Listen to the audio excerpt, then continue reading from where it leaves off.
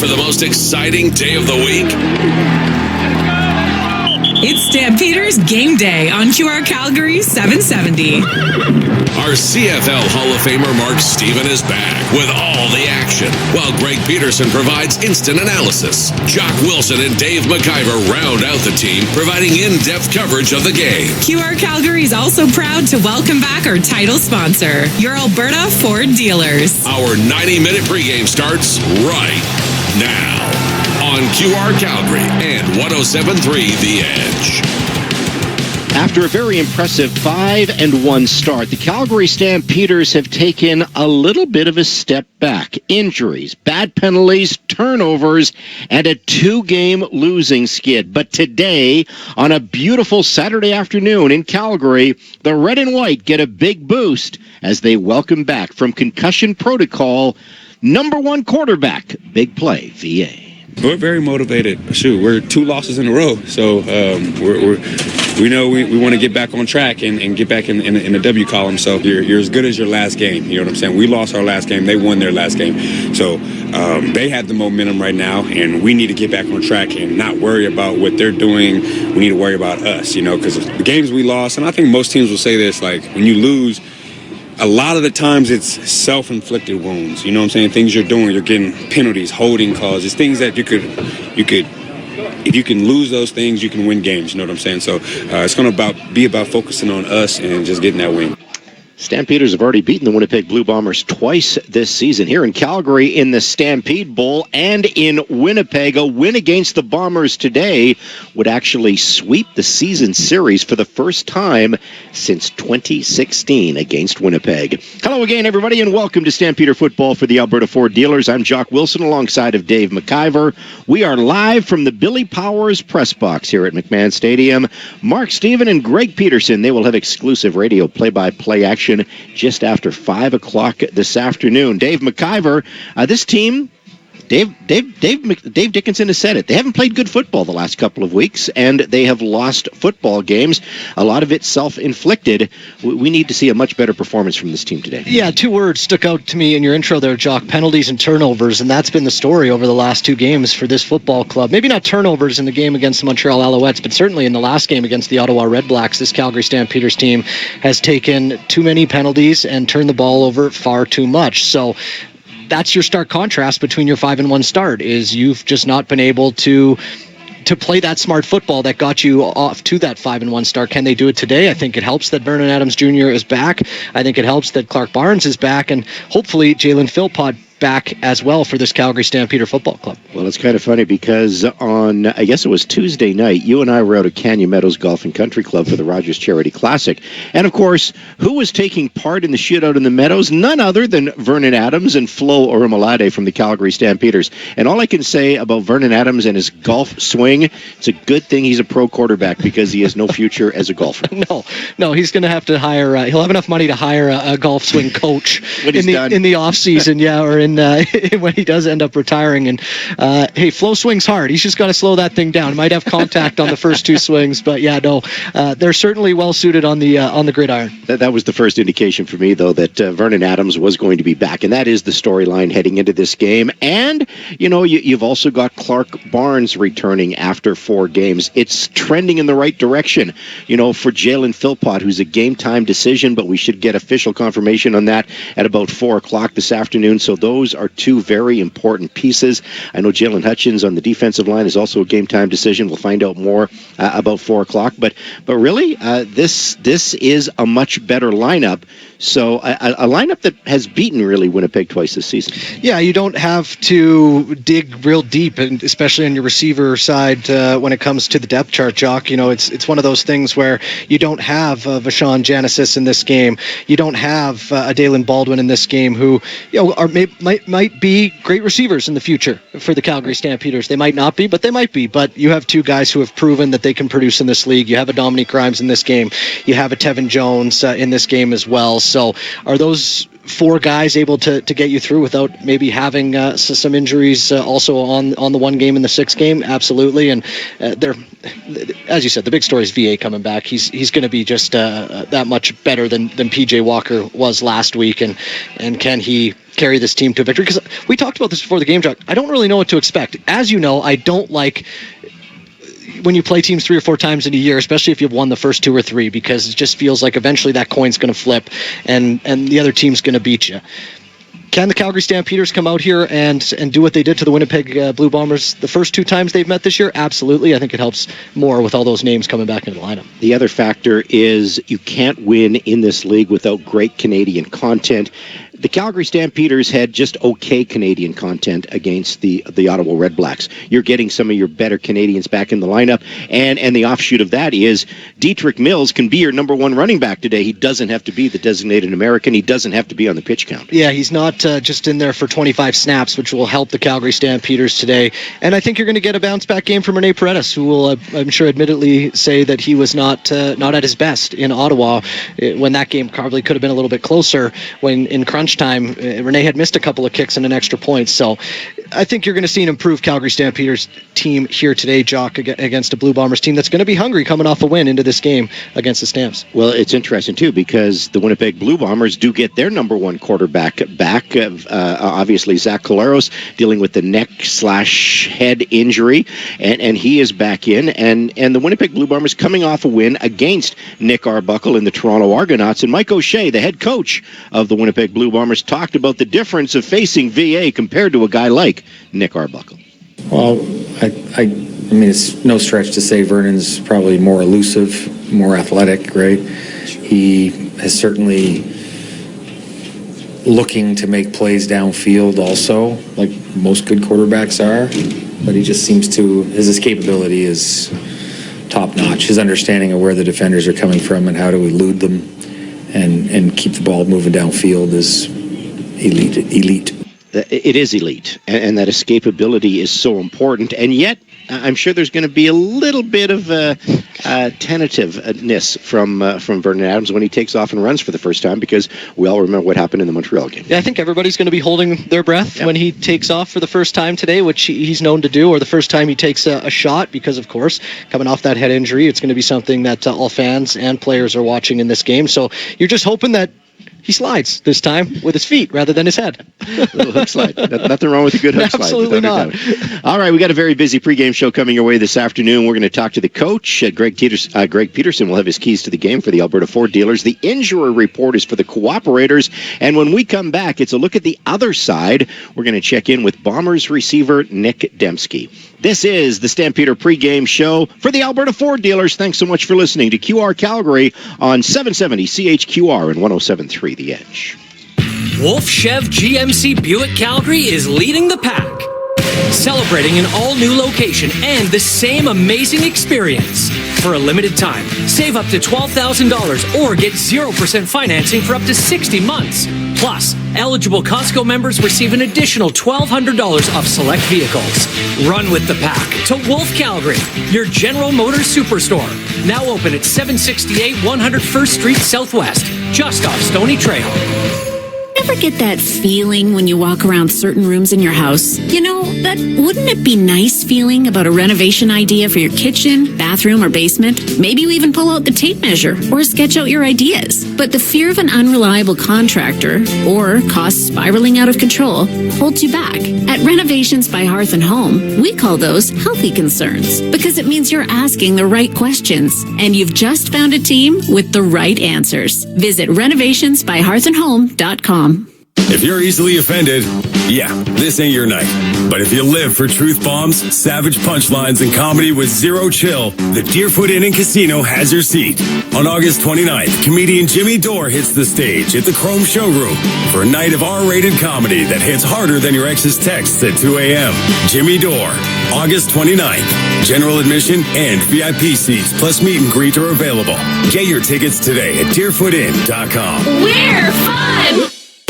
You're listening to 770 CHQR AM and 107.3 CFGQ FM Calgary, Chorus Entertainment Radio Stations. Other guys pretend, we deliver the goods. We're the official radio voice of the Calgary Stampeders, brought to you by your Alberta Ford dealers on QR Calgary 770 and 107.3 The Edge. Nick Dembski is one of the top Canadian receivers in the Canadian Football League. He's in his 10th season in the Canadian Football League, 7th with the Winnipeg Blue Bombers. He's a product out of the University of Manitoba. And once again, Nick Dembski is having a fine season for the Winnipeg Blue Bombers. He has 480 yards. He has 5 touchdowns. He has 4 catches over 30 yards. He is going to be a factor in this game today against the Calgary Stampeders. You just know that. Let's get an inside scoop from Nick Dembski as he sits down with Mark Steven on the other side. Well, it's got to be handy at this time of year to get a couple of players back. You got your starting quarterback back. You got the great Stanley Bryant coming back. What will that mean to the lineup here for the Blue Bombers? Yeah, I mean, the more leadership, the better. You know, the more veterans, the better. The more experience, the better. So, I mean, it's huge.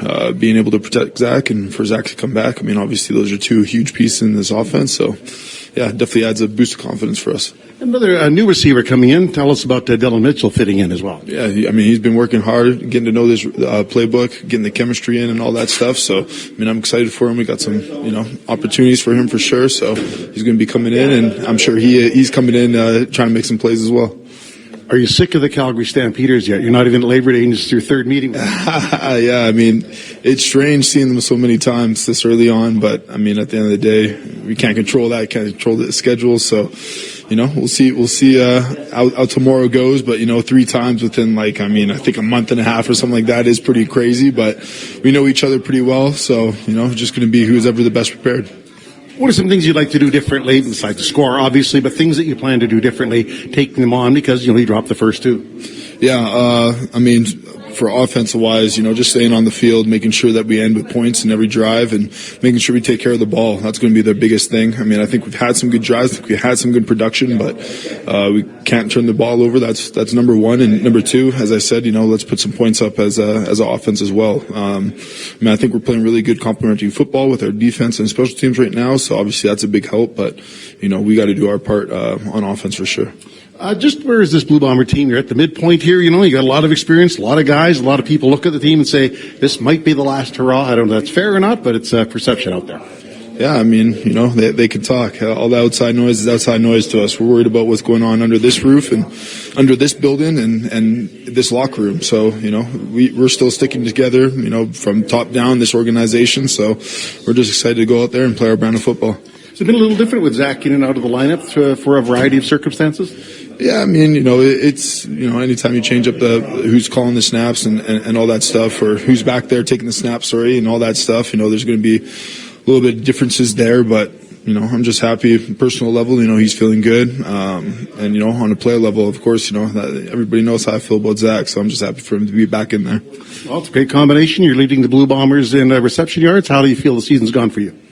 Yeah, I mean, it's been okay. Obviously, personally, I've had some ups and downs too, but at the end of the day, I mean, all I care about is getting back in that win column. So we had a big win last week, so, we just want to keep it going now. Well, you won't see the Stampeders again until it's a playoff game, so good luck between now and then. Yes, sir. Appreciate it, man. Thank you. All right, thanks to Nick Dembski. Thanks to Mark Steven as well. Nick Dembski on the other side. It's interesting, Dave McIver, he calls it outside noise. And I do get that. From a player's perspective, that's what it is. You care about what's going on in your own house. You care what's going on in your own dressing room. Although I will say this about the Winnipeg Blue Bombers. They have been the model franchise. They have been the dominant franchise in the West for the last 5 or 6 years. They used to have this cloak of invincibility around them. I'm not sure they have that cloak of invincibility anymore. This is a team that is good, but I'm not sure they're a dominant team. Yeah, the first few lines of that interview struck me, Jock, because Nick Dembski said, well, more veterans, more experience, the better. Until it isn't, right? Because eventually, and Father Time, he's undefeated, and we've seen it not in just the CFL, not just in football. We see it across any sport. Eventually, cores of teams that are really, really good for a really long time end up, not being as good as they were because, as I said, Father Time's undefeated. Are the Blue Bombers there yet where they're going to completely fall off? Absolutely not. There's still a very good football club, but you can start to see certain things like, Stanley Bryant's 39 years old. That's going to be a player to watch today for the Winnipeg Blue Bombers because he's a 39-year-old coming off an ankle injury. Right. And can the Calgary Stampeders take advantage of a guy who, hey, I'm not as we say, Jock, we're not into that room. We're not under that roof. So I don't know, how exactly that ankle's feeling. But if there's any inconsistency there with his game at 39 years old, that's something the Calgary Stampeders are going to try and capitalize on. So they're still, until they're not in the Grey Cup, again, Jock, I still think they are the model franchise, but they're not the dominant team, as you said, that they were maybe over the last 5 seasons. Well, here's the deal. If they win this game today against the Calgary Stampeders, they go to 5-3. The Calgary Stampeders will fall to 5-4. The Stampeders will still technically be in second place because they still have won the season series against Winnipeg, but the Blue Bombers will have a game in hand. And let's not forget, the BC Lions won. They're now, at 4 wins. Edmonton pulled off a victory last night. So it just goes to show you that we're not even at Labor Day yet, but these games are getting more and more important. Yeah, in-division games right now, incredibly important, Jock. And you're watching this game right now between Toronto and Ottawa, which is a very important game because they're trying to get their win totals up so a crossover doesn't come into play down the stretch in the later parts of this season. So, yeah, it's, often we hear this season doesn't start until Labor Day. I would disagree with that this year with how close the West Division is and how important these games are on August 9th. Opening kickoff happening just after 5 o'clock here this afternoon, about 5:08. So a quick look at the Alberta Ford Dealers kickoff countdown clock. We're about 78 minutes away from the opening kickoff. What does Dave Dickinson, the head coach and general manager of the Calgary Stampeders, think about the Winnipeg Blue Bombers? Well, here's what Dave said yesterday. I'm not too worried about their mindset. They're a great team. They have every year, they're very resilient. If they hit losing streaks, they find ways to get right back and win. For us, it's more about us. What type of team are we? What's our attitude? What's our mentality? The main things for us, we got to take care of the football, and we got to stop taking dumb penalties. That's the winning formula we've stressed from week 1 of training camp, and it's worked. It's shown up that when we do that, we win games. So it's up to us to, knowing that the bullets are flying, but we have to make sure we keep our poise, don't take selfish penalties, and the ball is at a premium. Don't take stupid penalties. Protect the ball. Boy, that's been a theme all week with this football club. Absolutely, and it should be, because this team was absolutely doing fantastic work on turning the ball over and taking few penalties going into their 2 losses, Jock. So that has to be at a premium, and I'm sure Greg will talk about it, but a good key to beating this Winnipeg Blue Bombers team is stopping that running back, because when they have to throw it a little bit more, those turnovers can be a little more advantageous or a little bit more up in the air when they're just throwing the football. Shane Holmes once again partnering with Kids Up Front for another great season of Calgary Stampeder football through its Yards for Kids program. Every Stampeder offensive yard this regular season, Shane Holmes donates $1 to Kids Up Front. So far this season, as we're 8 games in, the Stamps offense and Shane Holmes has raised over $3,000, $3,058 to be exact, for Kids Up Front. Hey, if it is your favorite, it's probably Shane Holmes, Calgary's favorite home builder. When we come back on the pregame show, Mark Steven is going to join us as we go around the CFL. We do that for the Furnace family. Yeah, around the CFL for the Furnace family is up next as the pregame show continues on QR Calgary and online at qrcalgary.com. The Midsummer Sales Event continues at Volvo. In Sweden, Midsummer marks the height of the season. And here in Calgary, it's the perfect time to embrace the road, the sun, and the spirit of summer. Save now on the Volvo XC90, the luxurious 3-row SUV. Or discover the compact versatility of the XC40. Both offer the intuitive technology, safety, and Scandinavian design Volvo is known for. Visit Valentine Volvo in the Southwest, Volvo Cars Royal Oak in the Northwest, or go to volvocarscalgary.com. Western Financial Group, Canada's insurance broker, a proud partner of the Calgary Stampeders, has been insuring Canadians since 1905. Western's insurance brokers will save you money by bundling your home and car insurance and find you insurance for all your needs, including business. Protect your turf with the right coverage, and you can stay in the game. Visit westernfinancialgroup.ca or call 888-594-3120 to get your free quote. Other guys pretend, we deliver the goods. We're the official radio voice of the Calgary Stampeders. Brought to you by your Alberta Ford dealers on QR Calgary 770 and 107.3 The Edge. I don't know if you can drop a better storybook than a game winner against your old team. To another teammate that also came from the same team. So I got a lot of emotions running through me right now, and all week we were talking about how close we were, and I kept telling the guys, you know what losers say? They say we're close. Let's just finish it. And I'm proud of this team. We found a way to finish versus a very good Montreal team in a tough atmosphere, and hopefully this turns the tide for this team. Nothing comes easy for us. We got to earn it every time. But I'm proud of the guys. It took all three phases late in the game to turn that one around. That was a big win last night, Friday Night Football, for the Edmonton Elks, their second win of the season, as they did find a way to finish 23-22 over the Montreal Alouettes. The Montreal Alouettes, they're a beat-up team right now. They have a few injuries. They don't have their number one quarterback, but that is still not a good loss at home for the Montreal Alouettes last night. Welcome back to the pregame show. This is Alberta Ford Dealer Stampeder Football. Jock Wilson, Dave McIver, as we bring in Mark Stephen, our play-by-play voice, as we go around the CFL for the Furness family. And Mark, I would say Week 10 has been pretty damn exciting for the Canadian Football League. BC Lions knock off the Hamilton Tiger Cats on Thursday night in overtime. Hamilton has their 6-game winning streak come to an end. You've got Edmonton winning in Montreal.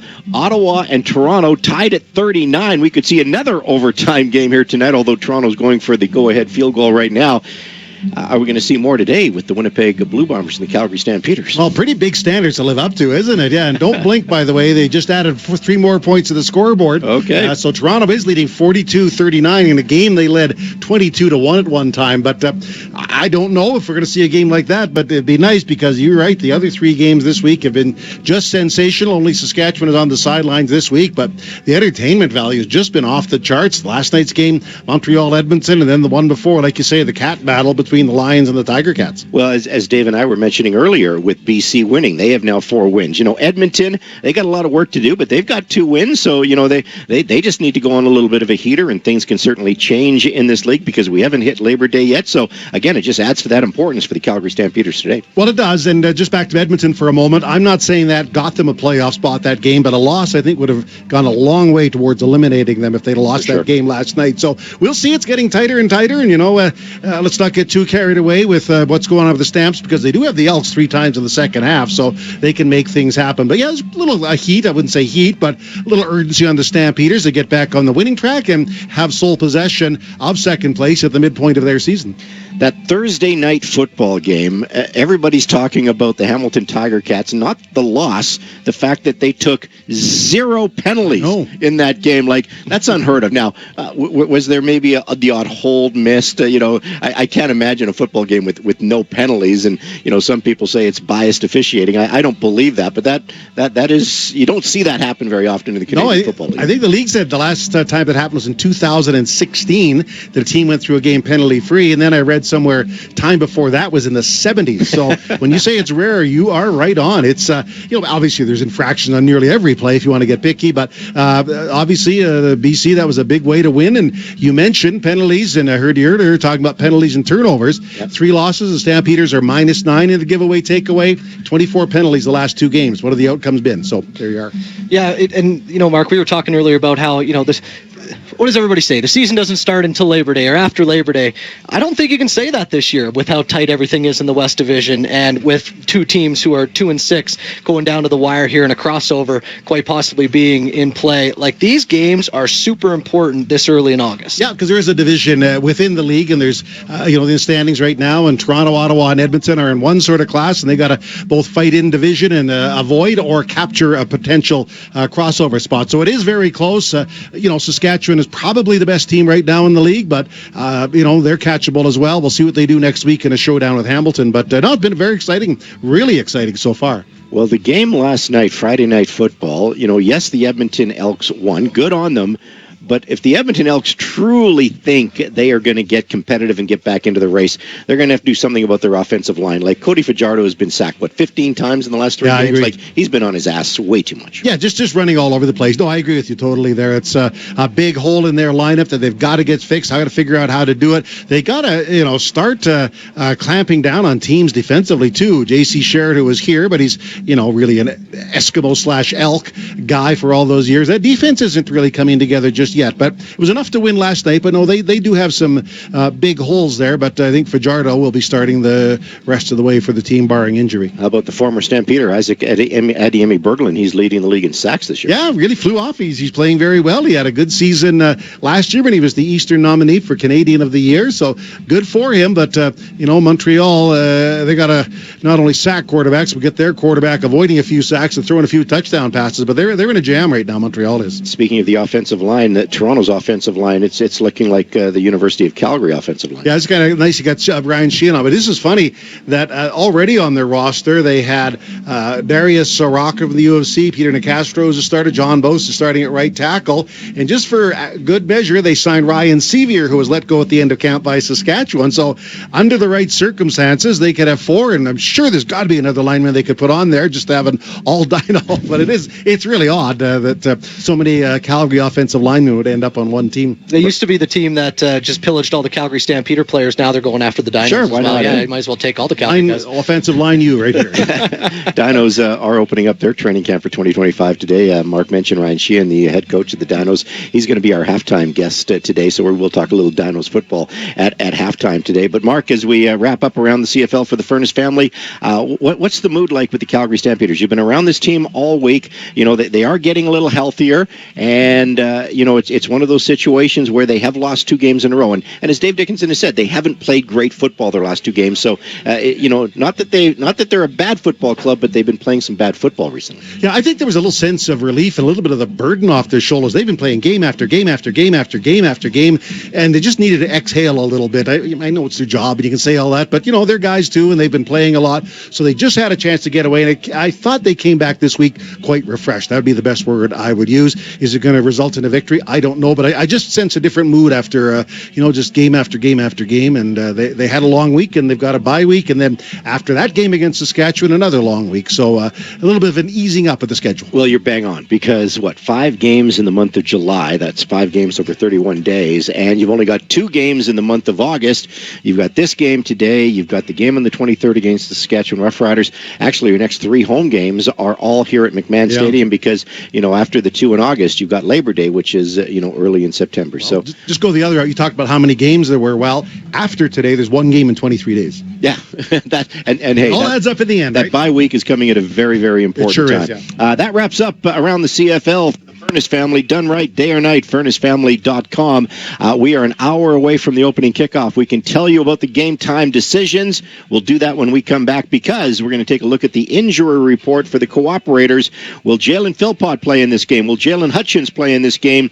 We got the inside scoop for you when we return on the pregame show. Just a quick reminder, tune into Sports Talk with Jock every Tuesday night, every Thursday night. We have the CFL Insider. That is Glenn Suter from TSN.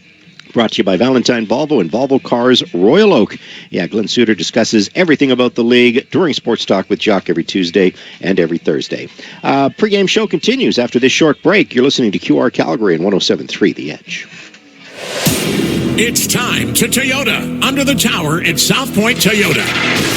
Hurry into South Point Toyota right now for a great selection of brand new RAV4s and Toyota Tacomas in stock now at savings up to $4,000. Get huge trade-in values.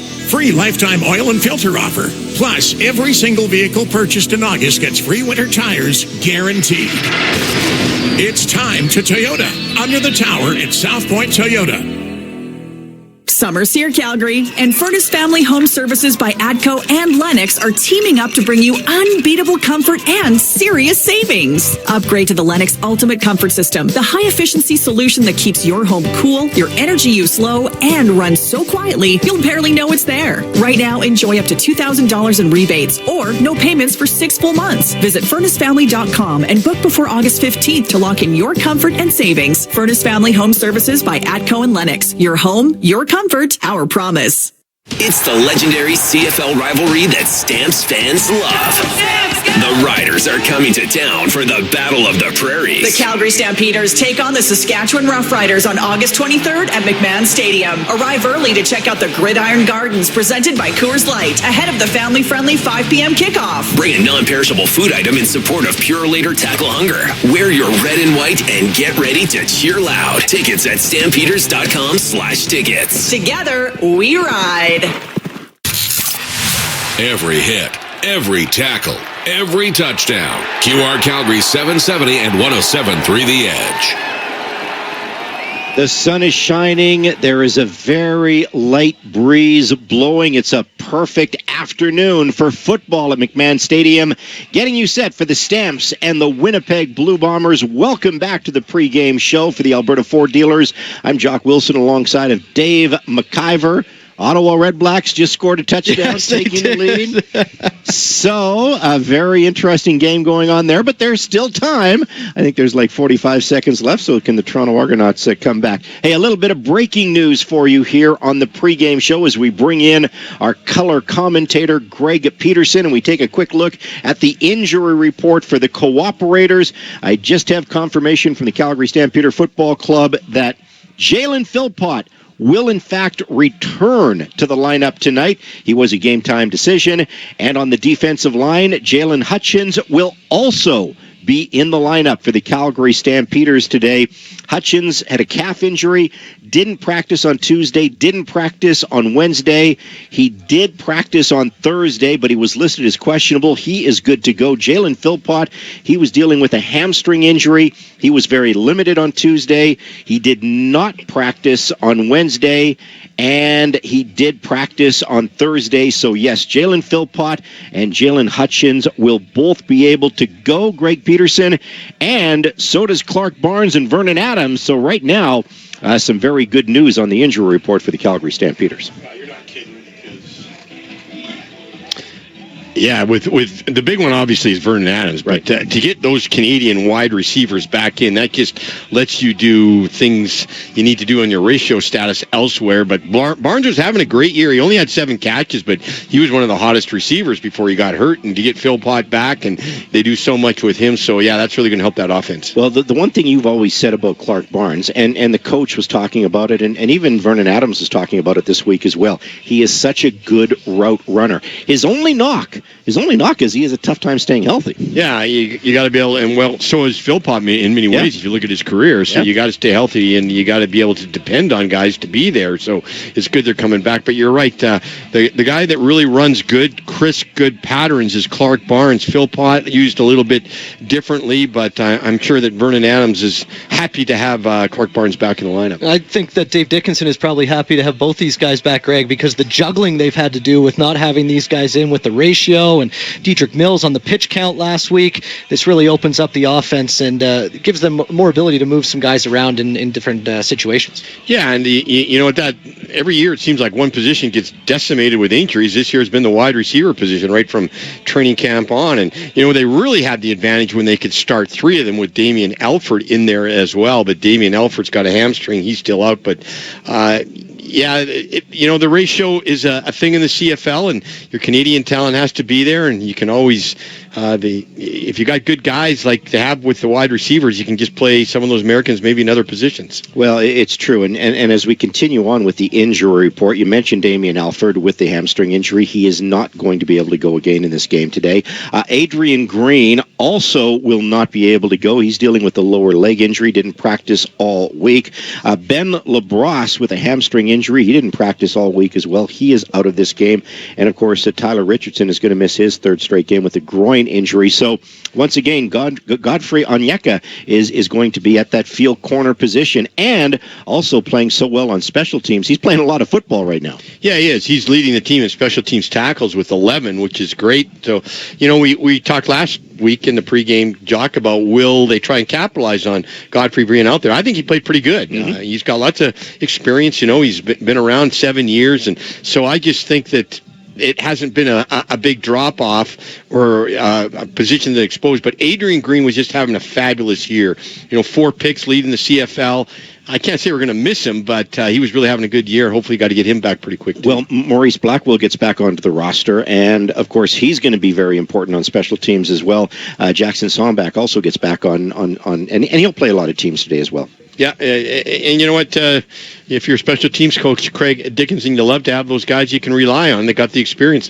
They're just like offense, defense. There's special teams, that's their job, and you want to have your big guys doing it. And so it's good to have both Stombach and a couple other guys there like who was at the Blackwell, he's a good special teams player. Good to have him back. He is, but he can't take penalties. And that was his problem last time he was in the game. Well, again, not just him, everyone. That's a very good point. The injury report brought to you by Cooperators Insurance Plans, Investment Plans. They do both.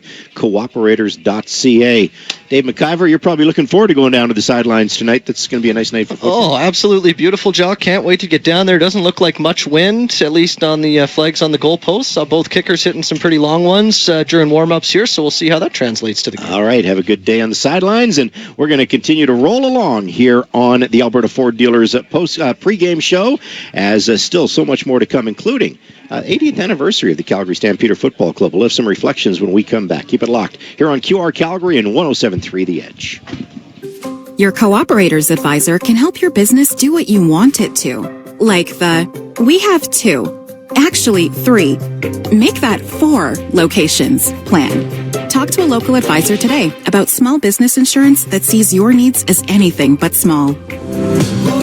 Looking for a local Cooperators advisor? Give Jeff Coots from Shaughnessy Insurance Agency a call at 403-221-7252 and see the difference a personalized plan makes. Cooperators, investing in your future. Together. The Midsummer Sales Event continues at Volvo. In Sweden, Midsummer marks the height of the season. And here in Calgary, it's the perfect time to embrace the road, the sun, and the spirit of summer. Save now on the Volvo XC90, the luxurious 3-row SUV, or discover the compact versatility of the XC40. Both offer the intuitive technology, safety, and Scandinavian design Volvo is known for. Visit Valentine Volvo in the Southwest, Volvo Cars Royal Oak in the Northwest, or go to volvocarscalgary.com. As a business, you rely on advertising. Buying media is a partnership. When did a tech billionaire buy a product from you or support your community? Ask how business is going. The advertising landscape in Canada is in crisis. Instead of supporting Canadian companies and jobs, Canada's ad market is dominated by foreign tech platforms that spread misinformation, hate, and foreign interference. Keep ad dollars at home on radio, TV stations, websites, streaming, and news services that are Canadian-owned. Buy Canadian. A message from QR Calgary. QR Calgary is the proud radio home of your Calgary Stampeders. And has been for over 3 decades. Stampeders football brought to you by your Alberta Ford dealers on QR Calgary 770 and 107.3 The Edge. It's the 80th anniversary of the Calgary Stampeders. Time for some team anecdotes. For over 60 years, the Stampeders have shared McMahon Stadium with the U of C Dinos. In that time, there have been 55 Dino football players who turned into Stampeders. And out of that group of 55, 14 have won Grey Cups with the Calgary Stampeders. There are 3 Dinos turned Stamps on the current roster: running back Jeshrin Antwi, linebacker Micah Tights, and receiver Jalen Philpott. In the case of Philpott, he merely changed dressing rooms after being drafted by the Stampeders. Tights and Antwi started their careers elsewhere before returning to McMahon Stadium.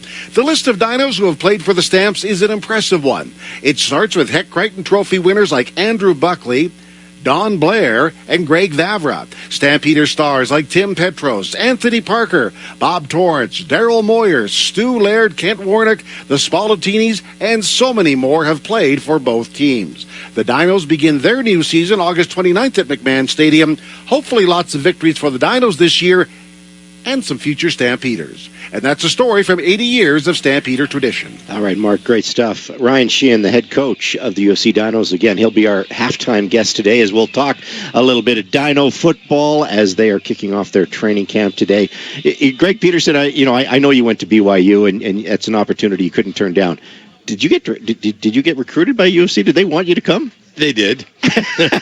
But, back then, they didn't give scholarships to Canadian kids. I mean, when I'm getting a full ride scholarship to BYU. Pretty easy decision. Yes, it was. But you know what? Those guys that were mentioned, they're all my good friends, and they got a great tradition, and I'm a supporter of the Dinos. Our law firm buys a table to their Dino dinner every year, and they got a great organization. Well, and they have been, a factory. There's no question. They've been great for the Canadian Football League. They have produced a lot of great players, and we've talked about Canadian content. You can't win in this league without great Canadian content, and it just goes to show you where amateur football is going in this city. It's getting better and better, and there's more opportunities, obviously, in the NFL for our Canadian players, and obviously you're seeing some great Canadian Canadian players strut their stuff in this league. Yeah, and that's why I'm a big proponent of even moving the ratio the other way. But it's kind of like, once you change it, it's never going back. So I hope this picking away at the ratio stops, because Canadians, there's a lot of them. And look at how many, back when I played, Jock, wide receivers were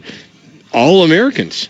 And offensive linemen were all Canadians, and now you're getting good skill position, and the Canadians are doing well or better than the U.S. players. Well, you're exactly right. It used to be, there were certain spots that your Canadians would play. Safety, you could play there. You could be an offensive lineman, but not very often the skill positions. Now you're seeing way more skill positions out there. More skill positions than the line in many ways. Exactly right. And hey, most teams are carrying now 2 Americans on their offensive line, and you still have your 3 Canadians. So it is quite interesting when it's all said and done.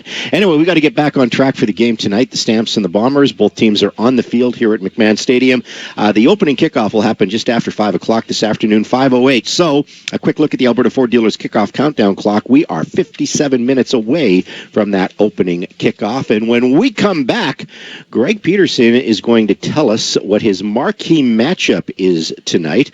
One of the key matchups that he is going to be keeping a close eye on. The marquee matchup is brought to you by Country Hills Toyota. You're listening to QR Calgary. This is the proud voice of the Calgary Stampeders.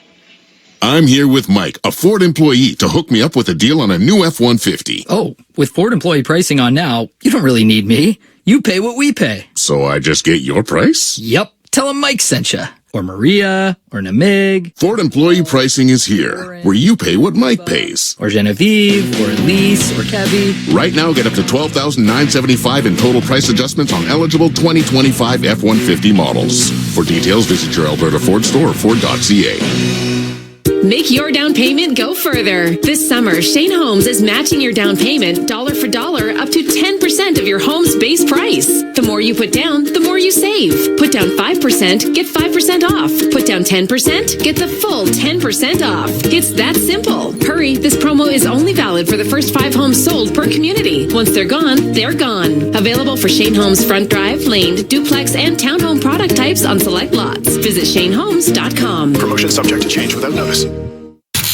QR Calgary is the proud radio home of your Calgary Stampeders. And has been for over 3 decades. Stampeders football brought to you by your Alberta Ford dealers on QR Calgary 770 and 107.3 The Edge. It is now a final in Toronto. The Argos blew a 22-1 first quarter lead. They fall to the Ottawa Redblacks 46-42. Greg Peterson, Week 10 has been very entertaining.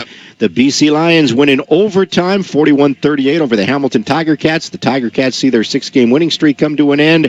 Of course, last night, Friday Night Football, Edmonton gets the late touchdown, 23-22 over the Montreal Alouettes.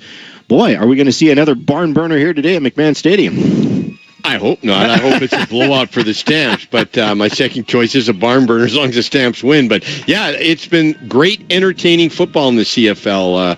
Our new commissioner has to be very, very happy with that. You couldn't have found better entertainment. And this week has just been fabulous. It's fantastic football games to watch. Without a doubt. That brings us to the marquee matchup for Country Hills Toyota in this game. It's a matchup that you're going to be keeping a very close eye on. What's your marquee matchup? Well, I'm going to go with 2, Jock. Okay. First one, I'm going to look at the Stamps wide receiver or the passing attack of the Stampeders versus the Bombers secondary. The reason I say that, the prior 2 meetings, it's been bombs away for the Stampeders. They've completed over 10 passes plus 30 yards, lots of TD passes. The Bombers have made some corrections, I'll say, to their secondary. They realize they have to stop the bombs away that the Stamps have had. And so we'll see. I'm looking at that match. The other thing I'm really looking at is the Stamps it's the flip side. The Stamps have had 3 pick sixes the other way. So I'm looking to see how that matchup between Collaros now being back and the Stamps secondary. Could Damon Webb get his 3rd straight game against the Winnipeg Blue Bombers and take it to the house? That would be great, wouldn't it? But, we've had 3 pick six against them. Yeah, and it's been the difference that in is the true. games. And Damon Webb has had 2, and Derek Moncrief has the other. So we'll see what happens. And Zach Collaros is going to have to play some smart football. And you're right, the Calgary Stampeder receivers with Clark Barnes returning to the lineup, Jalen Philpott returning to the lineup. These are all good news. Of course, Vernon Adams is going to be throwing the ball. So let's see what happens. Is the Winnipeg Blue Bombers are going with Dexter Lawson Jr. making his debut. at that field corner position. So that's going to be interesting. For me, my marquee matchup is the running game. Let's be honest. The running game against Ottawa was just downright horrendous. Dietrich Mills, I know he was the designated American, but he had 7 carries for 11 yards. Ludovic Chiquette, 4 carries for 10 yards. Jeshwin Antwi, he was your starter, 4 carries for 0 yards. That is not good. The offensive line was not good. The running attack was not good. Josh Coker on that offensive line, he was talking to Mark Steven earlier this week, and he admits they got to improve the running game. Yeah, the run game wasn't perfect last week. I think it was like the fronts they were bringing, and I think the intensity they brought was just a challenge for us. But I think we can grow from it. And this week will be a good opportunity to play a team that we played twice already. We're not too focused about the fact that we beat them twice. I think we care more about the fact that we prepared for them and we know the opponent we're going to face. And we're just hoping that we just stay with what we're good at. Don't play to them, but play to our strengths and know what we can adjust to and how we can play well together. So. Yeah, and pretty much, you've seen them, so you got a pretty good idea of every one of their tendencies and their personnel groups, too. Mm-hmm. Yeah, they do some different things. Recently, in the past couple games they played, they showed some different personnel groupings, so we're going to have to adjust to that. But I think for the most part, at the end of the day, it's football. So it might be some different people in certain areas, but it's still 12v12, and we're just going to focus on our assignment and then be taking care of that, and we'll be good. Well, it is 12v12, but I'll pick out one. Willie Jefferson, a very different player. Challenge is preparing for him because he can stop the run, he can knock down passes, he can do a lot. Yeah, Willie does a lot. I think, he's a great player, so I'll give him his respect. But I think as an offensive line, it's all about how we work together to combat anything that they do, whether they're power or how they bat down balls. So we're prepared for anything that they bring. He's a great player, but we're great players too. So we're prepared for anything that they bring. Yeah, just do you try to push him away from the pocket as much as humanly possible so he can't get that shot blocking hand up there? Yeah, 100%. That's the biggest thing is I think we just have to be physical. When you think too much and you give players like that too much space, they can really affect the game. So I think it's important to be reactionary and just trust our eyes. I think that's a big thing we've been working on this year as an O-line is trusting our eyes. If we see it, go after it. So I think if we do that, we'll be able to handle anything that comes our way when it comes to pass deflections, knockdowns, anything like that. From Josh Coker. He's a great player, but we're great players too. Don't let Willie Jefferson dominate this game. We're going to hear from Willie Jefferson in just a couple of minutes here on the pregame show. But just to reset the marquee matchup for Country Hills Toyota, Greg is going to really keep a close eye on the Stampeder receivers against the Winnipeg DBs. Could there be a pick 6 in the mix for the Calgary Stampeders defense again? And for me, it is definitely the run game. What is going to happen with Dietrich Mills back as running back number 1 tonight? All right, the marquee matchup for Country Hills Toyota. Get your best deal during the Get In and Go event at your Toyota Giant, Country Hills Toyota. Willie Jefferson, his nickname is The Freak. We're going to hear from The Freak when we come back. The pregame show continues after a short break. This is Stampeder Football on QR Calgary. We are Chorus Entertainment Radio Station. Western Financial Group, Canada's insurance broker, a proud partner of the Calgary Stampeders, has been insuring Canadians since 1905. Western's insurance brokers will save you money by bundling your home and car insurance and find you insurance for all your needs, including business. Protect your turf with the right coverage, and you can stay in the game. Visit westernfinancialgroup.ca or call 888-594-3120 to get your free quote. The Midsummer Sales Event continues at Volvo. In Sweden, Midsummer marks the height of the season. And here in Calgary, it's the perfect time to embrace the road, the sun, and the spirit of summer. Save now on the Volvo XC90, the luxurious 3-row SUV. Or discover the compact versatility of the XC40. Both offer the intuitive technology, safety, and Scandinavian design Volvo is known for. Visit Valentine Volvo in the Southwest, Volvo Cars Royal Oak in the Northwest, or go to volvocarscalgary.com. Your place for Stampeders football play-by-play. QR Calgary at 107.3 The Edge. Willie Jefferson is a freak. That's why he's got the nickname The Freak. The dude is big. He's got the huge wingspan. He can get up and get after quarterbacks. He is 6'6". and he was a one-man wrecking crew against the Toronto Argonauts last week. A win for the Winnipeg Blue Bombers, and of course it got everybody talking about Willie Jefferson, the player. And Willie Jefferson was asked yesterday, he said, have you always been a pass knockdown expert? Here's what he said. It was never a thing for me in college.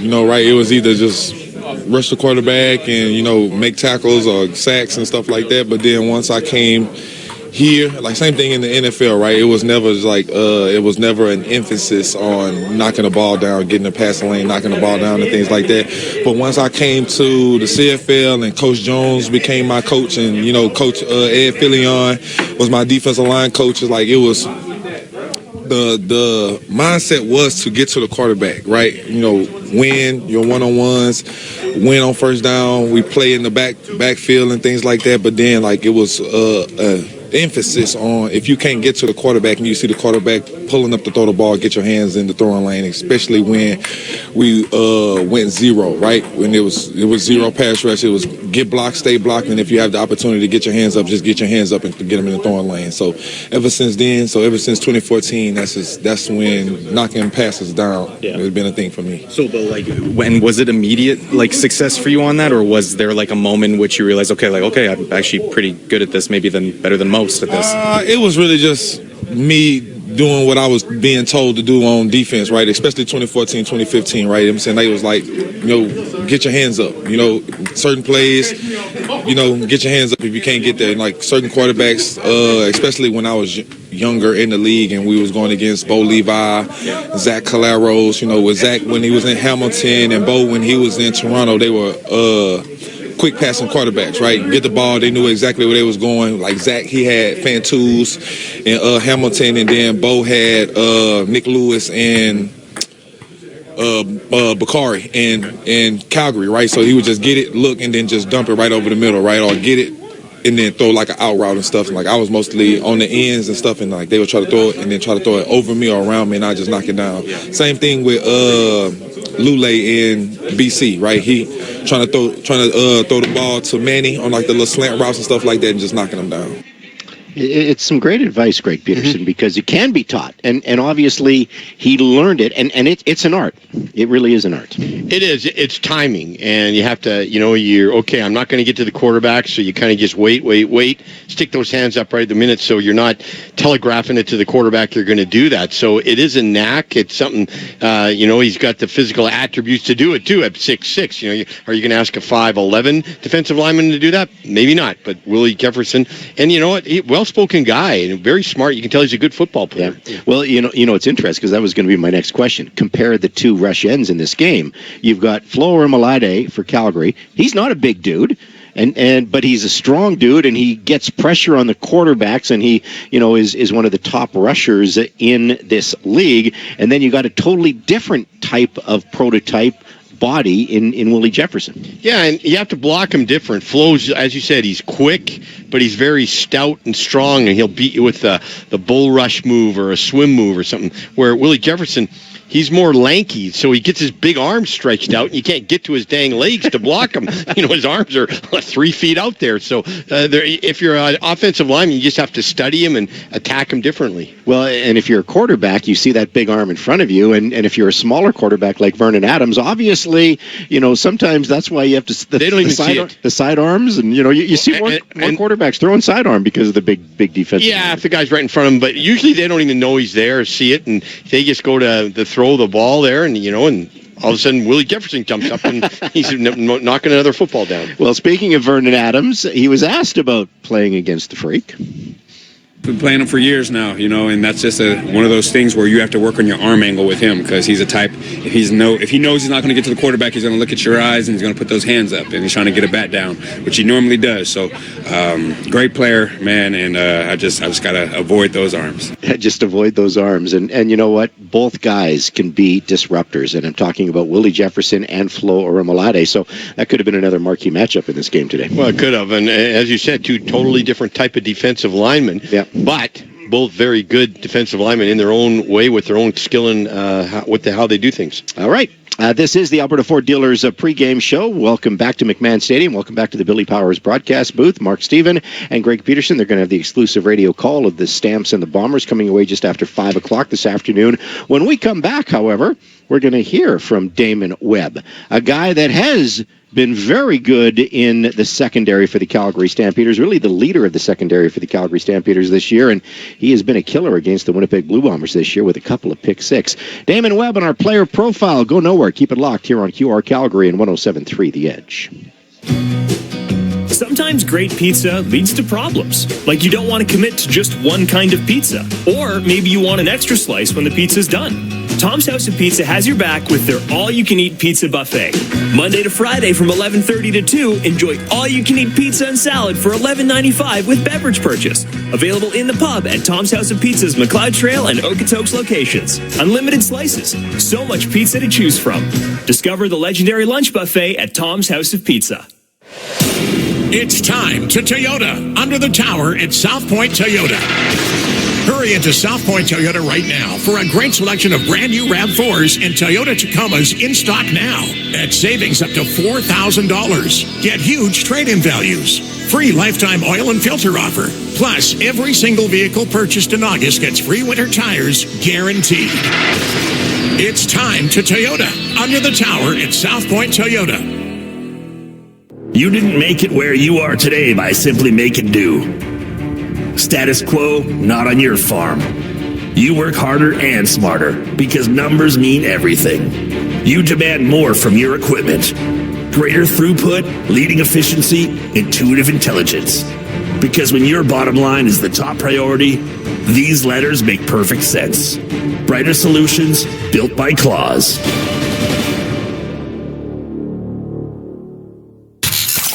Nobody calls the game like Mark Steven and Greg Peterson. Stampeders football, brought to you by your Alberta Ford dealers on QR Calgary 770 and 107.3 The Edge. We're about 38 minutes away from the opening kickoff on the Alberta Ford Dealers kickoff countdown clock. The opening kickoff happening just after 5:08 this afternoon. Third meeting already this season between the Stamps and the Bombers. The third meeting in 6 weeks, as a matter of fact. You might remember the first ever Stampede Bowl. Calgary Stampeders kicked the crap out of the Bombers, 41-20 in that game. That was week number 7. And then, of course, it was in Winnipeg in week 7, I should say, when the Stampeders, well, they did a number on the Bombers. It was 41-20 in Winnipeg. The Stampede Bowl was 37-16. The Stampeders looking to complete the sweep against Winnipeg this season, something they haven't done in 3-game series since 2016. So there you go. The Calgary Stampeders 3-0 against the West so far this season. But the Calgary Stampeders are only 2-2 at home this season. Hey, the one guy that's made a big impact against the Winnipeg Blue Bombers this year is safety Damon Webb. He was a huge free agent signing from the Calgary Stampeders from the Ottawa Red Blacks, and he has pick sixes in both games against Winnipeg this season. Can he go 3 for 3 today? Well, I'm sure he's hoping, and we'll see if he can. But let's hear from Damon Webb on our player profile as we check in one more time with our voice of the Calgary Stampeders, Mark Steven. You guys in the back five there have certainly come together very quickly. You have a lot of experience. Some guys don't have much at all. In fact, 2 guys have never played a CFL game coming into the season. Damon, what's making it click so much early in the season? Yeah, just starting at training camp. We set a standard, and then we just living up to that standard. Me and Creve leading these guys, and these guys come to work every day, and we just building the trust with one another, and we just trying to compete every day. We trying to out-compete each other. We trying to see who can have the most picks on the team, who can make the most plays on the team. So we just got a standard, and we just living up to it right now. All right, let's get away from the field and talk about you. You grew up in Detroit, I gather, and tell us about growing up in Detroit, the sports, and just what it was like there. Yeah, growing up, I started playing football when I was 8 years old for the Powell Westside Steelers. Went to Cass Tech High School, was a All-American, played in the U.S. Army All-American game, was top 5 corner coming out of 2014 class. And, went to Ohio State, and the rest was history. So, how'd you get to Ohio State? I didn't think that was allowed to go across the line there. Yeah, they just recruited me hard. I had a good relationship with my cornerbacks coach, Coach Kerry Combs, and Coach Meyer. I wanted to play for the best, and I knew I had a chance to win national championships there, which I did. I know I had a chance to play against with the top talent in the country, which I did, so I don't regret my choice at all. Let's get to other sports. Were you involved in other activities, or was that a football first and only? Yeah, mainly football, but like I said, I ran track growing up just to stay in shape for football. And then my head coach in high school, he was the track coach, so we had to run track. It was mandatory with him. So I would just say track. I ran the 400. When I was young, I went to the Junior Olympics in the 400, 4x4, and 4x1. So I ran track my whole life, yeah. Those 400s, I don't know what they prepare you for, but they're sure hard. Yeah, no, that's the big boy race. That's the grown man race. So, yeah, that 400 ain't no joke. Obviously, a lot of football in your background, big games, big tournaments. What's the best moment that sticks out? Whether it was in your first game as a young Steeler at age 8 or I don't know, wherever. What's your best moment? I thought about it, and I would have to say it was probably my last game at Ohio State, the Cotton Bowl. Picked off Sam Darnold. I won a Cotton Bowl MVP. And then hours after that game, my son was born. So, yeah, I would say I ended my college career off with a bang, and then my son was born that night. So it's pretty hard to top on that day, isn't it? No, it's pretty hard. That's why when I thought about it, I was like, yeah, that's the moment.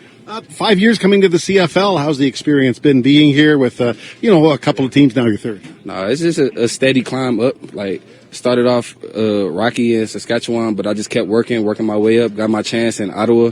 And showed out there last year, became an All-Pro, and then just trying to continue it here at Calgary.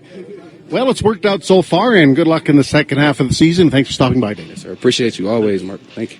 That was a free agent hit by the Calgary Stampeder organization, picking up Damon Webb for sure. And it's not just his play on the field. Greg Peterson, he's the leader back there in the secondary. He's the veteran. Him and Derek Moncrief have been so important for a younger secondary for this football club. Well, they really have. And you're playing that safety position. You're making all the checks before. You really got to know the game. You got to know how to get guys in the right position, and sometimes you're making 2-3 checks within a 10-second period. So Damian Webb's the guy that's doing that and playing well. Those 2 pick six you talk about. So yeah, with all the rookies we have back in that secondary, you had to have a guy in the middle with some experience, and we got it. Well, and it really, you talk about the veterans, but really the 2 halfbacks, they are the young players. Arnold and Grant, they have been a real pleasant surprise for this football club. You got Arnold, who's got lots of knockdowns, doesn't have a pick yet, but doing well in special teams as well. He's up there at 5 special teams tackles, and Grant's played really well, 2 interceptions. And we going into the season, we thought that would be a weak spot,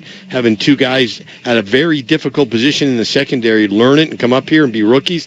They've been pleasant surprises. I hope they keep it up. The team did lose, Tyler Richardson. He's going to miss another game today, but Anthony Johnson has filled in very nicely. Yeah, he's stepped in and done really, really well. The only, I don't want to say his position that I think Green has been exceptional, but we're going to have injuries. So we got to have guys ready to come in. And, Johnson, maybe he'll get injured. Richardson's come back, but, sometimes you can lose your starting job by someone stepping in and doing well. So you got to earn it back. And let's be honest, they're going to be tested today because Winnipeg's got some weapons, whether it's Wheatfall, whether it's Mitchell, who's going to make his Winnipeg debut today, whether it's Dembski that we talked about earlier.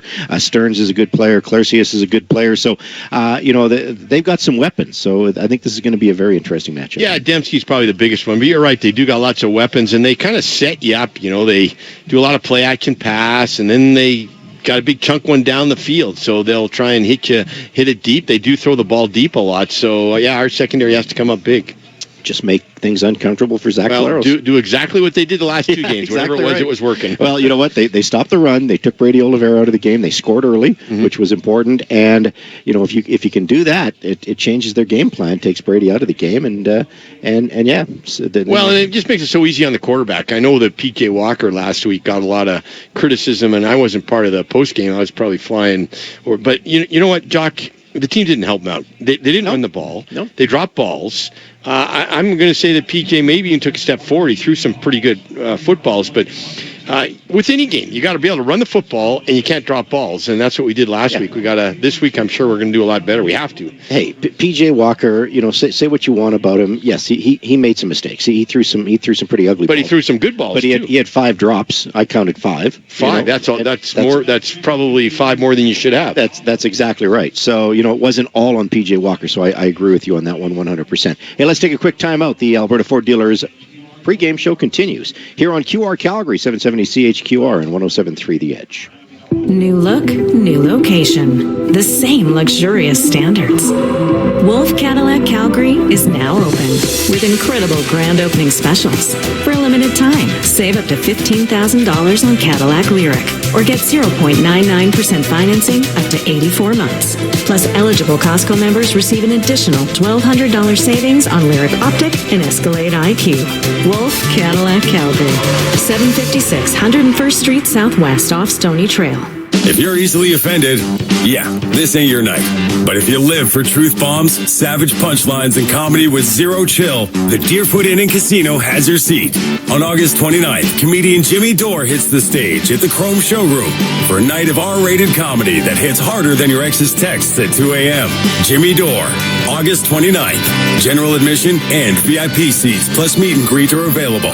Get your tickets today at deerfootin.com. We're fun!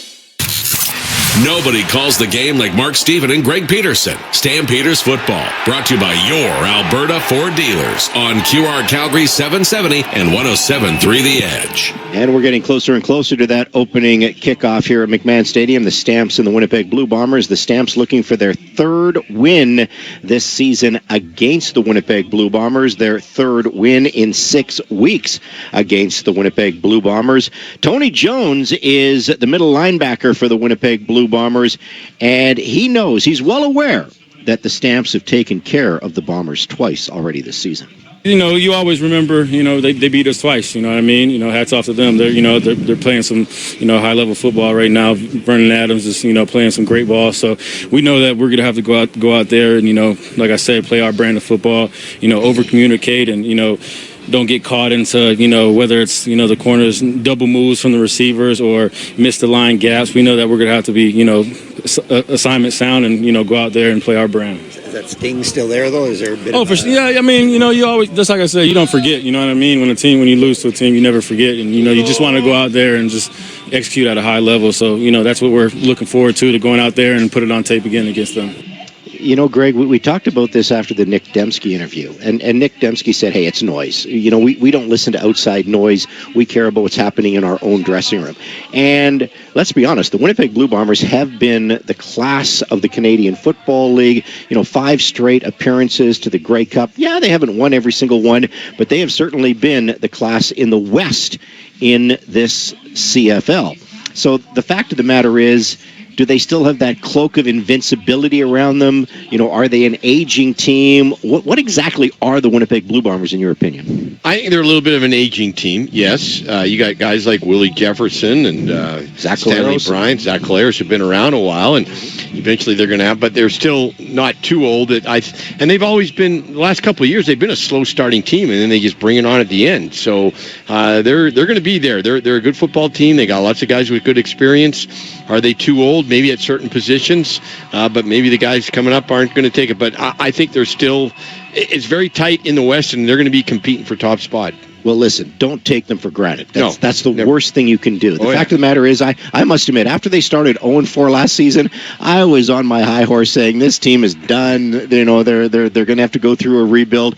Well, they proved me wrong last year, and they want to prove people wrong again this year because they're hosting the Grey Cup game. Yeah, they're hosting the Grey Cup, and they're going to field that best team that they can. And they got some good young players at wide receiver and it's linebacker. They've moved out Big Hill, and he's with us now. But yeah, they're going to be there. I think they're going to be competing for. I think it's going to be very tight in the top of the West, and they're going to be one of the teams competing. The one thing is, if you watch them the game, they had a couple of punt return touchdowns by Trey Vavell, and it seems like they always find these returners. That's the amazing thing. They can replace very, very well. I know the Stampeders are hoping that they've got their returner in Horton. I think Horton has been better, but they haven't been able to take one to the house yet. It seems like every other team in this league has taken one to the house, but the Stampeders are still searching. Well, we took one to the house last week, but it was called back on a stupid penalty. That's true. But yeah, they always play good on special teams, and you say they always seem to have good returners. They do, but the reason a lot of it is they have really good people on special teams blocking for those returners, and the reason is because they draft specifically for special teams. They don't look really as other teams do. They say, most of these guys we're drafting right now are going to be on special teams, so they're really focusing their draft on that. That's interesting insight. And hey, and that's usually what the young Canadians, where you get your start, right? Yeah, exactly. And so they're going to say, can this guy be a great special teams player, over can he be a great defensive back or whatever? They're looking for guys that play teams. In 90 seconds, we're going to hear from Stampeder head coach Dave Dickinson. The interview with the coach is brought to you by Tom's House of Pizza. This is Stampeder Football on QR Calgary 770 CHQR. Also on the FM dial 107.3 The Edge. The Midsummer Sales Event continues at Volvo. In Sweden, Midsummer marks the height of the season. And here in Calgary, it's the perfect time to embrace the road, the sun, and the spirit of summer. Save now on the Volvo XC90, the luxurious 3-row SUV, or discover the compact versatility of the XC40. Both offer the intuitive technology, safety, and Scandinavian design Volvo is known for. Visit Valentine Volvo in the Southwest, Volvo Cars Royal Oak in the Northwest, or go to volvocarscalgary.com. Ever get that feeling when you walk around certain rooms in your house? You know, that wouldn't it be nice feeling about a renovation idea for your kitchen, bathroom, or basement? Maybe you even pull out the tape measure or sketch out your ideas. But the fear of an unreliable contractor or costs spiraling out of control holds you back. At Renovations by Hearth and Home, we call those healthy concerns because it means you're asking the right questions and you've just found a team with the right answers. Visit renovationsbyhearthandhome.com. Every hit, every tackle, every touchdown. QR Calgary 770 and 107.3 The Edge. If you're just joining us on the Alberta Ford Dealers pregame show for the Stamps and the Bombers, we had some breaking news earlier. Jalen Philpott, who was a game-time decision, is good to go for the Calgary Stampeders tonight. He will be returning to the lineup in that slot-back position. And Jalen Hutchins on the defensive line, also a game-time decision. He is good to go. So, yes, good news for the Calgary Stampeders. Vernon Adams is back. Clark Barnes is back.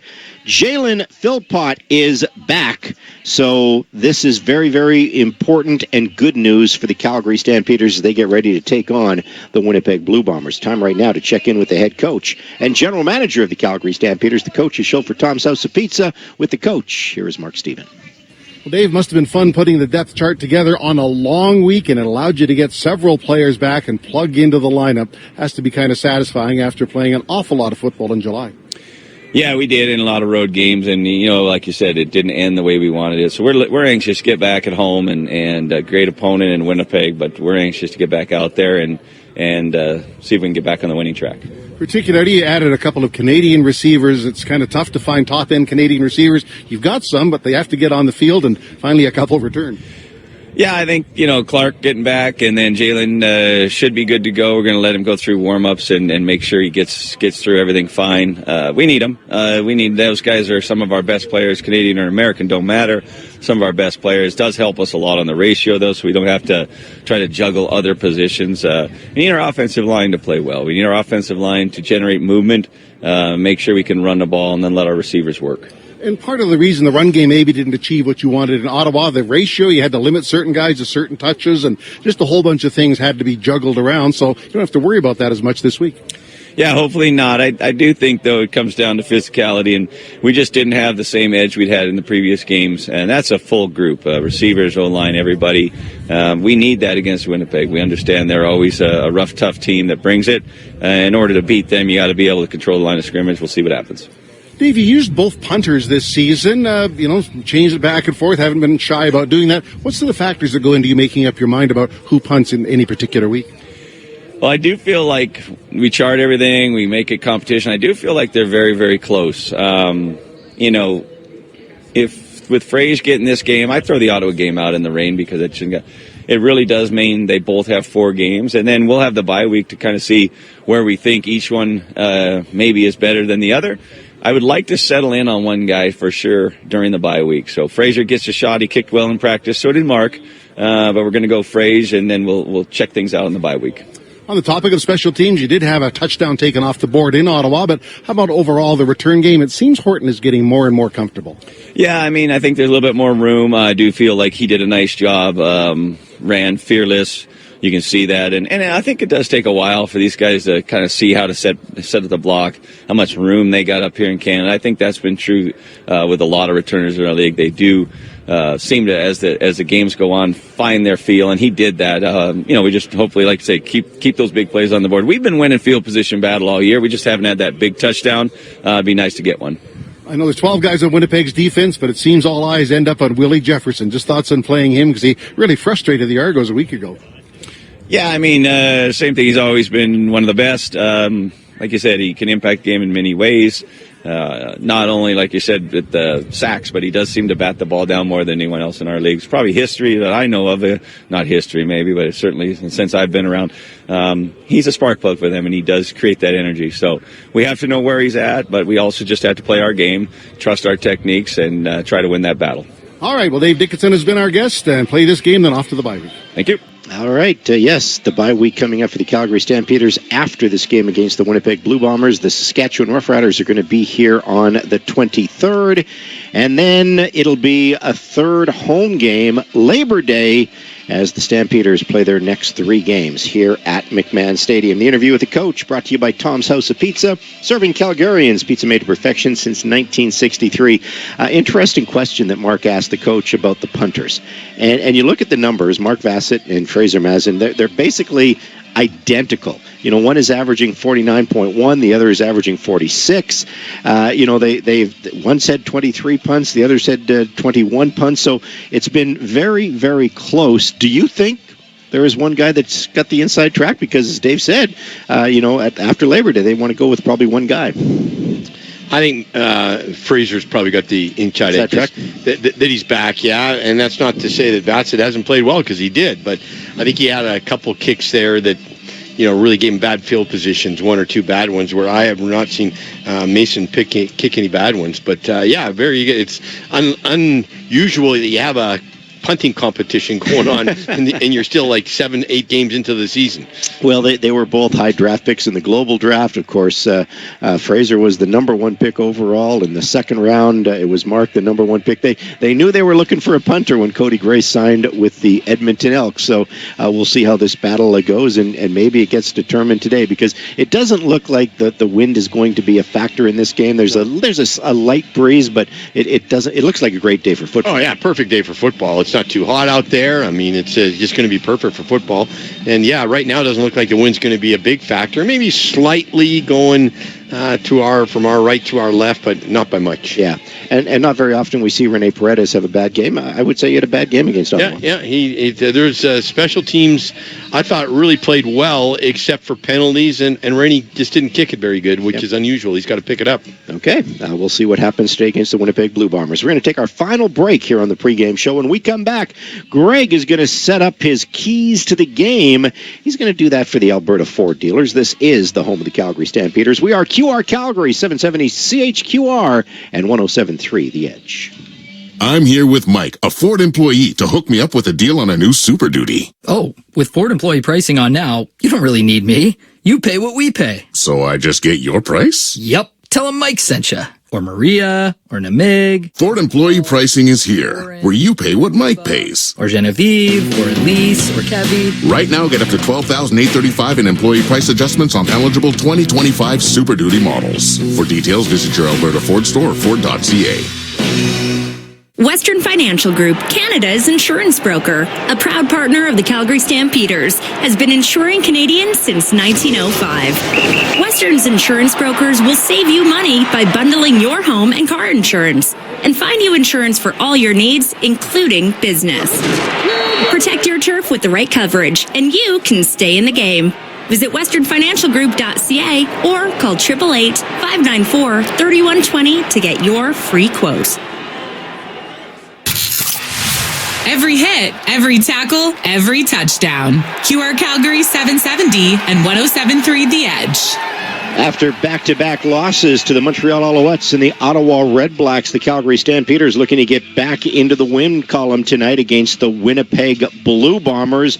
The good news for the Calgary Stampeders is they haven't lost against a team from the West yet this year. They are a perfect 3-0. I guess the bad news, Greg Peterson, is they haven't been great at home, and maybe we can throw the weather game out, but 2-2 is not what you want to be. You want to be a dominant team at home. Yeah, you really do, and you want to be a dominant team also when you're playing teams in the West, which we are tonight. and that's exactly what they're doing. So if the Calgary Stampeders are going to make it 3 straight wins over the Winnipeg Blue Bombers, what are they going to have to do? What are your keys to the game for the Alberta Ford dealers? Well, my first key, kind of an unusual one, it's going to be Vernon Adams. Is he going to be back in the saddle where he was, or is he going to be dropping his play because he's been hurt? Now, his play prior to getting hurt was one of the reasons the Stamps were winning. He was protecting the football. He was making plays with his feet. Will he return and pick up where he left off, or will his play drop off because of his injury? That's key number one. Number two, we talk about it, running attack. It was the worst when we needed it to be the best. And this week we need it. We need it every week. It's just part of the Stampeder offense. You got to help your quarterback by getting some production on first down. Everybody knows you're going to run the ball. They know it, but you still got to get second and medium. So that running attack. And number two, Dave Dickinson mentioned penalties. After the first 6 games, the Stamps were 5-1 and the least penalized team in the league. These last 2 games that they've lost, they've been the most penalized team in the CFL. So we just can't get all those penalties, especially on special teams. How many times were the Calgary Stampeders second and a bunch last week against Ottawa? 22. It was crazy, eh? It was nuts. And you know what? You can't blame that on the quarterback. His job is to hand the ball off. So, he was put in a very, very bad position a lot of times. But we got Vernon Adams back. Vernon will make 3-4 plays, incredible plays with his feet, which maybe PJ didn't do. But still, Vernon was going to lose too if we don't get a better running attack. What have you seen in the team discipline? Key number 3, penalties. This team, after 6 weeks, they were the most disciplined team in the Canadian Football League. And now they've taken that step back where they have been taking bad penalties. What have you seen? It's in the head. It's smart. Sometimes if the guys just got you, you're running down the field on special teams and now because that's where most of the penalties are, and you just don't hit them in the back. You're probably going to get chewed out in film the next day because you didn't get good position and your guy made the tackle. But you're going to get chewed out more if you get the penalty. So get the less chewed out in the film. Just don't make the hit. It's all in your head and don't hold. It's not rocket science. It's discipline in your mind as a player, and that's what you have to do. All right, that's the keys to the game for the Alberta Ford dealers, and that is a wrap for the pregame show. Up next, 4 quarters of Stampeder football action with the longest serving play-by-play team in the Canadian Football League, Mark Stephen and Greg Peterson, including the Stampeders' opening drive, brought to you by Claus Tractors. But first, Mark is going to take a look at the starting lineups. Go nowhere. Keep it locked here on QR Calgary and 107.3 The Edge. It's time to Toyota, under the tower at South Point Toyota. Hurry into South Point Toyota right now for a great selection of brand new RAV4s and Toyota Tacomas in stock now at savings up to $4,000. Get huge trade-in values. Free lifetime oil and filter offer. Plus, every single vehicle purchased in August gets free winter tires guaranteed. It's time to Toyota, under the tower at South Point Toyota. Sometimes great pizza leads to problems, like you don't want to commit to just one kind of pizza, or maybe you want an extra slice when the pizza's done. Tom's House of Pizza has your back with their all-you-can-eat pizza buffet. Monday to Friday from 11:30 to 2, enjoy all-you-can-eat pizza and salad for $11.95 with beverage purchase. Available in the pub at Tom's House of Pizza's McLeod Trail and Okotoks locations. Unlimited slices. So much pizza to choose from. Discover the legendary lunch buffet at Tom's House of Pizza. Summer's here, Calgary, and Furnace Family Home Services by ATCO and Lennox are teaming up to bring you unbeatable comfort and serious savings. Upgrade to the Lennox Ultimate Comfort System, the high-efficiency solution that keeps your home cool, your energy use low, and runs so quietly you'll barely know it's there. Right now, enjoy up to $2,000 in rebates or no payments for 6 full months. Visit FurnaceFamily.com and book before August 15th to lock in your comfort and savings. Furnace Family Home Services by ATCO and Lennox. Your home, your comfort, our promise. You're listening to 770 CHQR AM and 107.3 CFGQ FM Calgary, Chorus Entertainment Radio Stations. This is the only place to listen to Calgary Stampeders football. Brought to you by your Alberta Ford dealers. QR Calgary 770 on AM, 107.3 The Edge on FM, or online at qrcalgary.com. And welcome to McMahon Stadium on a sunny afternoon, a Saturday football game. The Calgary Stampeders and the Winnipeg Blue Bombers. Welcome back to your Alberta Ford Dealers Stampeder football on QR Calgary. Mark Stephen here, and let's look at the starting lineups. And let's start with the offense of the Calgary Stampeders. The offensive line, left to right, Deontay Demary, Zach Williams, Christopher Fortin, Christian Canu, and Josh Coker. Vernon Adams back as the starting quarterback, 9th year from Oregon. Dedrick Mills in the backfield, and he'll be able to play just as much as they need him this game. Tevin Jones, Dominique Rhymes, Jalen Philpott is back on the roster. So is Clark Barnes and Eric Brooks. That's the receiving core. For the Winnipeg Blue Bombers, defensively, James Vaughters and dangerous Willie Jefferson on the ends. Inside, veteran Jake Thomas and Devin Adams. Tony Jones, the starting middle linebacker. Former Stampeder Michael Griffin, one linebacker. Kyrie Wilson is the other. Rada Cramdy, the starting safety. Dedrick Nichols, Evan Holmes, the halfback. And the corners are Dexter Lawson and Terrell Bonds. Winnipeg offensively will line up this way. Stanley Bryant is the left tackle, 15 years. I call him a playing Hall of Famer, of course. Gabe Wallace, Chris Kolinkowski, Pat Neufeld, and Kendall Randolph, the starting group of the offensive line. Zach Galaris, the starting quarterback. Brady Oliveira in the backfield as the running back. Carrick Wheatfull making his 25 debut. Receiver Dylan Mitchell, Nick Dembski, Jarrah Stearns, and Kevin Clarkius, who had a big game the last time the Stampeders were in Winnipeg. The Stampeders front four, left to right, Clarence Hicks, Jalen Hutchings, who is on the roster. There was some debate earlier today. Miles Brown and Flo Ormalat. Micah Tite starting middle linebacker. Jacob Roberts and Derek Moncrief outside, but they'll do a lot of mixing and matching there. Our pregame guest, Damon Webb, the halfback, Sheldon Arnold and Jaden Grant, both having tremendous rookie seasons. Anthony Johnson and Godfrey Onyeka are on the corners. The officials assigned today by the Canadian Football League for this game, it'll be the referee, Tim Croker.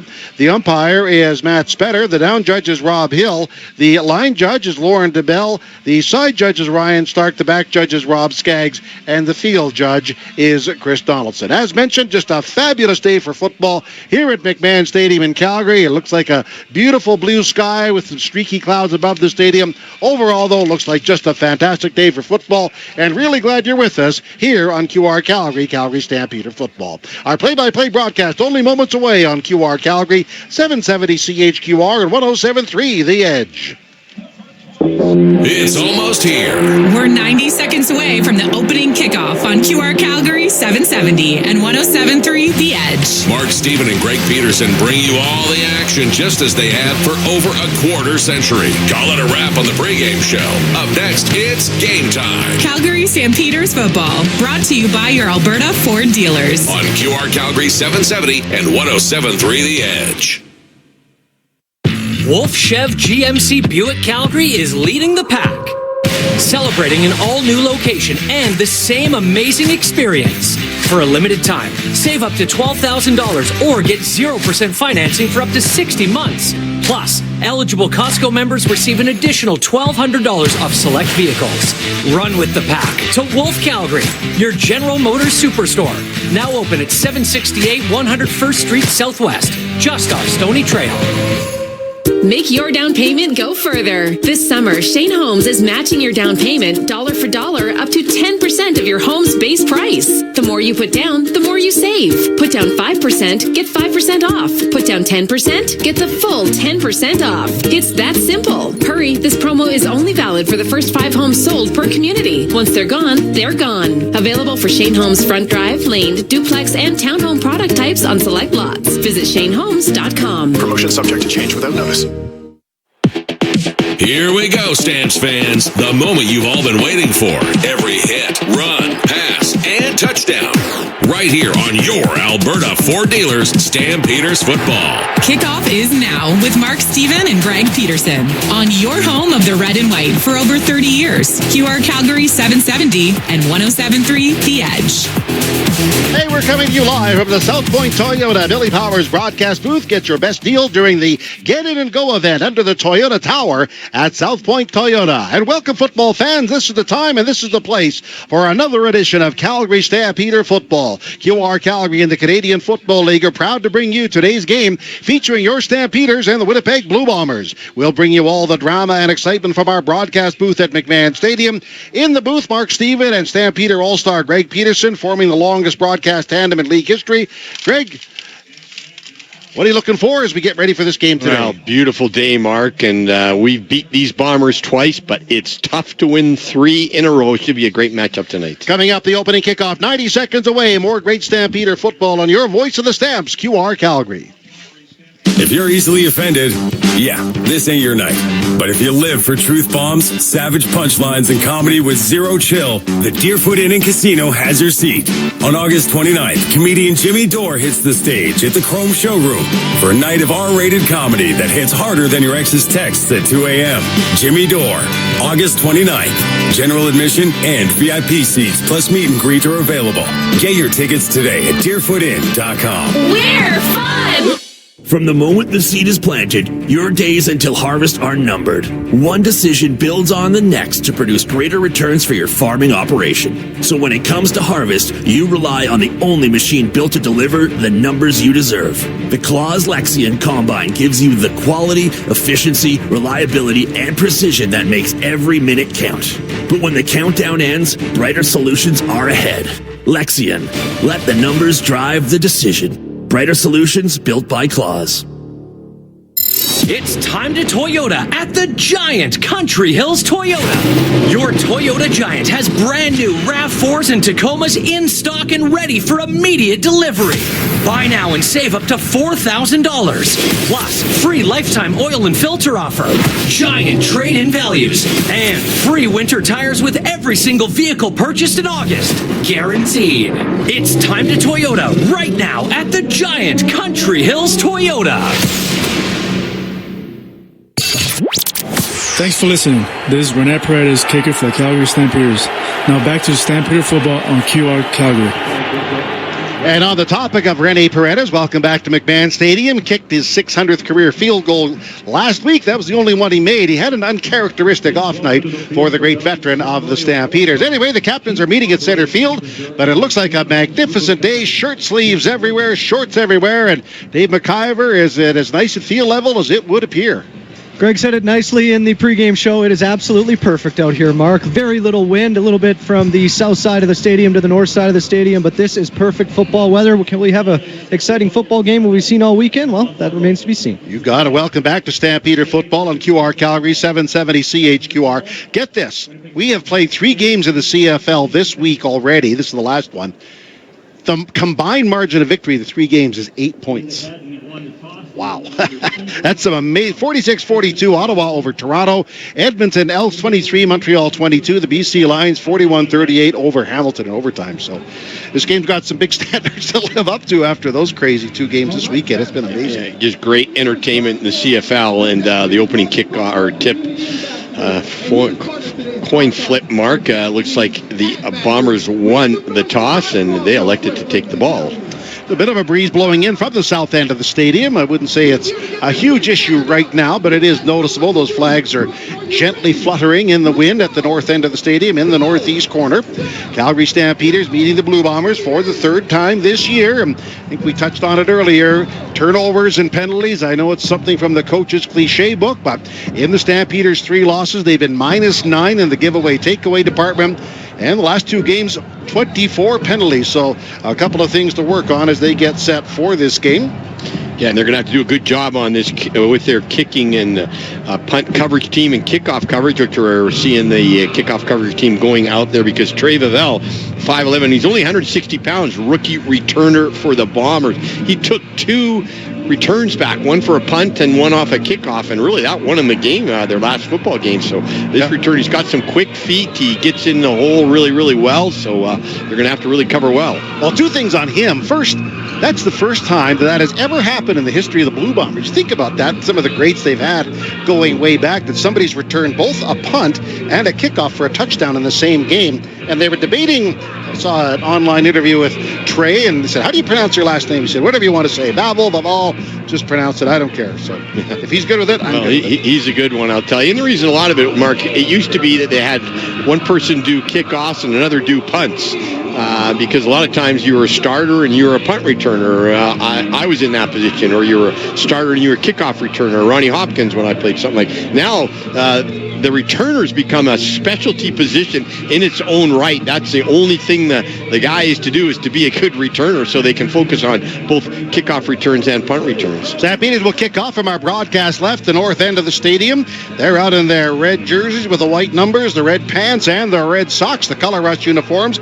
Meanwhile, the Blue Bombers are out in their white tops with the blue numerals, the gold pants, and the blue socks as these teams get set to kick it off and get things going. Rennie Paredes visiting with his teammates, and they'll rush into action here momentarily as they fan out. Ball is teed up on the 30-yard line. We'll get this going momentarily. 2 returners back for the Winnipeg Blue Bombers. So let's see what happens with Rennie Paredes looking to the sidelines, waiting for time to be signaled in, and it's about to be. Paredes taking some time, waiting for time to come in from the sidelines. Now he has it. Now he takes a step. Oh, the Stampeders teeing off.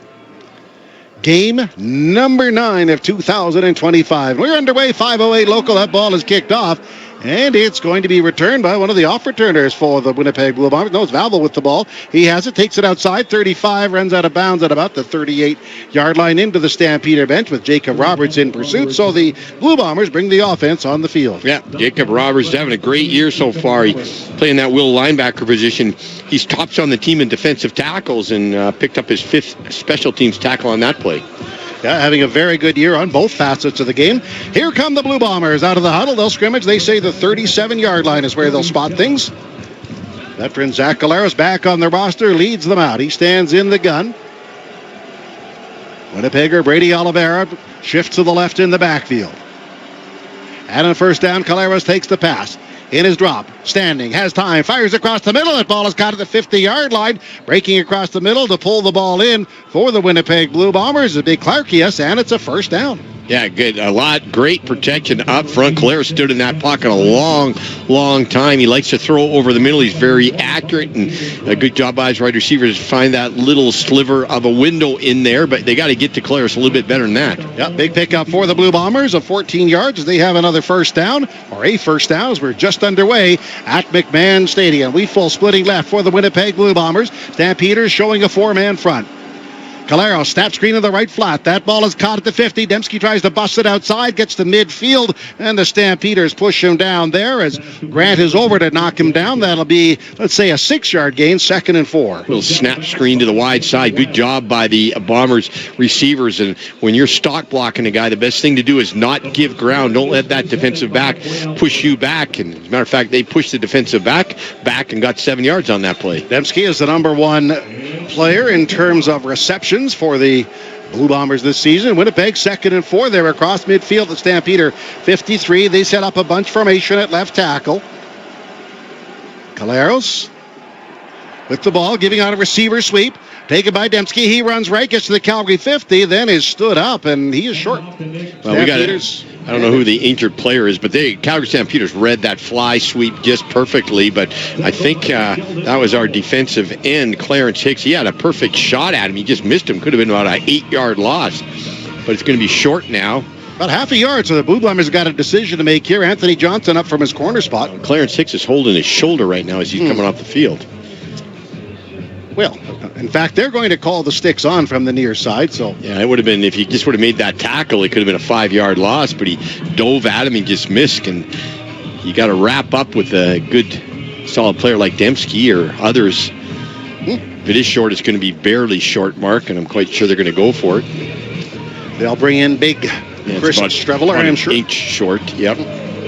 By the way, welcome back to Stampeder Football on QR Calgary and 107.3 The Edge. Scoreless, we are just underway. Played 2:06 in the opening quarter. Well, you say big Chris Streveler, you're right. He's 6'2", about 225 pounds, and one of the better quarterbacks right now in the CFL at the quarterback sneak. So they'll re-spot the ball, and upon looking at it, I think it's 6 inches at most. Yeah, this should be easy second down, and the only thing that could happen wrong for the Bombers is they fumble it. Otherwise, they're probably going to get this. And on a little bit of a march, 2 first downs now. If they get this, that being the Bombers. Well, Bombers are taking their time. Time now is whistled in. Chris Kalinkowski, the center's over the ball. Streveler right behind him. Big guy from South Dakota. Lines are down. Streveler hesitates, pushes ahead, and he didn't get a whole lot. Micah Tight says he stopped them and motions the other way to the south end. Where they spotted. But that is really close. Streveler did not do a good job that time. He kind of hesitated, and Micah Tight just shot in from the right side, and he's going to give it to him anyways. He only needed to get about 2 inches, but he only got about 6. That's right. By the way, Clarence Hicks returns as the Blue Bombers are back. They're moving right to left to the patio end of McMahon Stadium on their opening drive of the ball game here from McMahon Stadium. They're at the Calgary 49, which is where they will scrimmage. Really glad you're with us in Calgary, Southern Alberta, online. Just a beautiful, beautiful day. Wheatfall going right. Johnson matching up with him for the Stampeders. Loose coverage on the corners. Caleros, 4 on the clock. Takes a snap, tosses on a receiver sweep. Wheatfall takes the ball, 50, Calgary 45, down to the 42-yard line as he was tackled there as Grant is up to pull him down. Boy, they're running that receiver sweep. We don't often see many. We've seen 2 in about 3 plays. I think they've seen something the other 2 games because that time Derek Moncrief, he just got sucked in that time on that fake handoff up the middle. They must have seen in the film that our linebackers are crashing down on that first fake, and they're coming out. Yeah, you're right. They're attacking the outside and getting productive yardage with it. Well, Webb helps make the tackle. The Blue Bombers now are second down and a full 3 to go at the 42-yard line. Zach Caleros at the controls. He has Ike in to block as a tight end right. And they'll toss left to Oliveira. He tries to head upfield, but the Stampeders sniffed that out. Let's give Roberts and Webb the safety credit. They saw that one coming almost before he caught the ball. They hold him to very, very little gain, so it'll be 3rd and I would say 2. I think it's going to be 1 or 2 yards, and right now, you got Mike O'Shea deciding what he's going to do, and just a good play, but Webb was on a blitz, so I think they're going to kick this field goal. So good job by Webb and Moncrief both to get that. Obviously, Mark, the Bombers saw something because they've been attacking the outside. I don't think they've run one play up the middle on this last drive. It's all been to the outside. Well, what they saw is the Stamps have a great front four, too. Castillo's on. This will be a 49-yarder. He's 17 of 19 this year, so he's been really good. Had that bomb against the Stampeders earlier this year. On 49. Favoring win. The snap, it's down. He steps into the kick, chips it towards the uprights, and no questions asked. He splits the uprights, giving the Winnipeg Blue Bombers the lead. All right, here we go. Stampeder football has a home. It's QR Calgary. The score, Winnipeg 3, Calgary 0. You're listening to Stampeder football, now streaming on QRCalgary.com. I'm here with Mike, a Ford employee, to hook me up with a deal on a new F-150. Oh, with Ford employee pricing on now, you don't really need me. You pay what we pay. So I just get your price? Yep. Tell him Mike sent you. Or Maria, or Namig. Ford employee pricing is here, where you pay what Mike pays. Or Genevieve, or Elise, or Kevy. Right now, get up to $12,975 in total price adjustments on eligible 2025 F-150 models. For details, visit your Alberta Ford store or Ford.ca. Western Financial Group, Canada's insurance broker, a proud partner of the Calgary Stampeders, has been insuring Canadians since 1905. Western's insurance brokers will save you money by bundling your home and car insurance and find you insurance for all your needs, including business. Protect your turf with the right coverage, and you can stay in the game. Visit westernfinancialgroup.ca or call 888-594-3120 to get your free quote. Sometimes great pizza leads to problems, like you don't want to commit to just one kind of pizza, or maybe you want an extra slice when the pizza's done. Tom's House of Pizza has your back with their all-you-can-eat pizza buffet. Monday to Friday from 11:30 to 2, enjoy all-you-can-eat pizza and salad for $11.95 with beverage purchase. Available in the pub at Tom's House of Pizza's McLeod Trail and Okotoks locations. Unlimited slices, so much pizza to choose from. Discover the legendary lunch buffet at Tom's House of Pizza. This is Kalon Thomas, number 77. Thanks for listening, Go Stamps. The Stampeders lead the Winnipeg Blue Bombers lead the Stamps 3-0, 3-0 Winnipeg. Just underway as Vernon Adams walks into the huddle. He was on the field doing some stretching and pogo stick jumps, and he looks like he's ready and loose and set to go. It's time now for the Stampeders opening drive. The makers of Precision Farm Equipment, class made for more. As the Stampeders fan out of the huddle, they send Tevin Jones wide left. With him to that side in the slot is Dominique Grimes. Adams He'll give, running left, turning the corner. Mills gets up to the 45-yard line where he's tackled, put down by Cramdy, the safety. But that's about a 6-yard gain as he carries the ball for the 112th time this season. 2nd and 5. Well, it's 6 yards more than we saw last week on any play, Mark. They really got nothing, so pretty good first down play. They ran a little sweep to the weak side and good stock blocking up by our wide receivers. And, yeah, at least got him in that area where they got lots of options on this second down. Yes, they do. 2nd down and 5. Brooks lines up in the backfield, now leaks out to the far short side of the field. In the gun is Adams. Short drop, pitching right. Ball is caught by Tevin Jones. He tries a straight arm tackler, pushes forward, a helmet pops off, and he's knocked down at midfield. There's also a marker on the field as well. We have both side judges throwing the marker, so got to hope this isn't on the Stampeders. That's going to give him a first down if it doesn't come back. A little slant, so I'll get the call from the referee. It looks like it's coming back, Mark. Offside. Calgary number 87. It's a 5-yard penalty. Remains second down. All right. Penalties added up a week ago. Can't get into this rut again. Yeah, you just a useless penalty. You didn't need to get that penalty. Eric Brooks going a little bit offside that time, so instead of getting a first down up around midfield, it's going to be 2nd and long. 2nd and 11 from the 39-yard line as the Stampeders break out of the huddle. Good to see Jalen Philpott and Barnes splitting wide right for the Calgary Stampeders. Adams works. Takes the ball as they drop 8. Adams back, throws a long out to the near side, caught by Rhymes, but he's cut down right away at the 45-yard line as Cramdy, the safety, is over. So it'll be 2nd down, or make that 3rd down. Yeah, a little hang route that time to Vernon Adams. Looks downfield, throws that hang route. That's a place that's not covered on a 3-deep zone, which is what the Bombers were playing. But good job by Cramdy just to come up and make a tackle, limiting the yak yardage to none. The big Aussie Fraser Messine, standing 6'4", is on the field. He'll get ready to kick it away to little Trey Valvel. Kicking into a gentle breeze in his face. McGugan out and over the ball, snaps it back. And Messine steps into it. It's a wobbly, fluttering kick, running up the catch just inside the 30 as the Val gets up to the 35, but the Stampeders say that's as far as you're going to go as he is pulled down on a terrific special team tackle by receiver Tevin Jones. It's Winnipeg 3, the Stampeders 0. This is Stampeder football on QR Calgary. Valentine Volvo and Volvo Cars Royal Oak are proud sponsors of Stampeder football on QR Calgary. The Stamps defense running on the field. Listen, we're bringing you all your CFL action for over 3 decades. It's time to Toyota, under the tower at South Point Toyota. Hurry into South Point Toyota right now for a great selection of brand new RAV4s and Toyota Tacomas in stock now at savings up to $4,000. Get huge trade-in values. Free lifetime oil and filter offer. Plus, every single vehicle purchased in August gets free winter tires guaranteed. It's time to Toyota, under the tower at South Point Toyota.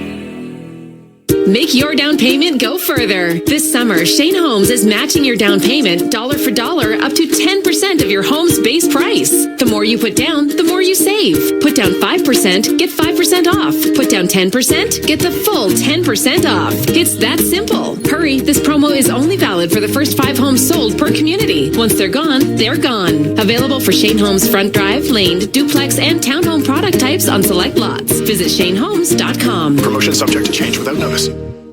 It's the legendary CFL rivalry that Stamps fans love. The Riders are coming to town for the Battle of the Prairies. The Calgary Stampeders take on the Saskatchewan Roughriders on August 23rd at McMahon Stadium. Arrive early to check out the Gridiron Gardens presented by Coors Light ahead of the family-friendly 5 p.m. kickoff. Bring a non-perishable food item in support of Pure Later Tackle Hunger. Wear your red and white and get ready to cheer loud. Tickets at stampeders.com/tickets. Together, we ride. Hey, Stamp fans, this is Jeshron Antwi, running back. Keep it right here on QR Calgary all season long. And welcome back. Winnipeg leading 3-0. Thank you for making us part of your Saturday afternoon as the Blue Bombers scrimmage 1st and 10 on their 36-yard line with Zach Collaros calling out signals. In the backfield is Oliveira, and he leaks out of the backfield to block. Collaros is back, half roll right to the wide side, throwing on the run, throwing to the far side, and that was caught by... No, it wasn't. It went too far for... Weak ball went up for the ball, just couldn't get a hold of it. It was right into the Blue Bomber bench, so it's ruled incomplete, 2nd and 10. Good play by our Sam linebacker, Moncrief, to come up and I think that was Moncrief who may hit Collaros. Just hit through the football. It was an overthrow, Mark, but this time they faked that fly sweep and kind of did a boot by Collaros to the wide side, trying to a little mix-up off what they've been doing. Yeah, just into the bench there. Went up, but just couldn't pull it in. Here come the Blue Bombers again out of the huddle. They send little Stearns right. Dembski outside them, wide man to the far side. Clock is at 2. Collaros takes the snap.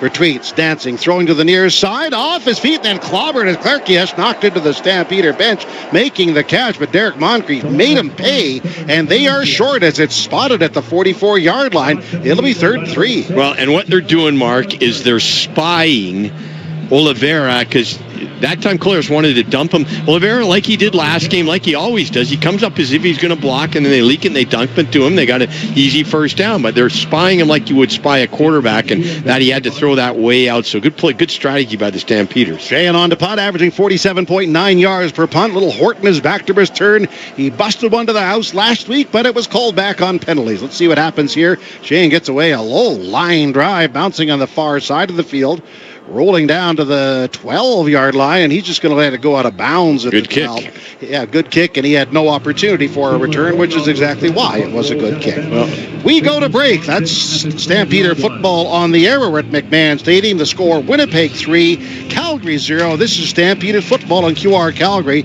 and 107.3 The Edge. Summer's here, Calgary, and Furnace Family Home Services by ATCO and Lennox are teaming up to bring you unbeatable comfort and serious savings. Upgrade to the Lennox Ultimate Comfort System, the high-efficiency solution that keeps your home cool, your energy use low, and runs so quietly you'll barely know it's there. Right now, enjoy up to $2,000 in rebates or no payments for 6 full months. Visit FurnaceFamily.com and book before August 15th to lock in your comfort and savings. Furnace Family Home Services by ATCO and Lennox. Your home, your comfort, our promise. The Midsummer Sales Event continues at Volvo. In Sweden, Midsummer marks the height of the season. And here in Calgary, it's the perfect time to embrace the road, the sun, and the spirit of summer. Save now on the Volvo XC90, the luxurious 3-row SUV, or discover the compact versatility of the XC40. Both offer the intuitive technology, safety, and Scandinavian design Volvo is known for. Visit Valentine Volvo in the Southwest, Volvo Cars Royal Oak in the Northwest, or go to volvocarscalgary.com. Hey, Stump fans, this is Jeshurun Antwi, running back. Keep it right here on QR Calgary all season long. A superb punt by Winnipeg. Winnipeg leading 3-0. So Shayan's punt was 54 yards with no return, giving the Stampeders the long field as they'll start out at their 12-yard line. Welcome back to Stampeder football on QR Calgary, brought to you by your Alberta Ford dealers. Rennie Perez is getting a huge ovation here. They just put a scoreboard display on honoring his 600th field goal, just the 7th in league history to do it. Yeah, he deserves it. Go back to that punt, Mark. Jamison Sheehan, he'll spray it all over the field. He's one of the few that looked like a very ugly kick, but it was a productive kick. It was a kind of a line drive. He purposely targeted it that way. It's not like you normally see a punter just wanting a big punt that's got lots of spiral on it, but productive. And he does that all the time. Here come the Stampeders. Over the ball is the rookie Chris Fortin, who's been just fabulous this season. Vernon Adams at the controls at quarterback. Mills to the right in the backfield. Adams leans in, and we've got some kind of a false count, false start. Yeah, false start by the Stampeders. Long count, and it's going to be procedure on that right side of the Stampeder offensive line. I think it's going to be Christy Canu. Yep. Procedure. Calgary number 65. It's a 5-yard penalty. Main's first down. Well, again, penalties hurting you. It took away a first down, and now it makes you first and long. Well, 2 so far. Yeah, here we go. Stampeders are first down and 15 yards to go. Tevin Jones splitting to the wide right side of the field. Rhymes with him to this wide side as well. Adams ready. Takes the ball. Outside blitz is coming. Give inside to Mills. He dances, darts. Tough yardage. Gets to the 9-yard line before he's on the ground. Let's make that about a 2-3 yard game. And that'll be second down. Stampeders at about 12 to go. Well, it was just wasn't great blocking up front. They're almost like they were stock blocking. They're standing up, and run blocking, you want to stay a little bit lower and fire out. And they're standing up and hitting the guys with their legs all stretched out, not getting any upfield push at all. Bombers 3, Stampeders 0, 6:14 to play opening quarter. Stampeders have 5 receivers out for quarterback Vernon Adams. dropping 9. A shuttle pass up the middle, taken as they tried to burst up the middle, but knocked down to the ground as they tried a bit of a receiver play of their own to Jalen Philpott. But as he got the ball, he was tripped up on the inside, and I don't think there's any gain, so the Stamps punt. Well, Willie Jefferson, he just shot down. He kind of read that all the way. They wanted Willie Jefferson to go real wide up the field like he does a lot of times. So right now the Stampeders losing the battle of that field position and not doing anything on offense. Nope, they aren't. So Novel stands just on the Winnipeg side of midfield for Reza Massine, the big 6'4" Aussie kicker, ready to punt it away. He's got to get a better one. His last kick was not that good. Snap back to him, and he kicks it. This is a low kick off the side of his foot. It's rolling, but it'll be picked up at the Calgary 45 by Babel. He's ahead at the 40, down the sidelines, at the 30, 25, 20, at the 15 before he's chased out of bounds. A superb return off a punt that just went nowhere. Winnipeg with glorious field position. Second time he shanked his punt, Mark, and that really throws off where your guys are covering down the field. They don't know where the ball is. They think it's going to, and you know what, they're scrambling all over the place. So blame that on the punter. There's 2 bad kicks, and that one really was the reason now that the Bombers got the ball on about the 12-yard line. Terrible kick. Yeah, terrible kick. Good return. And the Blue Bombers are standing at the Calgary 13-yard line. Well, he just dropped it bad. He just dropped it off the side of his foot. Well, you heard Dave Dickinson in the pregame show. They're going to settle on one kicker. They hope after the break. Oh, this is not helping his cause at all. Bombers has a fullback as a tight end, right, but they give inside. It's Oliveira, bursts up the middle, trips and falls forward to about the 7-yard line. He's brought down by the Stampede. Might get Tights over to help him. Well, so that's a gain of about 5, 2nd and 5. Loaded up the box, had a lead fullback up the hole on the left side. And Oliveira's great at hesitating, and that's a pretty good first down gain of 6-7 yards. The Bombers shuffling out personnel, 4:34 to play in the quarter, 3-0 Winnipeg. They're second down and 4.5 yards to go at the Calgary 7-yard line. Here come the Blue Bombers out of the huddle. Their go-to guy against the Stamps, Clarkius. He splits to the far side of the field. Colaros calls out signals. Colaros takes, give inside to Oliveira, stops, shuffles his feet, pushes ahead, and is down at the 1-yard line. That was some nice inside running before he was put down by Sheldon Arnold, but they're on the 1. Well, they brought a slot back down, and he cracked out on the end, and Oliveira is great at kind of stopping almost, Mark. You tell your running backs never to do that, but he just is so good at waiting for the blocks to develop up in the front there, and again, they're just stacking up the box, leading with either a wide receiver or a fullback. Bombers are on the 1-yard line, Calgary 1-yard line, goal to go with Chris Treveler in the game. Treveler under center.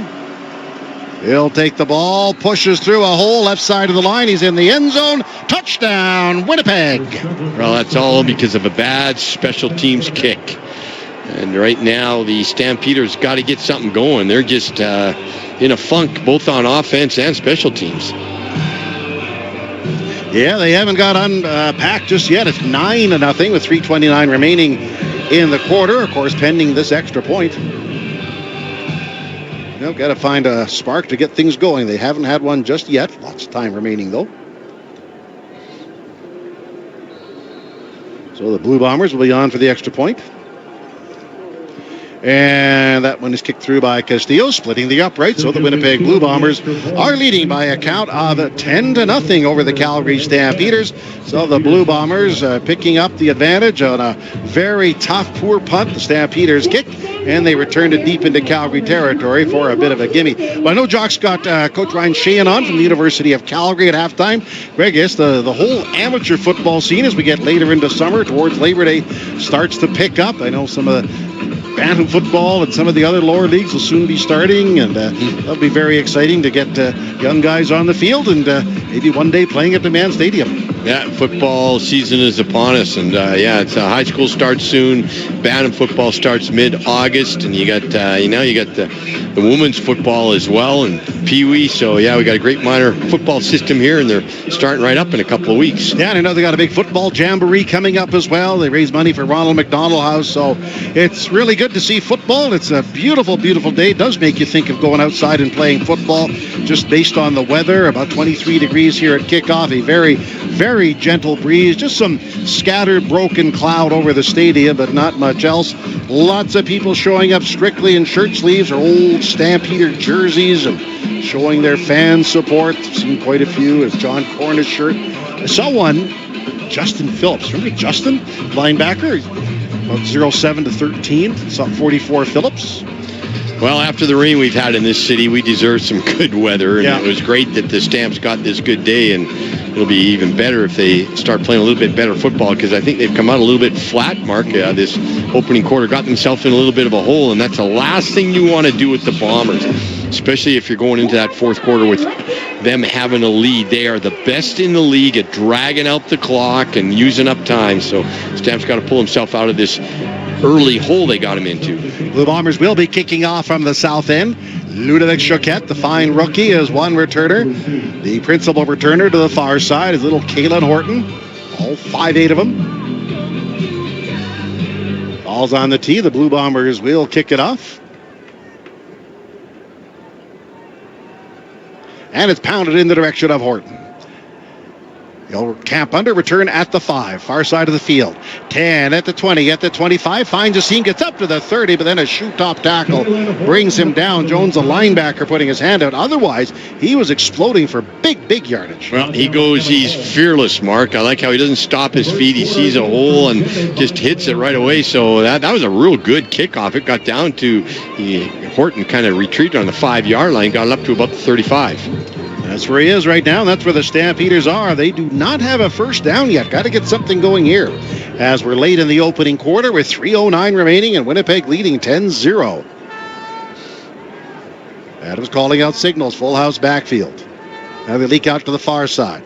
Adams is back, pumps once, steps up, and he is in the grasp, and he is held up. Jake Thomas is there to bring him down. Also, James Vauders, the former Stampeder, stops him. So that's a loss of, let's make it 4, 2nd and 14. Well, that was just a terrible offensive line play, and they kind of stood up again, Mark. They're not firing out at all. That was a pass, but you got to move your feet. You can't have your feet like you're in cement. And again, they got themselves in second and long. I don't know whether that was a draw or what, but just one of the couple of offensive linemen didn't even look at their man. Didn't work out, whatever it was. 4 receivers come to the wide right side. Solo receiver to the far side is tall Tevin Jones. Blue Bombers send 4. Back passing is Adams, dancing in the pocket. Seeks a target, throws downfield, and that is broken up. Nice play getting in front and putting a hand out in front of Jones as Bonds got his hand out to block it. And the Stampeders are a real quick 2 and out. They're 2 and out, and there you got to just hopefully we're going to have Fraser give a better kick this time than that last one. But that offense is just a sputter. And good job by Vernon Adams to step and buy himself some more time, but he threw it over the middle, and it was just an easy knockdown. Laval's going to return, and Bassine's on to punt this way. He gets some great leg into that. Chases Laval back to the 20-yard line. Now he starts upfield. He's at the 25, hesitation move, and that allows the Stamps to swarm downfield and bring him down. Several players were down there, and leading the way was Bailey, Scott Devine, Kalan Thomas was there. So the Blue Bombers will start out on their 30. Godfrey Onyeka there as well. Great special team coverage. Well, great, and a good kick, Mark. It was to the wide side, outside the numbers, and that was about net 50 yards almost, I think, on that one. So he went from his worst kick of the year to one of his better ones. Yeah, 60-yard punt. So field position, the Winnipeg Blue Bombers start out at their 32-yard line, 12-yard return. So net 48. Bombers first and 10, 1:55 to play in the quarter. And they lead 10-0. Oliveira, one back set in the backfield. Now shifts to his right, gets the call. There's a hole. He cuts back inside, and right there, Roberts, the linebacker, puts him on the ground. So little to no gain. 2nd and long, Winnipeg. Yeah, we talked about Jacob Roberts, is 6 foot, 228-pounder, second year from Wake Forest, Mark, and picking up his 44th defensive tackle, as you indicated, tops on the team. We've got Moncrief coming out of the game. He just threw his helmet down, and I don't know what he's mad about, but he's mad about something. I think his helmet's broken. Well, that explains why the newcomer, Maurice Blackwell, a rookie who just came here about 3 weeks ago, is in the lineup. Bombers walk up to the ball. It is 2nd and 10 at the 32-yard line. Oliveira's out of the backfield. He goes right along with Stearns. 9 men drop for the Stampeders. Collaros is back, dancing in the pocket, escapes the pressure, coming to the near side. He's on the run, backside pressure by Wiley before he runs out of bounds at the 35-yard line, and that'll be a gain of 1 or 2, but they're way short of the first down. Well, great job by the secondary. When Collaros started to scramble and looked like he was maybe going to take off, the defensive backs didn't bite for that bait mark. They didn't leave their man, and that let Collaros, he had to run that one. He wanted to throw it, but he had to run because it was good coverage downfield, and as you said, obviously did not get the first down. However, there was a marker on the field. Oh, there was a marker. So they're conversing over this. Well, if this is on this... Calgary number 44. It's a 10-yard penalty. Remains second down. They're just, again, penalties are hurting them, Mark. That's a third penalty, and you got them punting, and now they're going to have, about a second and very short? About 1.5, yeah. So the Stampeders send in some big personnel. Big Brown, the lineman, is in. Wiley is in. Flo Ormalad in. As the Blue Bombers are going to go about 1.5 yards. Chris Strevler in at quarterback, goes up and under center. Looks over that Calgary defense. Takes the ball, pushes ahead, and I'm not sure he got it. He did not get a whole lot. Well, like a Tights first tackle. Let's see how they spot it. Well, he definitely got it, Mark, but he did the right thing this time. He kept low, got the ball, and he didn't try and sniff too much down the line. He just lowered his shoulders, went straight forward. I'm quite sure he got that one. So that penalty, once again, gave the Bombers a first down. In life, they're at the 42 of Calgary. 28 seconds to play in this quarter. Winnipeg 10, the Stampeders 0. As the Blue Bombers with Zach Collaros, been around the league. Toronto, Hamilton, Saskatchewan, Winnipeg. He's one of the best, make no mistake. Chris Ike in the backfield to the right of the quarterback. Oliveira to the left. Now Oliveira leaks out to the far side. And they'll give inside on a counter to Chris Ike. He hits the line of scrimmage and gets a couple. That's where the Stampeders are there. Roberts helped tackling him as we end the opening quarter of the ball game.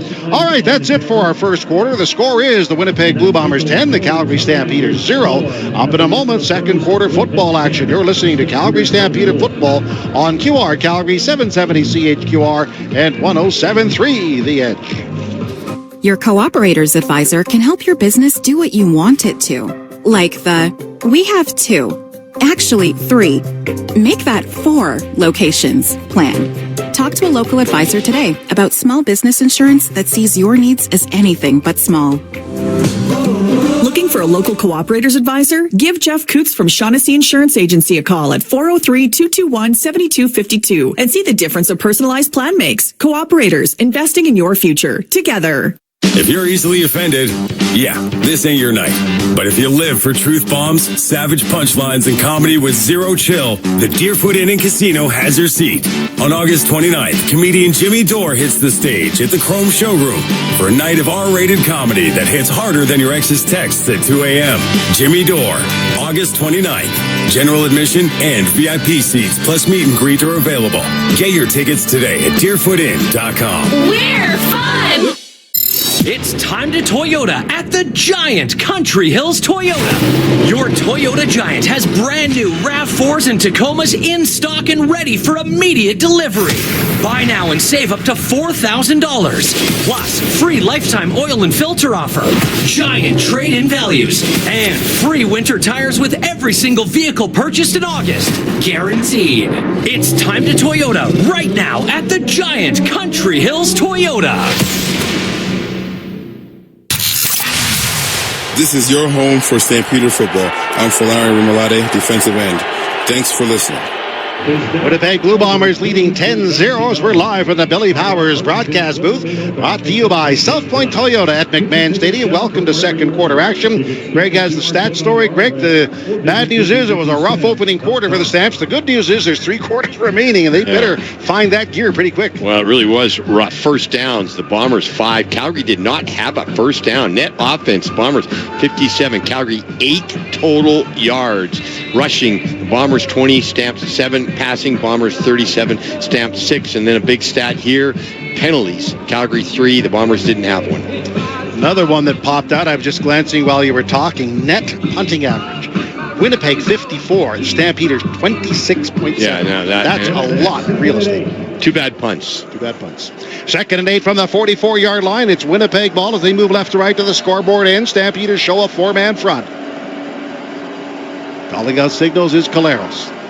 Empties the backfield. Now retreats. Standing, waiting, going deep over the middle, looking for Oliveira downfield, catches it 25, falls ahead to the Calgary 20-yard line. A huge gain right over the middle. The Bombers are deep in Calgary territory. Well, what a great play by Colares, because they put Oliveira in, brought him out of the backfield, and Calgary had a defensive end, Clarence Hicks, covering him, and he did a pretty good job. But right away, Clarence, he was going there right all the way and made a great catch over the shoulder. Bombers at the Stampeder 23-yard line. They go quickly. Colares is back. He throws left. That ball was deflected at the line of the scrimmage and falls to the ground as Clarence Hicks got his mid up. Yeah, I guess Clarence said, I got to make up. But, Clarence had pretty good coverage, and he got out and he was covering right down the field. But usually when you see that, if you're a safety, you're taught favor your linebacker, help your linebacker. That time, I don't know where Webb was, but nobody helped him out over the middle. Consequently, you got a defensive lineman covering Oliveira. That's a mismatch. Blue Bombers are 2nd and 10 at the 23 of Calgary as they really went downfield. On a big throw, they break out of the huddle. Caleros, 2-time MVP, calling out signals. Dembski in motion to the line.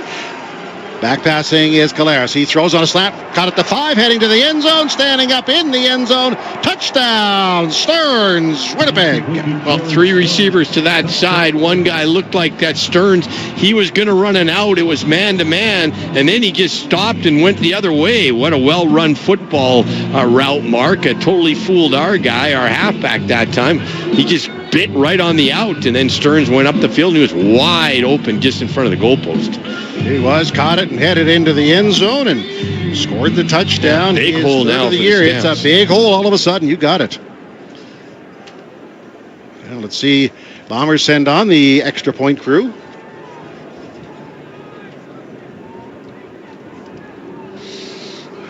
As we await the snap. Snap that is down, and it is kicked through, and the Winnipeg Blue Bombers extend their lead. Well, the Stampeder offense soon on the field, but here we go. They got a big hole to face. The score, Winnipeg 17, Calgary 0. You're listening to Stampeders football, racking up another great season of football, something we've been doing for over 3 decades. This is QR Calgary and 107.3 The Edge. I'm here with Mike, a Ford employee, to hook me up with a deal on a new Super Duty. Oh, with Ford employee pricing on now, you don't really need me. You pay what we pay. So I just get your price? Yep. Tell them Mike sent you. Or Maria. Or Namig. Ford employee pricing is here, where you pay what Mike pays. Or Genevieve. Or Elise. Or Kevy. Right now, get up to $12,835 in employee price adjustments on eligible 2025 Super Duty models. For details, visit your Alberta Ford store or Ford.ca. You didn't make it where you are today by simply making do. Status quo, not on your farm. You work harder and smarter because numbers mean everything. You demand more from your equipment. Greater throughput, leading efficiency, intuitive intelligence. Because when your bottom line is the top priority, these letters make perfect sense. Brighter solutions built by Claws. In the 70s, 4 young women were found dead. For nearly 50 years, their cases went cold. I'm Nancy Hixt, a senior crime reporter for Global News. In the season finale of Crime Beat, I share how investigators uncovered shocking evidence of a serial killer and hear exclusive interviews with the killer's family. Listen to the full season of Crime Beat early and ad-free on Amazon Music by asking Alexa to play the podcast Crime Beat.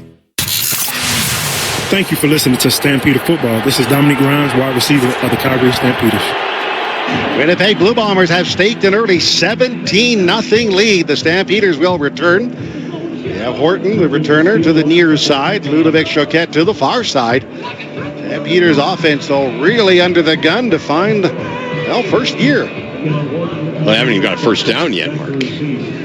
8 yards total offense in 1 quarter. All right, Blue Bombers are ready to kick off as Castillo strikes into the ball.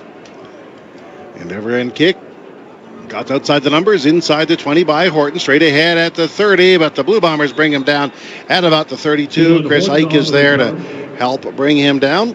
And let's see what the Stampeders do on offense here. Also, Ethan Ball, UFC product downfield on the tackle. Well, you're right, Greg. No first downs, 8 yards total. That ain't going to cut it. They got to start the gears in gear right now. Yeah, 8 yards total, rushing yards 7, so they haven't got anything passing. All right, Stampeders are out of the huddle. Vernon Adams at the controls. Diedrich Mills with him in the backfield. Jones splits to the near side as a receiver. They fake to the line. Adams rolling right, pitching downfield and throws too high on a comeback try. Trying to pull it in as he broke back was Brooks, incomplete. And it's second down. Well, just good solid coverage, Mark, and good fake by Vernon Adams that really sucked in the defensive line. They thought that Diedrich Mills had that ball. I thought there he maybe should have hesitated a little bit longer and even taken off and run, because the guy running the curl had a guy going to the flat, guy running the curl, and the guy running the curl was not open. Stampeders in another second down situation. It's second down and 10 from their 32-yard line.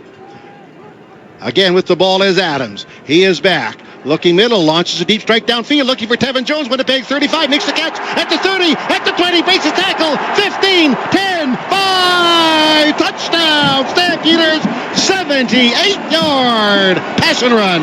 Well, Vernon Adams just threw that up, Mark, and he was well covered, had a guy right, but he just launched it as hard as he could, and it was a deep post route by Jones.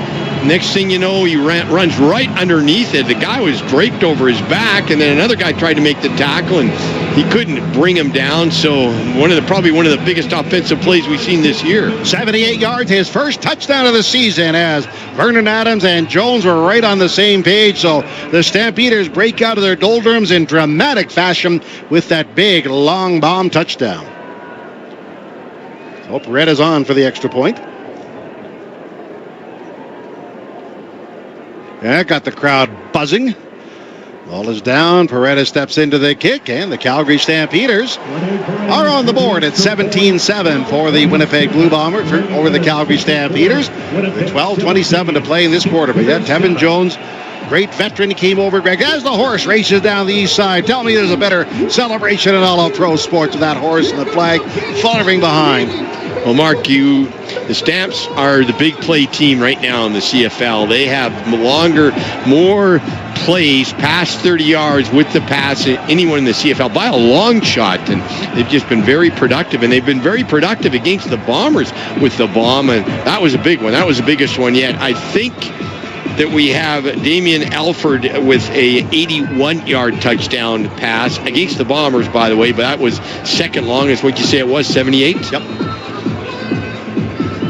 So the Stampeders, they strike back. The timing of that, look, it's great anytime, but it was just perfect considering the offensive frustration, but that was prior to that play. But now the Stampeders are going to kick it off, and the Blue Bombers will return. Bobble to return. Brett is set to address the kick. And boots it downfield. Bobble return. It goes over his head. Bounces in the end zone about 10 yards deep. He takes it, takes a knee, and Stamps at another point. So there you are with 12:25 to play in the quarter. 17-8 Bombers. Well, the Bombers will do that. They love to get the good field position. They don't like to return kicks where, if you have a good punt or a good kickoff, it might give you the ball about the 20. They go for field position. They'll give up the ball to get good field position. They do it more than any other team. So I'm not surprised at all at that. So the ball comes out to the 40-yard line. Stampeders trailing 17-8. Let's see what the Blue Bombers do here as the Stampeders. Maybe that's the spark they were looking for. They fan out of the huddle. Zach Galaris at the quarterback. Winnipegger and MVP of the league 2024 Oliveira in the backfield. And they give it on a receiver sweep. Dylan Mitchell has it, runs left to right, then runs into the waiting arms of the Stampeders, who bring him down. Very little on the gain. Stampeders slow to get up on the play. That is Godfrey Onyeka. Now he's up. And they hold it to about 3 yards. Yeah, they've tried that fly sweep a bunch of times now, Mark, and the last 2 times it's not worked. It worked the first couple of times, but good job. He didn't do a very, very good job. He just kept running east-west instead of going north-south. Bombers now find themselves in a 2nd and 8 situation. Receivers starting in motion. Now double cadence. They back off. Play clock at 4. Caleros takes the snap, 4-man pressure by the Stamps, but the whistle sounds and flags We're going to have dropped a procedure on the field. call, and Hicks, he got some quickness, Mark, and he shot did an underneath move, and his tackle popped up, and he goes, I'm going, so the Bombers back up. Winnipeg, by the way, is the least penalized team in the league.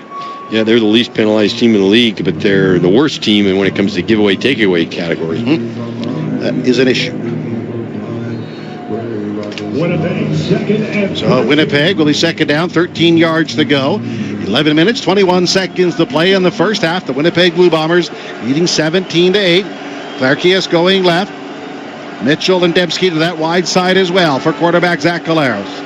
4-man pressure by the Stampeders. Caleros retreats. Steps up in the pocket. Comes to the line of scrimmage, then flips it downfield for Oliveira. Catches by the Stampeder bench. Down the near sidelines. Midfield, Calgary 50. Pushed out of bounds into the Stampeder bench at about the, let's make it 43-yard line. They'll call it actually 47, saying he stepped out. Big gain. You just can't leave Oliveira out. You got to almost cover him all the time, because that time again, he went in there and he acted like he was going to block, and then he snuck out into the flat, and Caleros is always going to look for him, Mark, when he's scrambling. Found him on the sideline and shot up for another 15, 20 yards. Big play for the Bombers. Yeah, he stepped out of bounds at the 47, which is where they spot it. First down and 10. Winnipeg moving the ball to the Calgary 47-yard line.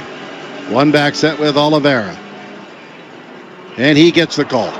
Has some room, taking off up the middle, 20 to the 15-yard line. Oh my goodness, he just blew by everybody up the middle, and they're deep in Calgary territory all of a sudden on an innocent-looking play. That was just a read pass option, and read what Stampeder defense were doing. There was a big hole, and they just did a great job by the old line of the Bombers. They opened up the hole again. Oliveira almost stopped about 3-4 yards, waiting for things to develop, and Stampeder defense didn't do that one very good as Clarence Hicks comes into the game. That advances the ball to the 15-yard line of the Calgary Stampeders. Big gain by Oliveira. Longest of the year is 43. I don't think that's quite that, but still impressive. First and 10 at the Stampeder 15-yard line. Claros calling out signals. Play fake. Now he rolls right, dumps it out of the backfield. One-hand grab by Oliveira. He's at the 10, tries to cut it inside, but Roberts brings him down in the open field. It's a gain of maybe 5, second and 5. Well, Winnipeg. Roberts spied him again, and he hit him as he was coming out of the backfield, but you just have to cover him because they're going to throw it to him every time. They just dump the ball to Oliveira. That's like 50% of their plays, and Calgary's just got to latch on to him, and even though you come up and hit him, that's not going to be good enough. You got to cover him. Second down and 3 yards, they say, at the Stampeder 8-yard line is where it's spotted. Caleros sends 3 receivers right. Oliveira's in the backfield, and Oliveira gets the call. He probes the line for a hold. The Stampeders push right back. Wiley is there to bring him down. Really no gain on the play. You got to hope no gain. Second and short, and might cause the Bombers to kick a field goal out of this. And right now, Mike O'Shea's down on the 20-yard line, almost looking okay. Now he's on the 10-yard line, almost looking where that ball is. Are you allowed to do that? Not really. No, I didn't think so. He's on the 10. He's almost at the goal line, right where they looking, and I think they're going to go for this.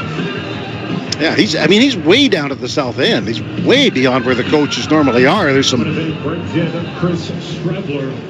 3rd and 1 at the 6. That's where they spot it. So they're bringing Strebler in. 8:49 remaining. Winnipeg again with Strebler in.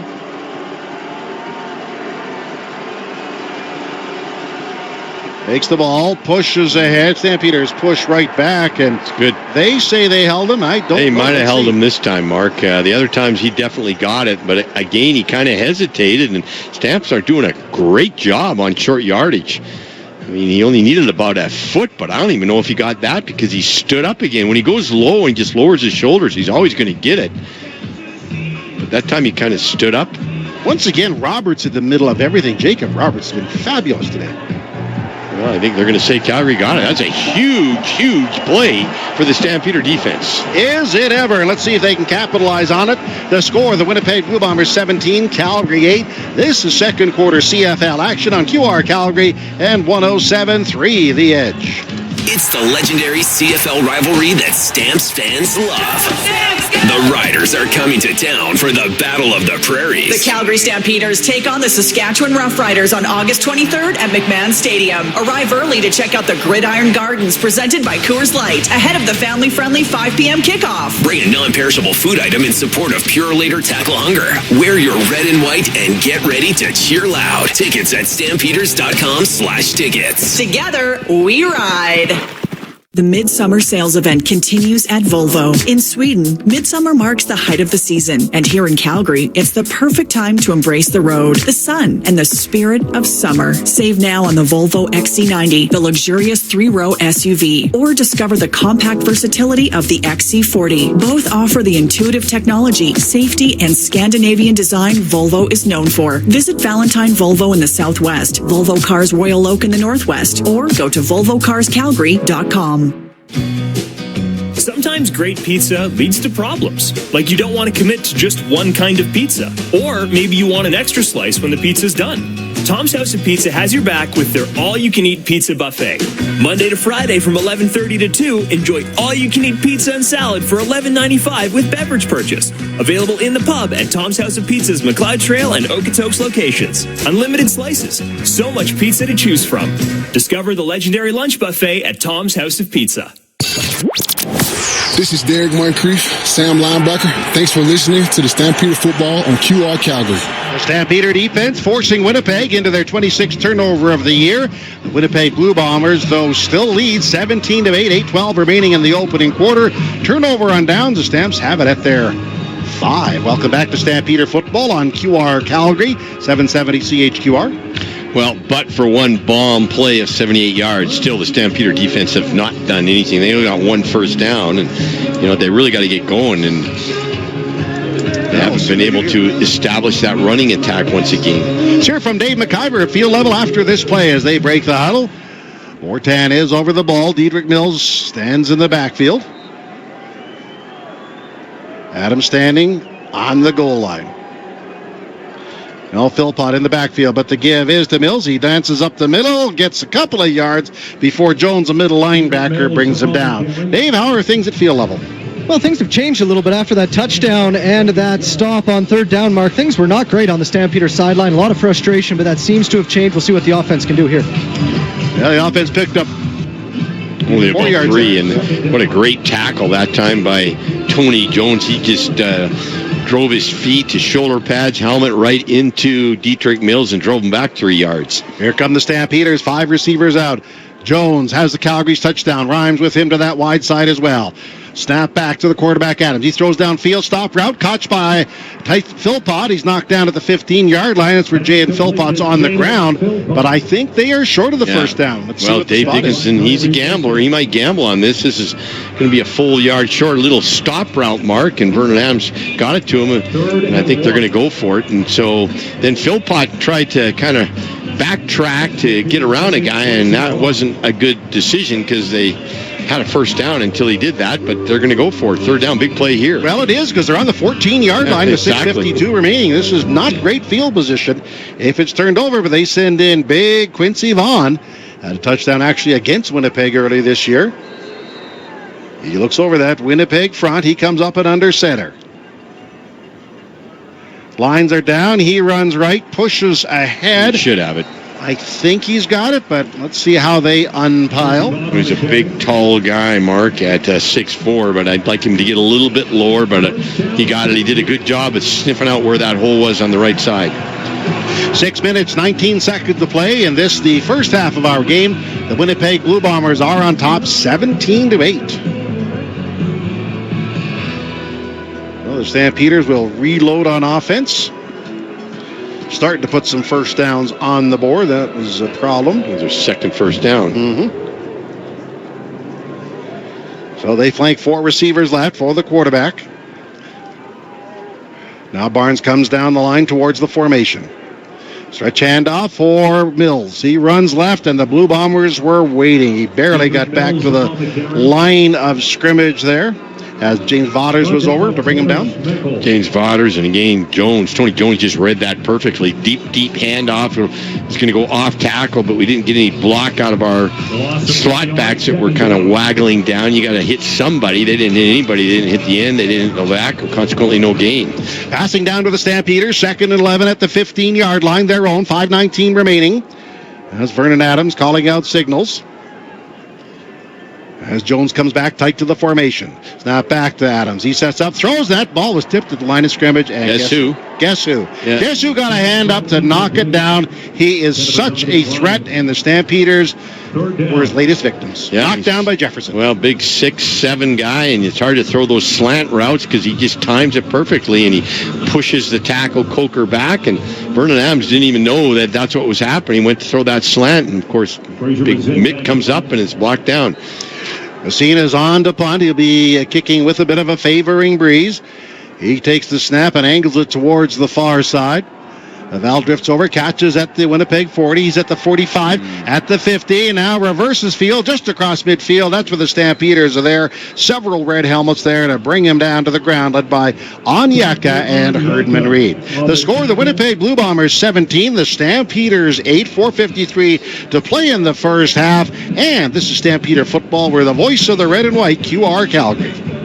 At 7. New look, new location. The same luxurious standards. Wolf Cadillac Calgary is now open with incredible grand opening specials. For a limited time, save up to $15,000 on Cadillac Lyriq or get 0.99% financing up to 84 months. Plus, eligible Costco members receive an additional $1,200 savings on Lyriq Optic and Escalade IQ. Wolf Cadillac Calgary, 756 101st Street Southwest off Stony Trail. Your Cooperator's Advisor can help your business do what you want it to. Like we have 2, actually 3, make that 4 locations plan. Talk to a local advisor today about small business insurance that sees your needs as anything but small. Looking for a local Cooperator's Advisor? Give Jeff Coots from Shaughnessy Insurance Agency a call at 403-221-7252 and see the difference a personalized plan makes. Cooperators, investing in your future together. If you're easily offended, yeah, this ain't your night. But if you live for truth bombs, savage punchlines, and comedy with zero chill, the Deerfoot Inn and Casino has your seat. On August 29th, comedian Jimmy Dore hits the stage at the Chrome Showroom for a night of R-rated comedy that hits harder than your ex's texts at 2 a.m. Jimmy Dore, August 29th. General admission and VIP seats plus meet and greet are available. Get your tickets today at deerfootinn.com. We're fun! This is number 21, Bailey Devine Scott, defensive back. Thanks for listening to Calgary Stampeders football. Go Stamps. Well, Bailey and the defense on the field with Winnipeg leading 17-8. They'll scrimmage at the Stampeder 53-yard line. You're listening to QR Calgary and 107.3 The Edge. And glad you're with us as the shadows begin to build towards the field. Much of the western side is in the shadows. Shadows starting to move onto the field. Here come the Blue Bombers. Have a bunch formation at left tackle for quarterback Caleros. He leans in. Play fake to the line. He's dancing. Flips it out of the backfield. Cut by Oliveira. Gets to the Calgary 50 and no more. The Stampeders rally to put him on the ground. Roberts helping out, assisting on the tackle made by Wilson, the linebacker. So that's about a 4-yard gain. Yeah, 4 or 5. But still, you got to, even when they fake it to him up the middle, he's going to go to him. That was going to Oliveira all the way. A little fake handoff. He gets deep and he shuffles it back to Oliveira. He's their guy. And I would just latch onto him and not even let him get out of the backfield. 2nd and 6 at the Stampeder 49-yard line. 4:14 to play in the half. Winnipeg leading 17-8. 2 receivers right. Clarkius goes to the line, then backs off as Caleros is checking off at the line. Play clock is at 2. He gets it off just in time. Takes the ball and retreats. Calero dumps it out of the backfield. Caught by Oliveira. He gets to the Calgary 45. Tackled there. Tally on the tackle along with Moncrief, and I think they are short. Let's wait for the spot. They're short. They're short by not much. Again, Oliveira, guess who?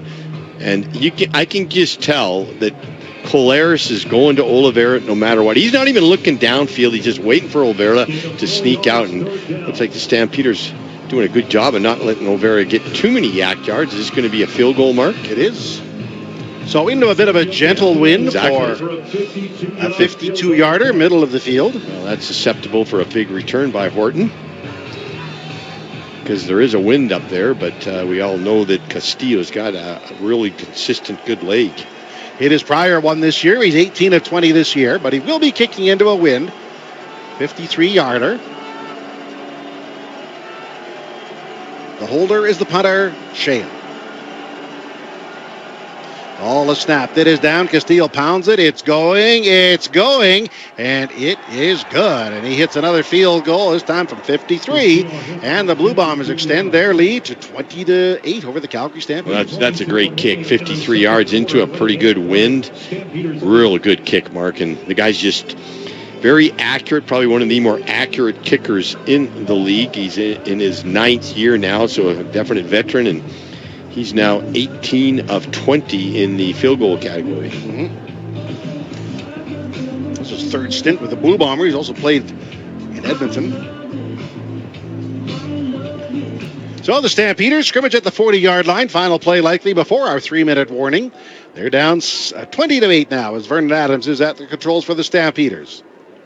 Brooks starts in motion to the line on the far side. Blue Bombers dropping 9. Adams is back. Rifles a strike downfield, looking in full stride, trying to find Rhymes. Contact at the 30-yard line. 2 flags are thrown. Rhymes on the ground. That should be pass interference. Nice throw, nice play, and Rhymes draws contact for the penalty. Kelly, the linebacker, on the infraction. Yeah, throw it up, Mark, and you got a big guy, and bombs away. That's what the Stampeders have done and been successful with against the Bombers, and they're being successful in the bomb again, whether it's a good catch, good throw, or a pass interference. Two referees threw the flag. Definitely pass interference on that one. Winnipeg 20, the Stampeders 8. Stay tuned for the final minutes of the second quarter. You're listening to Alberta Ford Dealers Stampeder Football on QR Calgary.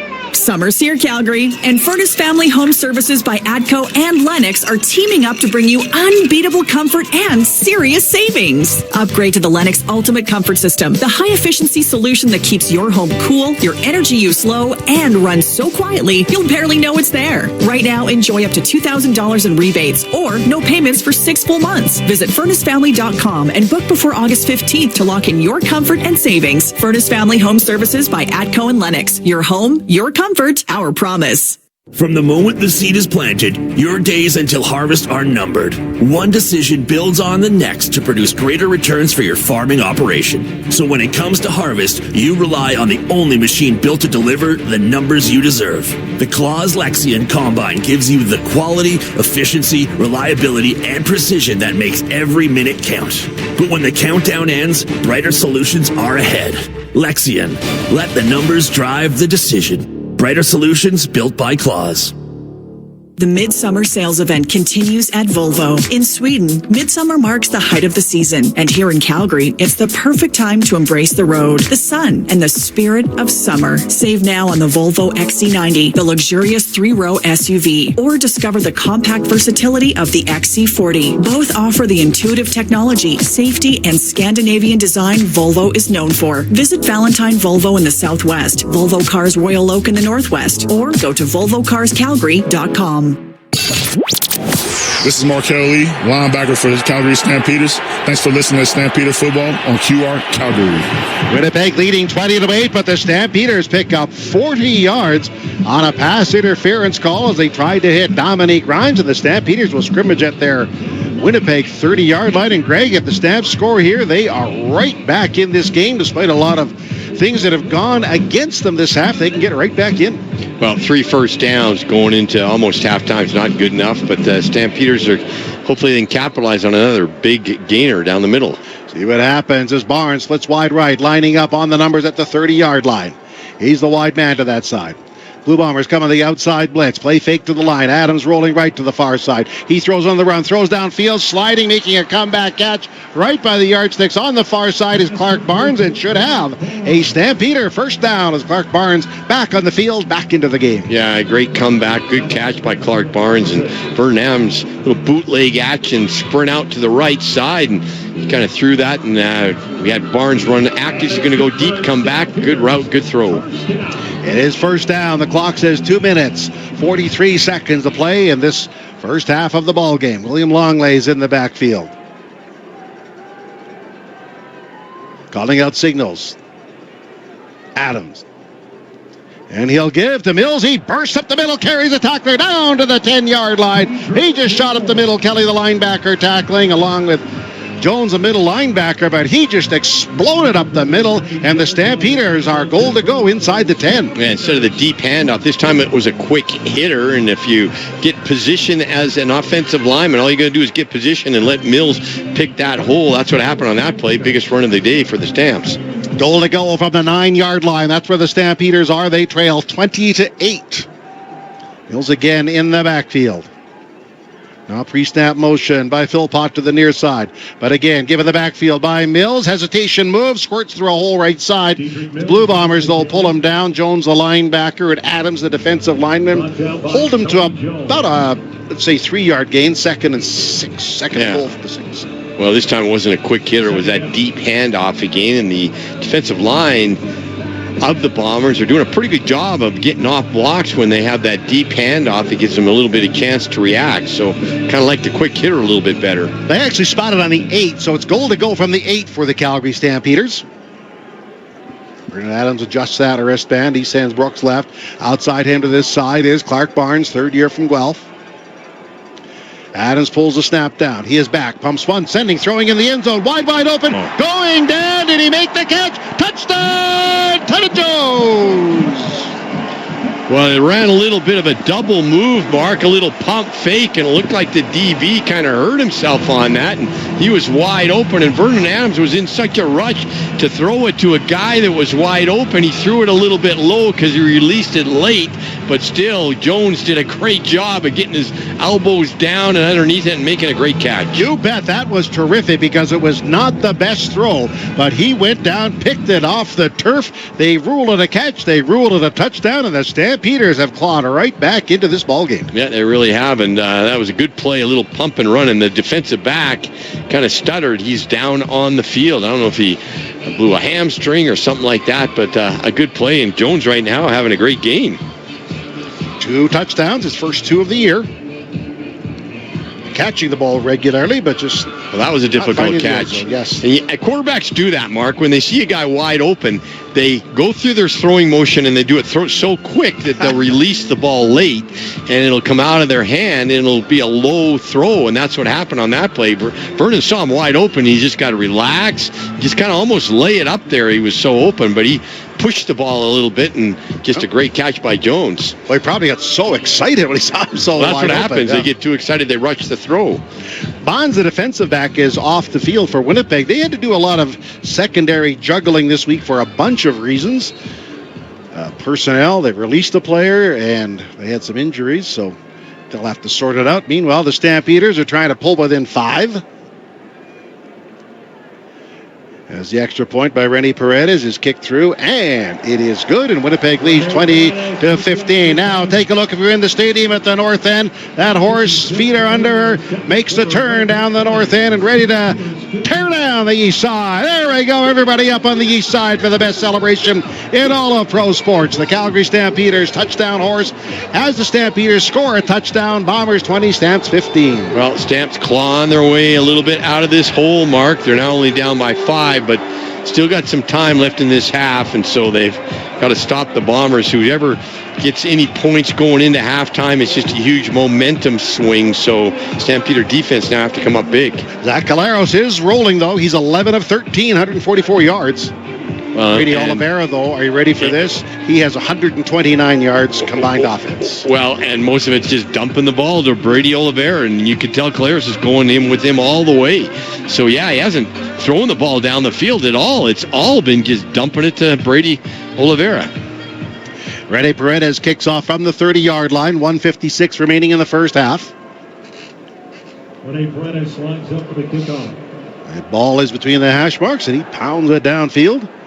Dave Havel lets it go over his head at the 5, bounces into the end zone about 10 yards deep. He picks it up, takes a knee, and the Stampeders make it 20-16 with that single. Well, again, field position. They don't want to have the ball back in about the 20, especially with only 1:55. They're going to take the field position, get the ball up around the 45-yard line, so that's exactly what the returner probably was coached to do. Babel, little returner who tried out with Atlanta last year and made his way here to Winnipeg. Blue Bombers at the 40-yard line. It's Winnipeg 20, the Stampeders 16. It was 10-0 Winnipeg after the first. Stampeders have a four-man front. Wiley is at one end. Lower Malad is at the other. As Zach Collaros is in the gun, Dangerous Oliveira lines up to the left in the backfield. And Collaros will give it to Oliveira. He goes up the middle, squeezes by a tackler, gets into the secondary where he's tackled by Grant up near the 50-yard line. So that's about a 9-yard gain. And that was all Oliveira picking his way. You're exactly right, Mark. He picks his way better than any back in the league. It's not like he's really running hard. Totally different than Dietrich Mills, just pounding up the middle or go as hard as you can. It's almost like he's hesitating, but he just seems to wait for those big guys to open up a hole, and he goes through them. Second down and 2. Winnipeg, they're at the 48-yard line. Ball inside the hash marks on the far side. Little Stearns going left. The rookie Johnson watching him on that side. Collaros lets the clock run down. Is it at 2? And he'll give it to Oliveira. He plows up the middle. Not a lot of room there, but he didn't need a lot. Stampeders slow his forward progress after about 3. Grant helping out on the tackle. And who's that Stampeder on the bottom of the pile? As Wilson, the linebacker, helped to his feet, but the Bombers advance the chain. Well, these next 3 plays could be very important for the football game because it's either going to give the Bombers more points or let the Stampeders go in at halftime and crawl a little bit out of the hole. So big couple of plays coming up right now. Winnipeg 20, Stampeders 16. The clock ticks away. It rolls down to 1:17 remaining in the half. Winnipeg on their 51-yard line. Plenty of pre-snap motion to the left of the quarterback. Collaros leans in.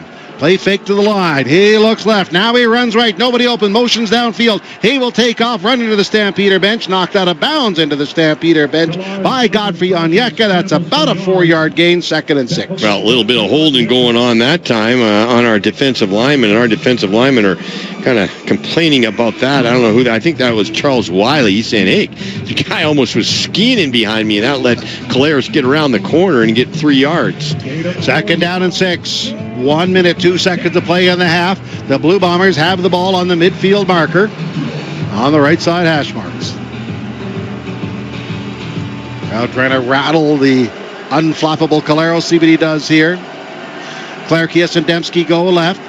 Now joining him to that side is Oliveira. Snap back to the quarterback. Collaros looks left, throws left to the far sideline. That ball is caught, then turning it back upfield. And Dembski down the sidelines at the Calgary 35 before he steps in to touch to stop the clock. And it's a big first down for the Blue Bombers. Well, Godfrey Onyeka, if you're going to go for it, you got to get it. If you're going to go for it, you can't miss the tackle. He didn't get the ball and then totally missed the tackle. So could have tackled him out of bounds just around the first down marker, but that is just a bad misjudgment by Onyeka on that play.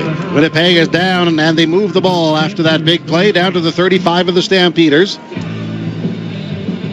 Stampeders have Roberts, Tights, Moncrief as their linebacking trio. Oliveira's in the backfield.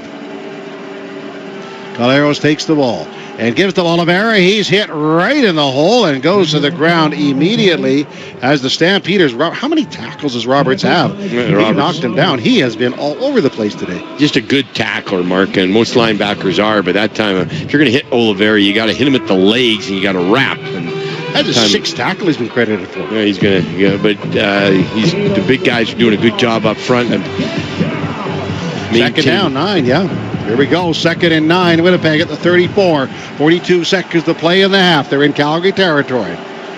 Let's see if the Bombers go to one of their go-to guys, Oliveira, or what they do.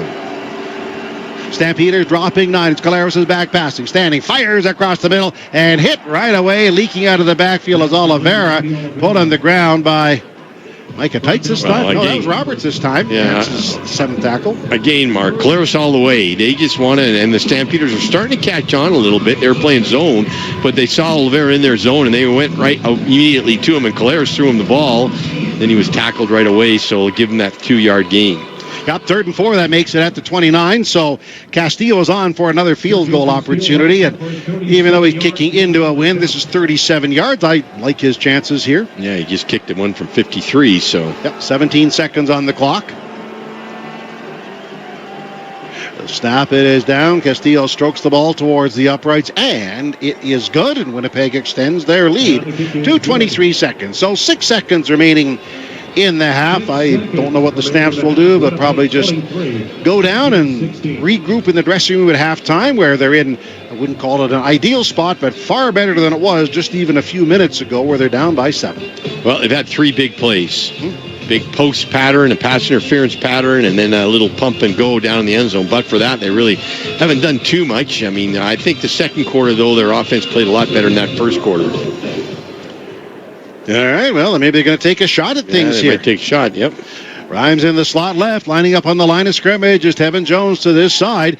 Give inside, hand off to Mills. He gets to the linebackers, gets to the secondary up at the 50-yard line before he's finally knocked to the ground as Cram to the safety is over to tackle him. Well, it's too bad they couldn't get another 10 yards because then they'd be in Rennie territory, but with 1 second left, they're 2nd and 1. But if the Bombers would have let him keep running, that 1 second would have been gone.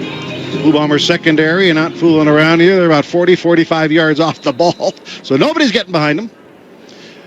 Stampeders have 3 receivers left. Deep drop for Adams. Adams scrambling in the pocket. He dances to his left, then reverses, pivots away from trouble. He's at the 40, at the 45, launches a deep strike down by the goal line. A jump ball, it's knocked down. It's incomplete. Had a little bit of fun for a play as Rhymes went for it, but he was surrounded by about 5 gold helmets, so it wasn't going to be. But anyway, a tremendous end to that half. The Stampeders bounce back in after a rough start. And now the 2 Daves are on the sidelines. Dave McIver with Dave Dickinson. Coach, trailing 23-16 after 2 quarters. Just your thoughts on the first half? It wasn't a good half, but we hung in there. It was close to being a blowout. It wasn't a good half. We got to play better.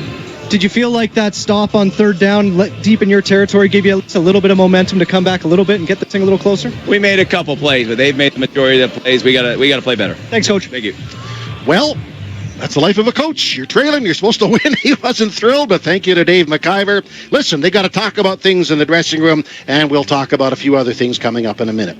That's the second quarter, and this is your radio home for football, QR Calgary.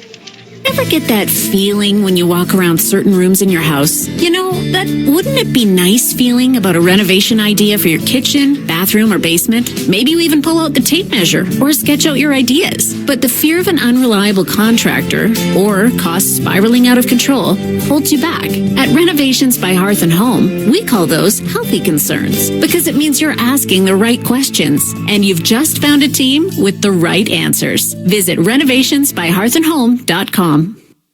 It's time to Toyota at the Giant Country Hills Toyota. Your Toyota Giant has brand new RAV4s and Tacomas in stock and ready for immediate delivery. Buy now and save up to $4,000. Plus, free lifetime oil and filter offer, giant trade-in values, and free winter tires with every single vehicle purchased in August. Guaranteed. It's time to Toyota right now at the Giant Country Hills Toyota. Sometimes great pizza leads to problems, like you don't want to commit to just one kind of pizza, or maybe you want an extra slice when the pizza's done. Tom's House of Pizza has your back with their all-you-can-eat pizza buffet. Monday to Friday from 11:30 to 2, enjoy all-you-can-eat pizza and salad for $11.95 with beverage purchase. Available in the pub at Tom's House of Pizza's McLeod Trail and Okotoks locations. Unlimited slices, so much pizza to choose from. Discover the legendary lunch buffet at Tom's House of Pizza. We're halfway done the game, but plenty more action is to come on your Alberta Ford Dealers Stampeders football. But first, QR Calgary is your halftime haven as we break down what's taken place and predict what will happen next. It's the Stampeders Halftime Show with Jock Wilson and Dave McIver on QR Calgary 770 and 107.3 The Edge. Well, we've already seen one huge comeback in the Canadian Football League today. Ottawa fell behind 22-1 to the Toronto Argonauts. They stormed all the way back. They won that football game 46-42. The Calgary Stampeders, they fall behind 17-0 in this football game. They're not all the way back, but they're only down by 7 at the half. 23-16. The Winnipeg Blue Bombers leading the Calgary Stampeders. Dave Dickinson mentioned they got to play better. The first quarter was not a great quarter for this football club. 3 bad penalties, 2 bad kicks. They gave up a sack. They had 0 first downs. They had 8 yards of offense. And that is one of the reasons why this team fell behind so early.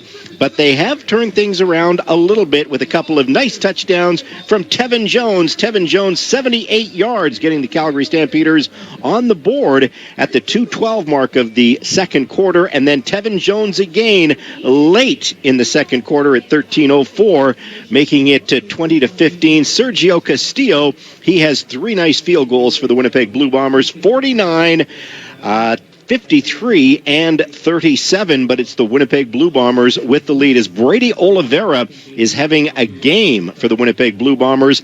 8 carries, 56 yards, 7 catches, 90 yards. He has over 140 yards of offense in this game. Zach Collaros, he has completed 13 of 15 for 169, 1 touchdown. Vernon Adams, he is back in the lineup. He has completed 6 of 10 for 109 yards. Dietrich Mills, 7 carries for 30 yards. Top receiver for the Calgary Stampeders, that would be Tevin Jones. A couple of catches, 86 combined yards, and the 2 touchdowns. Time of possession certainly owned by the Winnipeg Blue Bombers right now, almost 19 minutes. Under 12 for the Calgary Stampeders. First downs, Winnipeg 11, Calgary 6. Second down conversions, only 2 for the Calgary Stampeders, 7 for the Winnipeg Blue Bombers. So then that is why Dave Dickinson says, hey, we have to play better. Welcome to the halftime show. Jock Wilson live from the Billy Powers broadcast booth here at McMahon Stadium. The halftime show proudly supported by our good friends at Valentine Volvo and Volvo Cars Royal Oak, proudly supporting our community and the Stampeders since 1946. Well, the Calgary Stampeders do share this building with another local football team. That would be the UFC Dinos. The UFC Dinos kicked off their training camp earlier today. We're going to have a chat with the head coach of the Dinos, Ryan Sheehan, right around the corner as the halftime show continues, right here on the home of the Calgary Stampeders. This is QR Calgary and 107.3 The Edge. If you're easily offended, yeah, this ain't your night. But if you live for truth bombs, savage punchlines, and comedy with zero chill, the Deerfoot Inn & Casino has your seat. On August 29th, comedian Jimmy Dore hits the stage at the Chrome Showroom for a night of R-rated comedy that hits harder than your ex's texts at 2 a.m. Jimmy Dore, August 29th. General admission and VIP seats plus meet and greet are available. Get your tickets today at deerfootinn.com. We're fun! The Midsummer Sales Event continues at Volvo. In Sweden, Midsummer marks the height of the season. And here in Calgary, it's the perfect time to embrace the road, the sun, and the spirit of summer. Save now on the Volvo XC90, the luxurious 3-row SUV. Or discover the compact versatility of the XC40. Both offer the intuitive technology, safety, and Scandinavian design Volvo is known for. Visit Valentine Volvo in the Southwest, Volvo Cars Royal Oak in the Northwest, or go to volvocarscalgary.com. You're listening to 770 CHQR AM and 107.3 CFGQ FM Calgary, Chorus Entertainment Radio Stations. Your place for Stampeders football play-by-play. QR Calgary. Calgary Stampeders have some work to do. They're down by 7, but they are back in this football game. 23-16 is the score at McMahon Stadium. McMahon Stadium, as you know, is owned by the University of Calgary. It's operated by the McMahon Stadium Society. There are 2 beautiful logos on this football field. One is the Calgary Stampeders. The other is the University of Calgary. The UFC Football Dinos, they kicked off their 2025 training camp earlier today, and it's a real pleasure to be joined by Dinos second-year head coach Ryan Sheehan here on the halftime show. Ryan, welcome. How are you doing today? Doing well, thanks. Thanks so much for having me. Been a long time since we chatted, but I guess it's that time of year again. It is that time of year again, and of course, your team. You're coming off your first year with the UFC Dinos.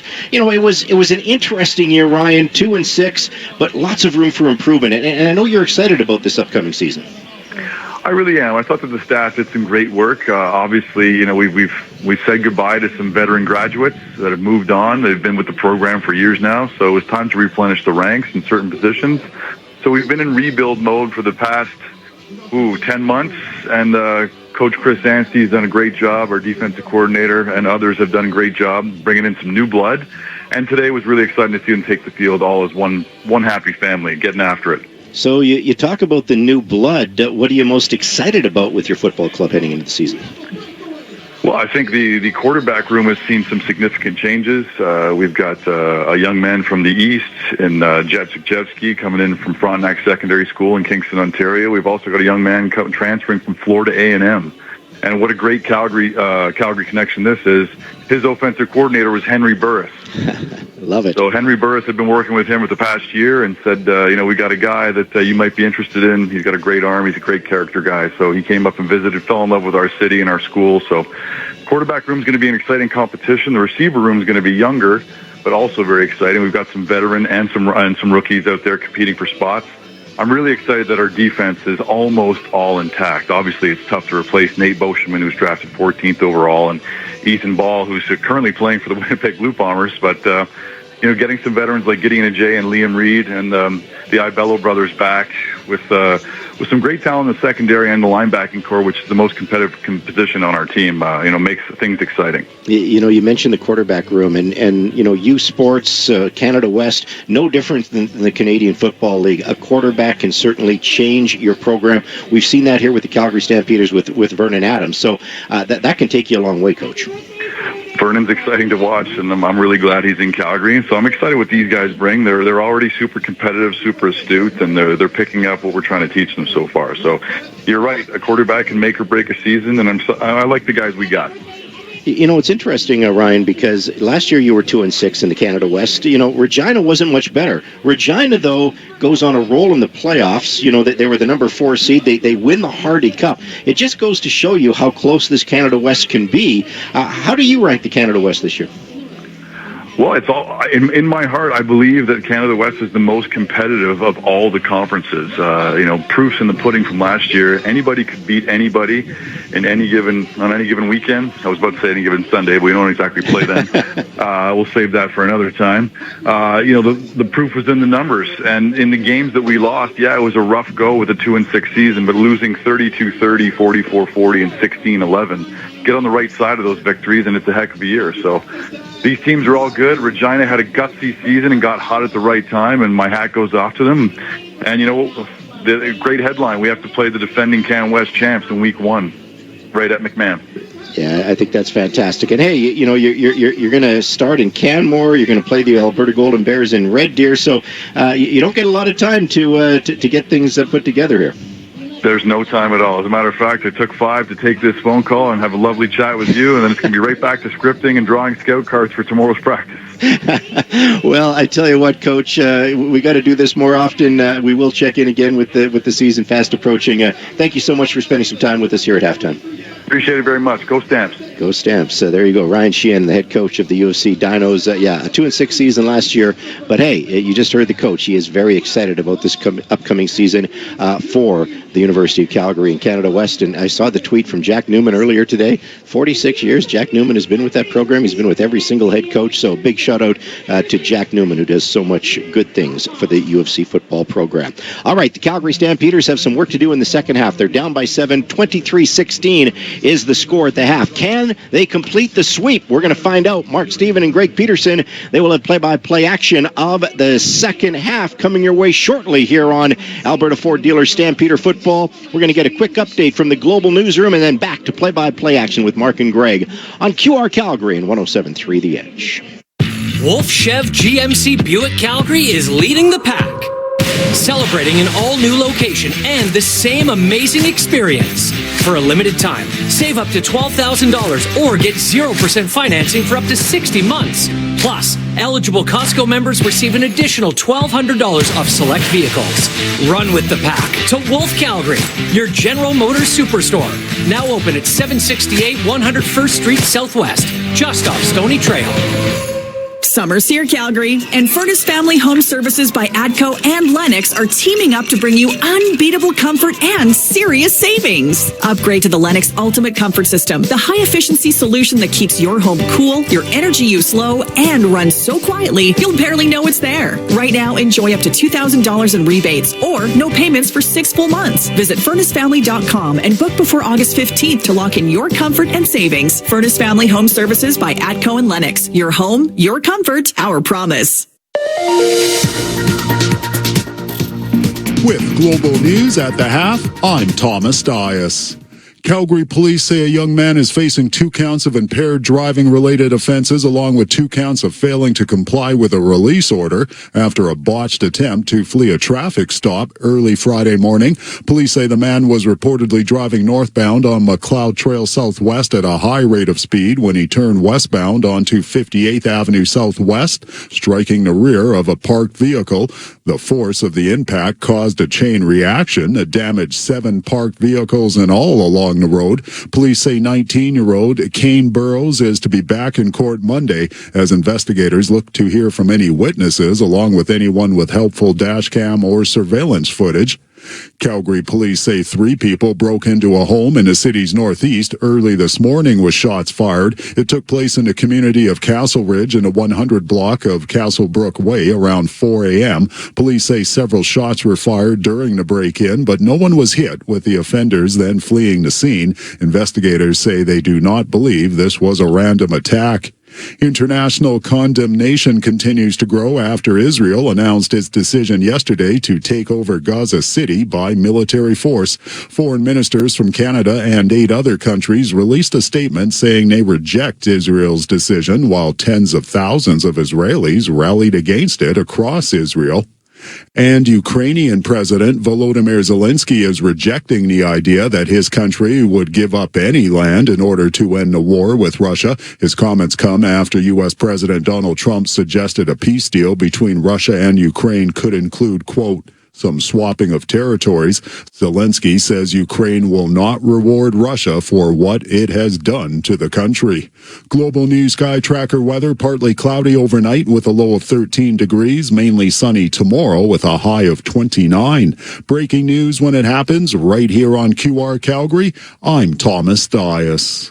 Ever get that feeling when you walk around certain rooms in your house? You know, that wouldn't it be nice feeling about a renovation idea for your kitchen, bathroom, or basement? Maybe you even pull out the tape measure or sketch out your ideas. But the fear of an unreliable contractor or costs spiraling out of control holds you back. At Renovations by Hearth and Home, we call those healthy concerns because it means you're asking the right questions and you've just found a team with the right answers. Visit renovationsbyhearthandhome.com. The Midsummer Sales Event continues at Volvo. In Sweden, Midsummer marks the height of the season. And here in Calgary, it's the perfect time to embrace the road, the sun, and the spirit of summer. Save now on the Volvo XC90, the luxurious 3-row SUV, or discover the compact versatility of the XC40. Both offer the intuitive technology, safety, and Scandinavian design Volvo is known for. Visit Valentine Volvo in the Southwest, Volvo Cars Royal Oak in the Northwest, or go to volvocarscalgary.com. Your cooperator's advisor can help your business do what you want it to. Like the, we have 2, actually 3, make that 4 locations plan. Talk to a local advisor today about small business insurance that sees your needs as anything but small. Looking for a local cooperator's advisor? Give Jeff Coots from Shaughnessy Insurance Agency a call at 403-221-7252 and see the difference a personalized plan makes. Cooperators, investing in your future together. Thanks for listening to Stampeders Football. This is quarterback PJ Walker. And welcome back. The Blue Bombers leading 23-16. We're live from the Billy Powers broadcast booth, presented by South Point Toyota at McMahon Stadium. Welcome to the third quarter, where the Blue Bombers will kick off. Sergio Castillo from the 30-yard line. Stampeders with Choquette, the returner, to the far side of the field. And little Horton to the near side as the second half is underway. Kicked off in the direction of Horton. He'll catch at the 10. Ahead at the 20, veers right, has some room, 30, 35 at the 40, shuffles his feet, 40 up at the 45 at the 50, where the Blue Bombers bring him down, but a nice return as he goes. Gauthier, the linebacker, brings him down, but what a return. Stampeders are out by midfield. Yeah, that's how about some first half stats, too? Yeah, after that first half mark, first downs, we had Winnipeg with 11, Calgary only 6.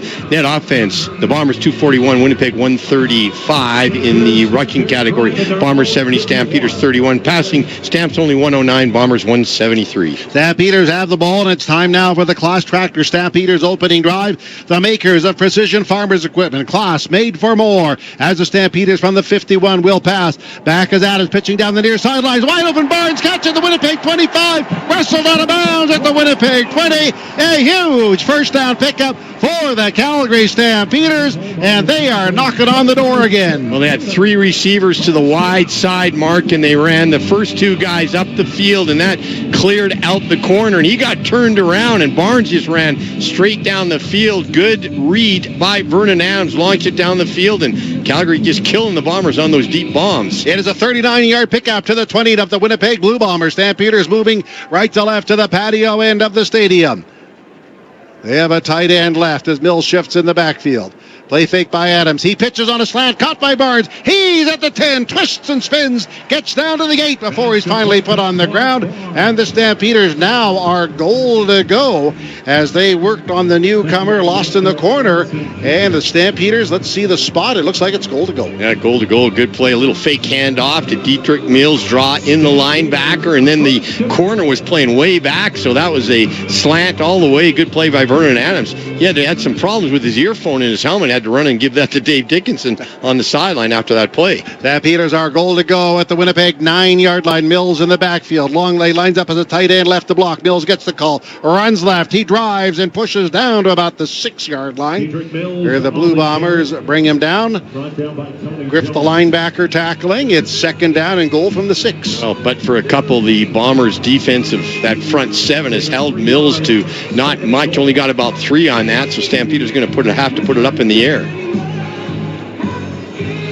Well, the Stampeders huddle up. We're just underway in the second half. Winnipeg 23, Stampeders 16, looking for a potential tying score. Barnes has been the man on this drive. He splits right, solo receiver to that side. Lining up on the line of scrimmage. Adams takes the snap.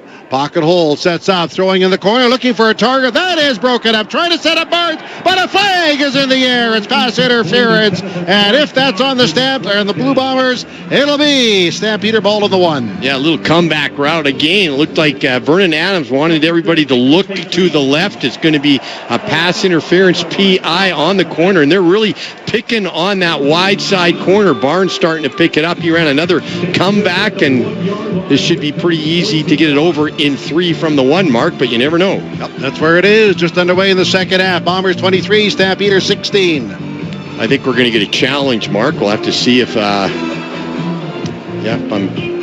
going to be challenged by Mike O'Shea, head coach of the Bombers. He's going to say, hey, that wasn't a PI.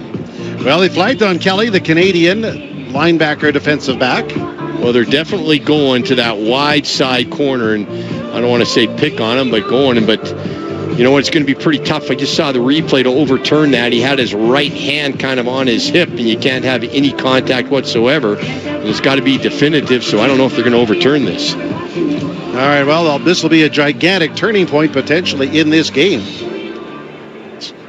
Well, the Stamps, it looks like they are overturning it. There's no flag for pass interference as the ball was tipped. It's third down. Tipped at the line of scrimmage. Okay. Without it's okay.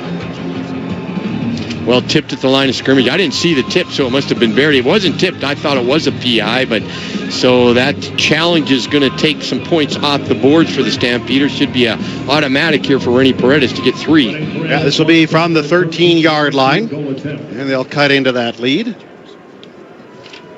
Paredes, after a tough game in Ottawa, on for his first field goal try.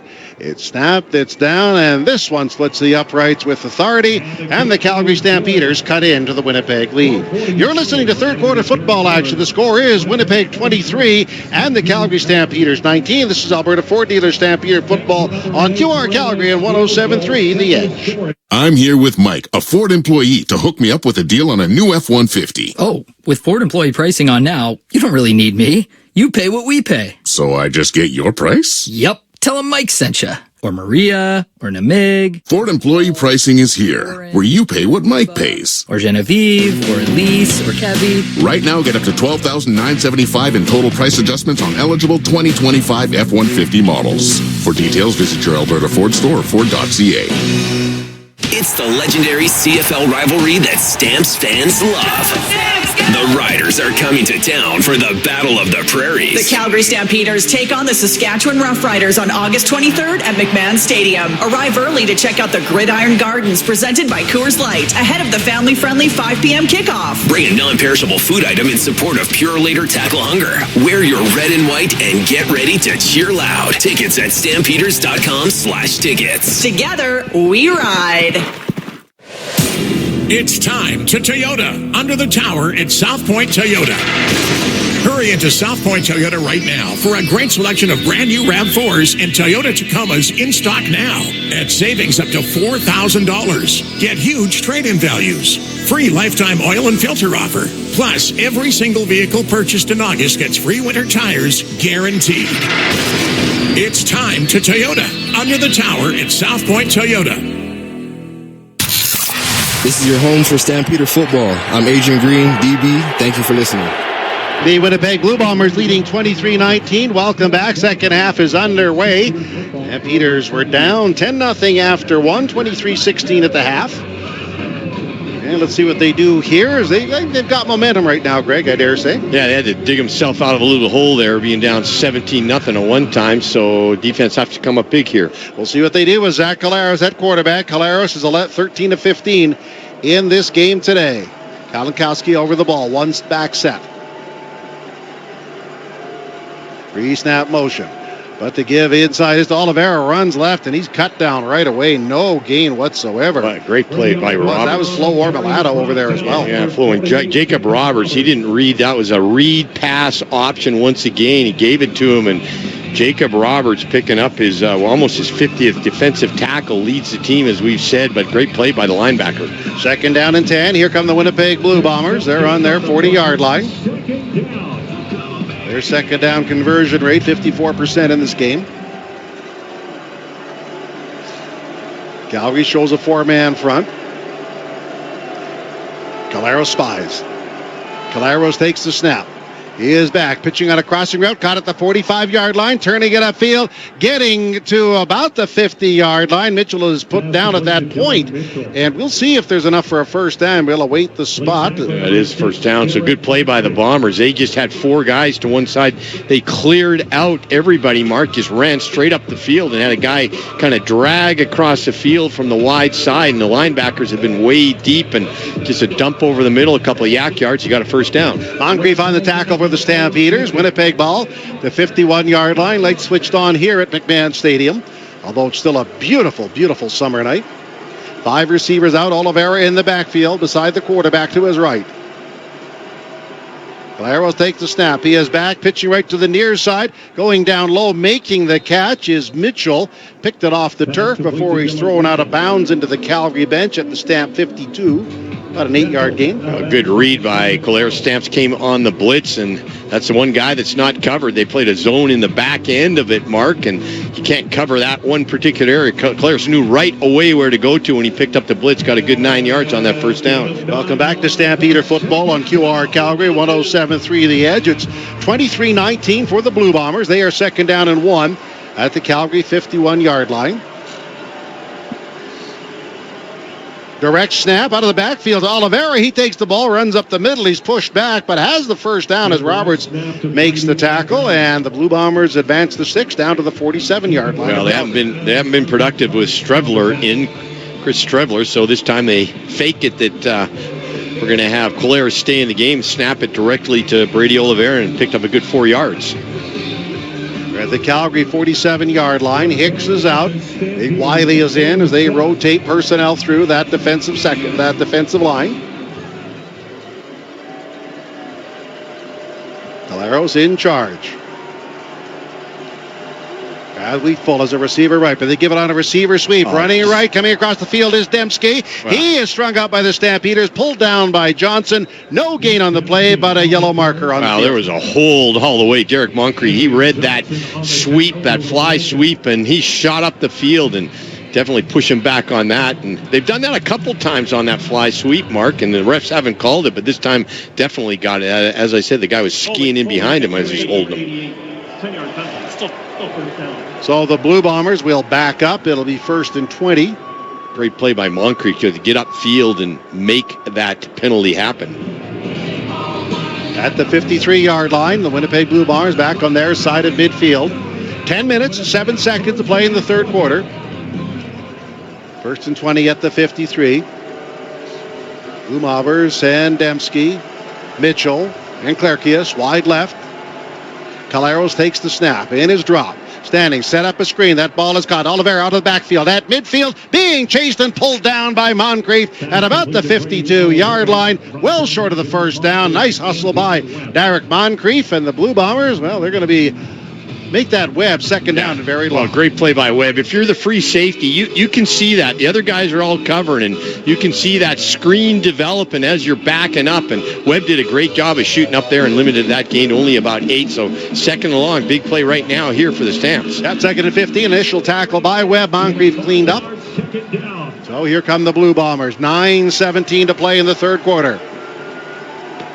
Oliveira walks to his position in the backfield.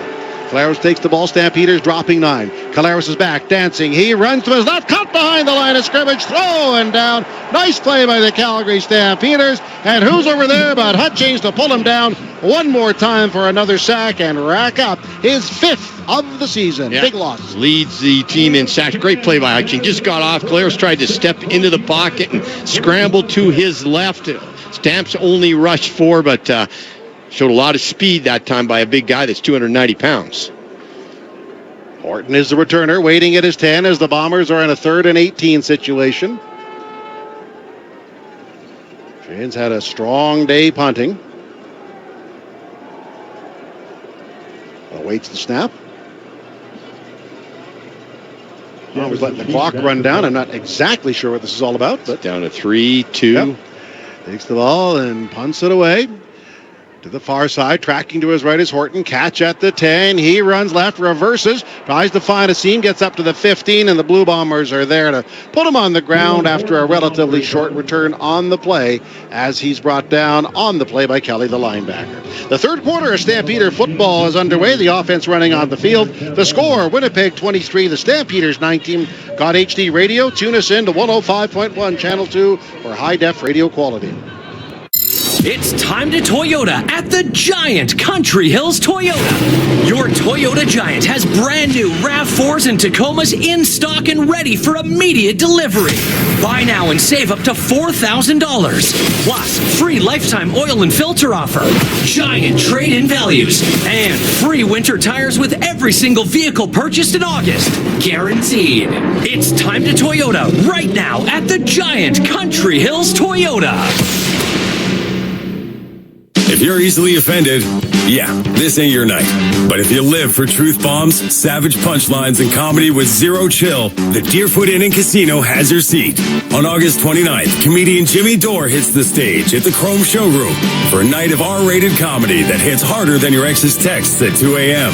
Jimmy Dore, August 29th. General admission and VIP seats plus meet and greet are available. Get your tickets today at deerfootinn.com. We're fun! Summer's here, Calgary, and Furnace Family Home Services by ATCO and Lennox are teaming up to bring you unbeatable comfort and serious savings. Upgrade to the Lennox Ultimate Comfort System, the high-efficiency solution that keeps your home cool, your energy use low, and runs so quietly you'll barely know it's there. Right now, enjoy up to $2,000 in rebates or no payments for 6 full months. Visit FurnaceFamily.com and book before August 15th to lock in your comfort and savings. Furnace Family Home Services by ATCO and Lennox. Your home, your comfort, our promise. Thanks for listening to Stampeder Football. This is DB Jaden Grant. And the Calgary Stampeders offense is on the field. 23-19, Winnipeg leads. 8:05 to play in our third quarter. And we'll check in with Dave McIver at field level momentarily as the Stampeders huddle up. Glad to have you with us on this Saturday night evening here in Calgary. Dominique Rhymes goes right. Tevin Jones has 2 touchdowns. He's the wide man to that short side of the field. Adams leans in, calling out signals. Play clock at 11. Adams with the snap. Draw. Gives it to Mills. He finds a hole left side. Cuts it outside. 20 up to the 25. Carries a tackler up to the 30-yard line. Big pickup by the Stampeders. And they're up to the 30-yard line as whatever Adams spotted it worked, and a big gain by the running back. Well, good call, Mark. A draw play all the way. But what Mills did is he kept his legs tugging. If you got a defensive back, they jumps on him from behind. He's going to drag that defensive back a couple more yards. He did to get a big first down. Welcome to Stampeders House on Stampeder Football on QR Calgary. After the game, be sure to get to Stamps House. Entertainment, live music, and your favorite Stampeder after every home game. First down and 10, Stampeders at their 29-yard line. They'll ride the hot hand again as Mills has the ball, dances inside. This time, not a lot of room. Picks up perhaps 4 before he's tackled. Yeah, pretty good blocking up front that time, though. At least Mills had a little hole. Good jump. Kicked back by Mills. He got to jump back and found the hole, but like you said, only got about 3-4, Mark. I thought he got more than that. Clock ticking away. 6:52 remaining in the quarter. 6:49. 23-19 Winnipeg. Peters out of the huddle. The dangerous target today has been Tevin Jones. He splits to the wide right side of the field. Being watched in the corner by Lawson. Snap back to the quarterback. Back is Adams. Dancing in the pocket. Leans back, firing a deep strike. Looking for Philpott up at the 35-yard line of Winnipeg. Makes the catch and then is wrestled down. Jalen Philpott with a spectacular reception on a big pass, beating Jake Kelly, the defensive back. And the Stampeders are rolling. Bombs away, Mark. One of the keys to the game, or I think it was a matchup of the game, was how well will the secondary or the Stampeder passing attack do against these Lions. It's been bombs away, and they've got some huge big plays. Excellent throw, deep throws, and good catching by the receivers. Well, he had to, work his way and look back for the ball and make sure the defender wasn't on him. So good to see Jalen Philpott back in the lineup. Barnes, Philpott going right along with the Calgary Stampeders.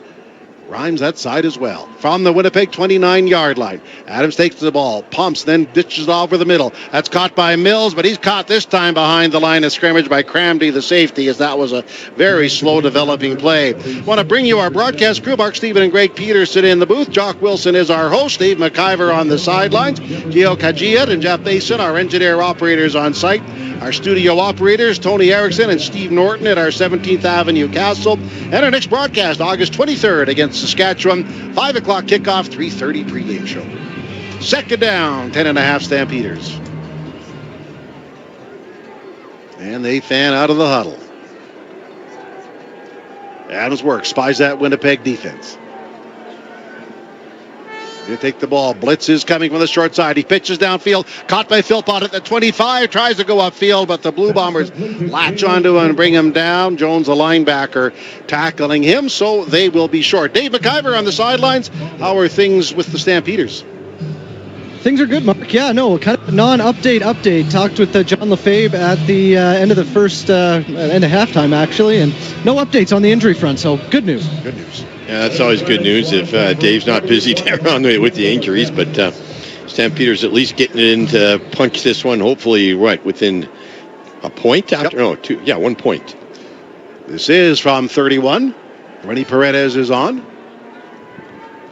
The snap, it is down. Paredes drives this ball to the uprights. No questions asked. Splits the uprights. And the Stampeders cut it to 1. All right, you're listening to live third quarter football action on QR Calgary. 770 CHQR and 107.3 The Edge. The score is the Winnipeg Blue Bombers 23 and the Calgary Stampeders 22.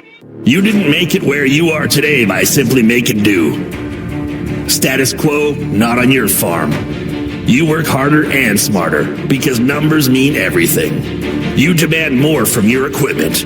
Greater throughput, leading efficiency, intuitive intelligence. Because when your bottom line is the top priority, these letters make perfect sense. Brighter solutions built by Claws.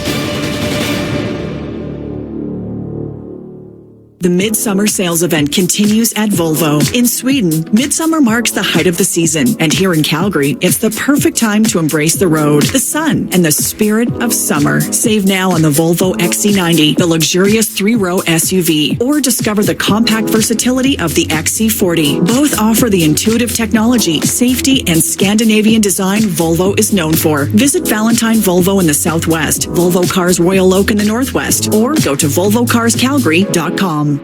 Make your down payment go further. This summer, Shane Holmes is matching your down payment dollar for dollar up to 10% of your home's base price. The more you put down, the more you save. Put down 5%, get 5% off. Put down 10%, get the full 10% off. It's that simple. Hurry, this promo is only valid for the first 5 homes sold per community. Once they're gone, they're gone. Available for Shane Holmes front drive, laned, duplex, and townhome product types on select lots. Visit ShaneHolmes.com. Promotion subject to change without notice. This is your home for Stampeder football. I'm Clarence Hicks, defensive end. Thanks for listening. Winnipeg 23, the Stampeders 22. Yes, that Stampeder defense with Hicks on the field as Winnipeg scrimmages at their 40-yard line. Thanks for being part of our Saturday afternoon evening here at McMahon Stadium in Calgary. And it's just as beautiful now as the moment we arrived at the stadium. What a night. All right, the Blue Bombers have a bunch formation at left tackle as Zach Caleros leads them out with 4:07 to play in the quarter. Back to Caleros, he takes the ball, standing in the pocket. Comes to the line of scrimmage, flips a dart downfield, and that's in and out of the hands at the 50-yard line, trying to set up the receiver, looking to find Clerkius, and it's incomplete. That was no touch on that throw. Well, he stepped in the pocket and he kind of pushed it, Mark, but the receiver did have his hands on it, but still, yeah, it wasn't the best throw, but you want to flush Caleros out of the pocket. He's not great out of the pocket, so that line's still doing a pretty good job, those front four. 2nd and 10 at the 40-yard line as the Calgary Stampeders are on defense. They trail by a single point. They've taken momentum over in this game at this juncture. Blue Bombers have receivers in motion to the line. Outside blitz is coming. Back is Caleros. He's in trouble. Steps up. And he's throwing down at the 30-yard line. 2 players converge on him. I guess Roberts will get credit for the sack, Greg, but there was a couple right in his kitchen. And the Blue Bombers will punt, but that blitz worked just perfectly. Well, and they don't blitz much, the Stamps defense, so Caleros didn't expect that. Usually they only blitz 1. This time they brought 3 guys. They brought the Sam linebacker, they brought a halfback, they brought the Mac, and Caleros didn't expect that, and he thought he could escape away from the one guy, and after he did do that there was another guy right on him. We'll see who they credit the sack to, but a lot of guys are right in the middle. I give it to Roberts, understandable, but there's a lot of guys in the face. Harton is the returner as Sheehan is on to punt. They run the clock down to 4. Run it to 2. And it's kicked away by Sheehan. This is a shank job off his foot. It bounces, goes straight up, and then rolls out of bounds at about the 36. Good field position for the Stampeders. The Bombers 23, the Stampeders 22. Your Alberta Ford dealer Stampeder football is on your Stampeder radio station QR Calgary. We'll be back in a minute with more third quarter football action. This is QR Calgary at 107.3 The Edge. New look, new location. The same luxurious standards. Wolf Cadillac Calgary is now open with incredible grand opening specials. For a limited time, save up to $15,000 on Cadillac Lyriq or get 0.99% financing up to 84 months. Plus, eligible Costco members receive an additional $1,200 savings on Lyriq Optic and Escalade IQ. Wolf Cadillac Calgary, 756 101st Street Southwest off Stony Trail. In times of crisis, Canadians support each other. The state of the advertising landscape in Canada is an emergency. Canada's ad market is increasingly dominated by billionaire-owned foreign tech companies. Instead of supporting Canadian jobs, communities, and local business, they spread misinformation, hate, and political interference. Let's keep ad dollars at home on radio and TV stations, websites, streaming, and news services that are Canadian-owned. It's time to buy Canadian. A message from QR Calgary. This is your home for Stampeder football. I'm Clarence Hicks, defensive end. Thanks for listening. Stampeders offense on the field. They lead or trail Winnipeg 23-22. They're trying to take the lead 23-22 Winnipeg. We're late in the third quarter, 2:39 remaining. Momentum definitely is on the Stamps right now. They've clawed themselves out of this hole, and they've got a little bit of momentum going here right now. So let's hope they can capitalize on it before the end of this third quarter, because come that fourth quarter, the Bombers are going to get the wind. Yes, Stampeders still have it for the next couple of minutes. They move right to left to the patio end of McMahon Stadium. Here we go. Stampeders huddling up. They'll break the huddle as Clark Barnes back on the roster, and he's made his impact felt already. He splits right, lost it on the corner, loose coverage there, calling out signals, Vernon Adams. Adams take the ball, linebacker blitzes on, give to Mills. He gets tackled by a linebacker, though. Just about a 4 or 5 yard gain on the play. Actually, it was James Waters pulled over. Jones comes back, the linebacker, to tackle him. Well, still got 5 yards, so doing a little bit better job on first down rushes this half, Mark. 2:14 remaining in the quarter. 23-22 Winnipeg. Stampeders trying to get out of a second down situation. Just 27% in that area today. They overload the far side of the field. 4 receivers that way. Jones isolates to the near side. With 3 on the clock, Adams looks in, takes the ball. Adams in his drop. He's flushed away from the pressure. He's at the 25-yard line, steps up, breaks the tackle. Now dances, comes to the line of scrimmage, and was knocked down just as he was starting to make a turn upfield. That was Wouters who got a handout, but he did escape disaster. That wasn't a great play, but Greg, he could have been trapped way back at the 20. Well, most quarterbacks would have been trapped way back at the 20. And with his great running and feet, with that ability, he got it up to about the 40. So, yeah, good run by Vernon Adams. Here we go. On to punt, Fraser Messine. 1 minute and 18 seconds remaining as the Stampeders give the ball up in a quick situation to punt it back. That's what Messine will do. They quickly give the ball up. Messine takes the ball and punts it away. Nice high kick, some good flutter here. Caught across the 20 by Laval. He goes at the 30, turns left, and that's where the Stampeders are. Very limited return as they are downfield. Kalen St. Cyr, a backup defensive back, on the tackle, so the Blue Bombers will get the ball at their 30-yard line. Yeah, they're doing a good job right now against Laval, because that guy's got some speed, Mark, and you don't want to let him get the edge, so doing a good job of containing. 50-yard punt by Messine. Here come the Blue Bombers at the 30-yard line. They lead by a single point, under a minute to go in this quarter. The Bombers come out of the huddle. They've been going pretty much to Oliveira all night, and he's in the backfield with the quarterback. Now pre-snap motion to the far side. Moncrief adjusting to the defenders. Give inside is to, no, play fake, then rolling left is the quarterback. Good. Claris throws it away, trying to set up lead ball. Well, good discipline. That's like, do your job, defense, and don't get sucked in by the fake handoff. And that time, Claris pulled that one out. 90% of the time, he's giving it to Brady Oliveira, but don't get sucked in and cover the guy in the flat. Nobody opens. Claris just threw that one away. Second down and 10 yards to go from the 30-yard line. Moncrief chasing the receiver across the field. Blue Bombers nursing a 1-point lead, but they are second down and 10 at the 30-yard line. Calaros calls out signals. Dembski and Mitchell splitting left. They're in motion to the line. Snap back to Caleros. Underhand shuttle pass to Oliveira. He has it at the 30 and is tackled at the 35-yard line as Hutchings got a hand out to throw him to the ground. And that means the Blue Bombers will kick after just a 5-yard gain. Yeah, on big plays, they're going to Brady Oliveira, whether it's a screen pass, whether it's a dump pass, whether it's a run. He's their big 2 guy, and great job by our defensive line are really hustling well to the football. Shane ready to punt it away with a couple seconds remaining in the quarter, so this will do it. Horton is the single returner back for the Stampeders, awaiting on the hash marks at the Stampeder 30. They like to use the clock, don't they? They put no the clock advantage here, but they do whatever they want. Yes, they do, and that's kicked away by Shane. High, lazy kick. Running up the catch across the 30 as Horton goes straight ahead. But the Blue Bombers are there, but there is a marker down. That could no be yards. no for yards. Sure. Yeah, I think that'll the Blue be Bombers 15 yards. I would think so. We'll sort it out in a moment. Jones, a linebacker in the middle. We'll assess the penalty and everything after this break. In 2 minutes, we're back into our fourth quarter play-by-play action. Winnipeg 23, Stampeders 22. Get the iHeartRadio app to listen to our radio broadcast or tune in on your smart speaker.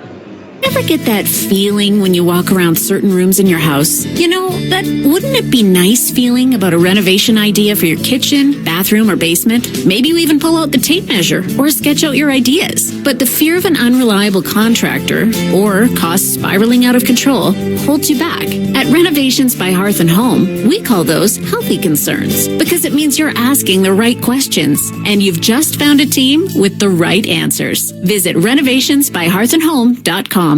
I'm here with Mike, a Ford employee, to hook me up with a deal on a new Super Duty. Oh, with Ford employee pricing on now, you don't really need me. You pay what we pay. So I just get your price? Yep. Tell them Mike sent you. Or Maria, or Namig. Ford employee pricing is here, where you pay what Mike pays. Or Genevieve, or Elise, or Kevy. Right now, get up to $12,835 in employee price adjustments on eligible 2025 Super Duty models. For details, visit your Alberta Ford store or Ford.ca. If you're easily offended, yeah, this ain't your night. But if you live for truth bombs, savage punchlines, and comedy with zero chill, the Deerfoot Inn and Casino has your seat. On August 29th, comedian Jimmy Dore hits the stage at the Chrome Showroom for a night of R-rated comedy that hits harder than your ex's texts at 2 a.m. Jimmy Dore, August 29th. General admission and VIP seats plus meet and greet are available. Get your tickets today at deerfootin.com. We're fun! Hey, Stamps fans, this is Miles Brown. Keep it right here on QR Calgary all season long. Welcome back. The Blue Bombers 23, the Stamps 22. Fourth quarter about to get going. Here we go from the South Point Toyota Billy Powers broadcast booth at McMahon Stadium. This is fourth quarter action. Thanks for being a part of our evening. And Greg, the three-quarter stats. Yeah, after three quarters, first downs, the Bombers 13, Calgary catching up with 10. Net offense, Bombers 263, Calgary caught up with 262. In the rushing category, Stamps 55, Bombers 74. Passing, Bombers 200, Stamps 212. 212 of those yards, probably on three big launching passes. So Stampeders look like got to about even, and that's where the score is. And looks like all CFL games this week are coming down to the wire. Well, there's one couple here. I don't think they care what the score is, but some woman just scored an engagement ring. They just had a marriage proposal. So her day's already been made. I'm sure she's a nice Stampeder fan, but after getting that ring, I don't think she really cares. She's got a Stampeder jersey on. So. All right. At the 47-yard line, that's where the Stampeders will start out moving left to right to the scoreboard end of the stadium. Really glad you're with us. The Stampeders and the Winnipeg Blue Bombers coming down to the stretch. More receivers right for the Stampeders. Mills remains in the backfield. Adams, long black arm sleeve on, directing traffic.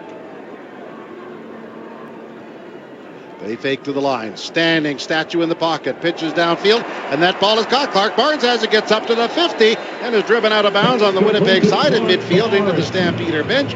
At about the 48, and it is a first down. Well, credit the O-line and Dedrick Mills for that, because the Bombers came on the blitz and Calgary picked it up perfectly. Every guy blitzing was picked up, and that gave Vernon Adams time to throw that football to get that first down. Hey, when the game is done, no need to rush off. Be part of the team at Stamps House. Players, music, stamp fans, and so much more. Stamps House after every game.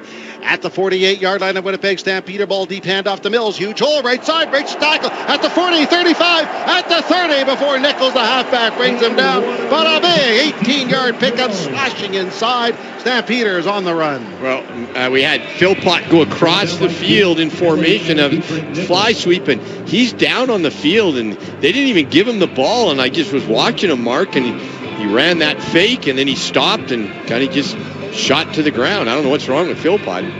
Well, they're holding his leg. I don't want to play doctor, but he is coming off a hamstring injury. Well, we got to hope it's just a cramp. As Dave said, it might possibly be. And if it's a cramp, that's fine. You don't want it to be a pulled hamstring or anything. And, I could see it being cramped. It's hot out there, and your body's usually in Calgary. They're not used to my cheek because we haven't had my cheek for their practices. So, yeah, he's probably cramping up right now. Let's hope that's all it is. Jalen Philpott. Of course, we had Ryan Sheehan on at halftime. The University of Calgary, Philpott and his brother Tyson was chosen in the first round in 2020. And, Mark, right now, Vernon Adams is having a hard time hearing what the plays are. He's run over to the sideline a couple times and handed the equipment manager some device that goes into the helmet. And right now he's kind of holding his ear saying, I can't hear. Good thing we're kind of in a little bit of a timeout here so we can get into the play. Well, they're still attending to Philpott. He is on his back. They're holding his right leg in the air. I think he's got cramps, Mark. And we've all had cramps. When you got cramps, it hurts. You can't move. So they're just trying to get that out of him. Well, the Stampeders are looking for the go-ahead score as Dave McIver checks in at field level. Yeah, guys, they are massaging Jalen Philpott's right calf as much as they can. They're pushing those toes back, trying to stretch it out for him. I don't want to play doctor either, but it doesn't look like they're working on the hamstring right now. It looks like they're working more on the right calf. And, Greg, would that be indicative, Greg, of a... It's totally indicative of your calf. You got a big cramp in there. It hurts, too. You can't run, you can't do anything, but eventually it'll go away and he'll be able to get back in the game if it's just a cramp. Well, he's now being helped to his feet, and that's good to see. Yeah, I think it's just a cramp, Mark. He's now walking off, but a little bit... Well, he went across the formation, and they faked a fly sweep to him, and I was watching him, and he went over and he kind of got past the marker, and he just kind of went down like he was shot. So he's coming over to the Stampeder bench. It will be attended to. We played just 1 minute of our fourth quarter here. Stampeder scrimmage at the Winnipeg 30-yard line after that big run by Dedrick Mills.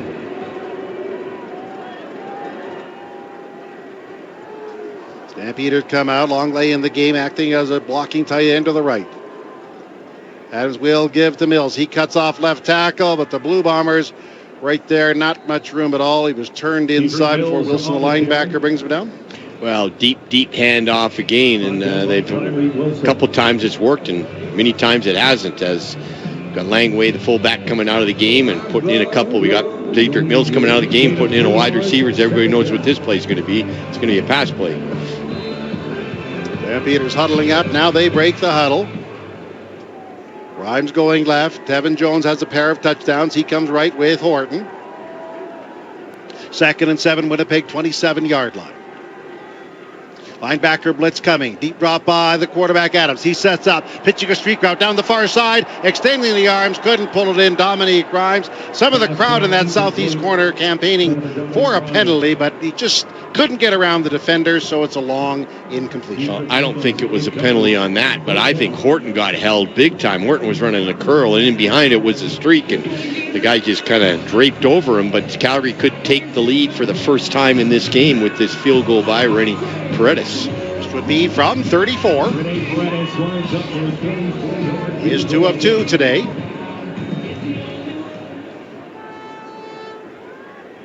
Into a wind, but not a particularly stiff wind.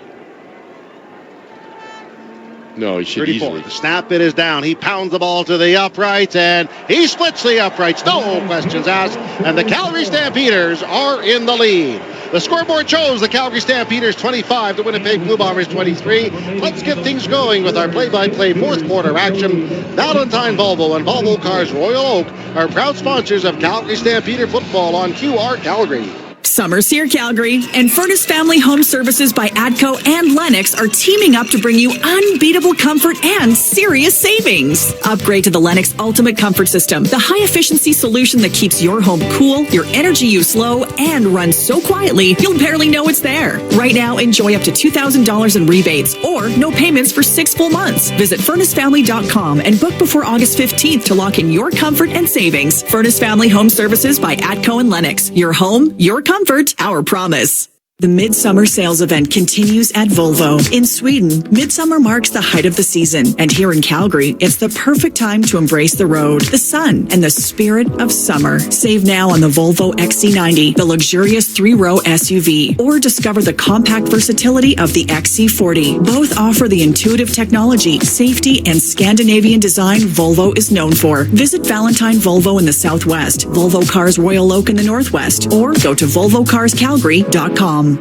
Make your down payment go further. This summer, Shane Holmes is matching your down payment dollar for dollar up to 10% of your home's base price. The more you put down, the more you save. Put down 5%, get 5% off. Put down 10%, get the full 10% off. It's that simple. Hurry, this promo is only valid for the first 5 homes sold per community. Once they're gone, they're gone. Available for Shane Holmes front drive, laned, duplex, and townhome product types on select lots. Visit ShaneHolmes.com. Promotion subject to change without notice.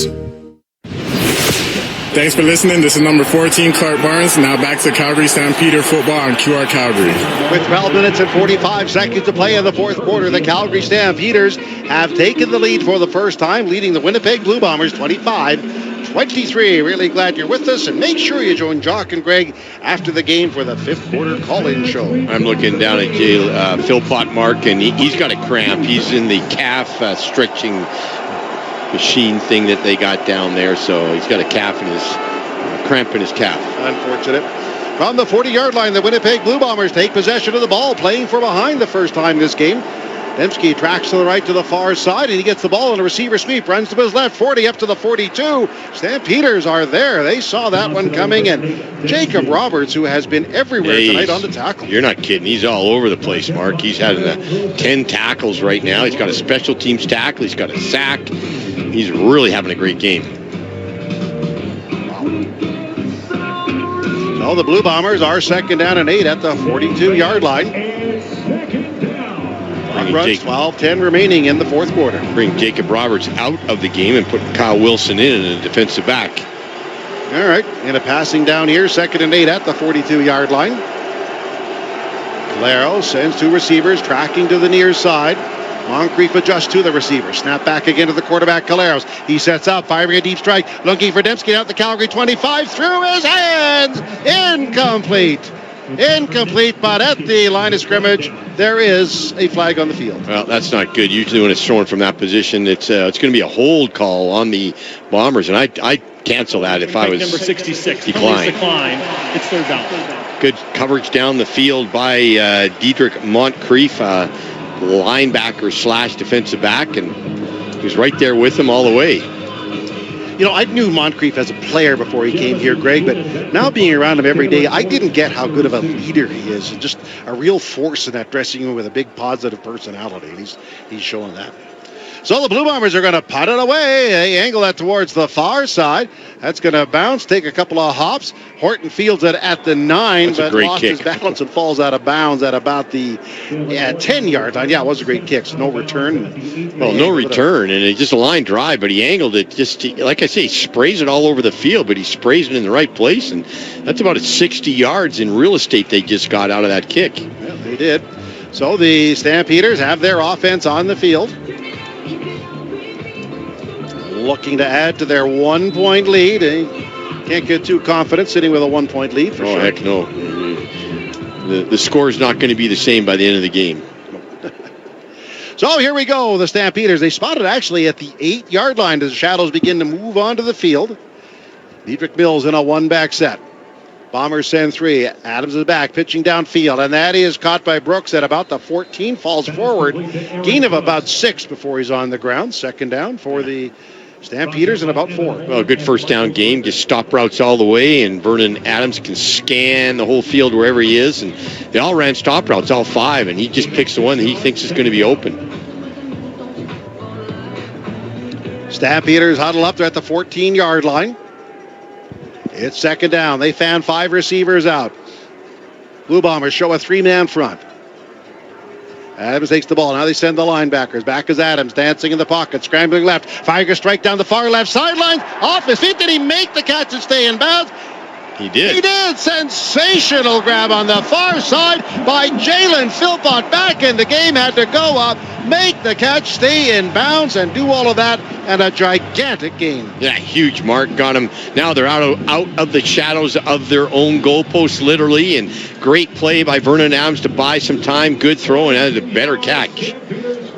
Stampeders are at the 41-yard line, and they're rolling right now with 10 minutes and 44 seconds remaining. Here's a pass downfield, a slant caught by Rhymes. He gets to the 51-yard line of Calgary, where he's tackled. Well, good read by Vernon Adams. He sees that the Bombers are in that shell there where they got 5 guys deep, 4 guys way back there. Said, well, we're going to run quick slants, just pick up first down, pitch and catch for a first down on that play. They did. The Stampeders are advancing. They're at the 52, their own 52. 9 minutes, 49 seconds to play. Stampeders with a 25-23 lead. They come out of the huddle. Clark Barnes going left, lines up on the line of scrimmage on the 50-yard line.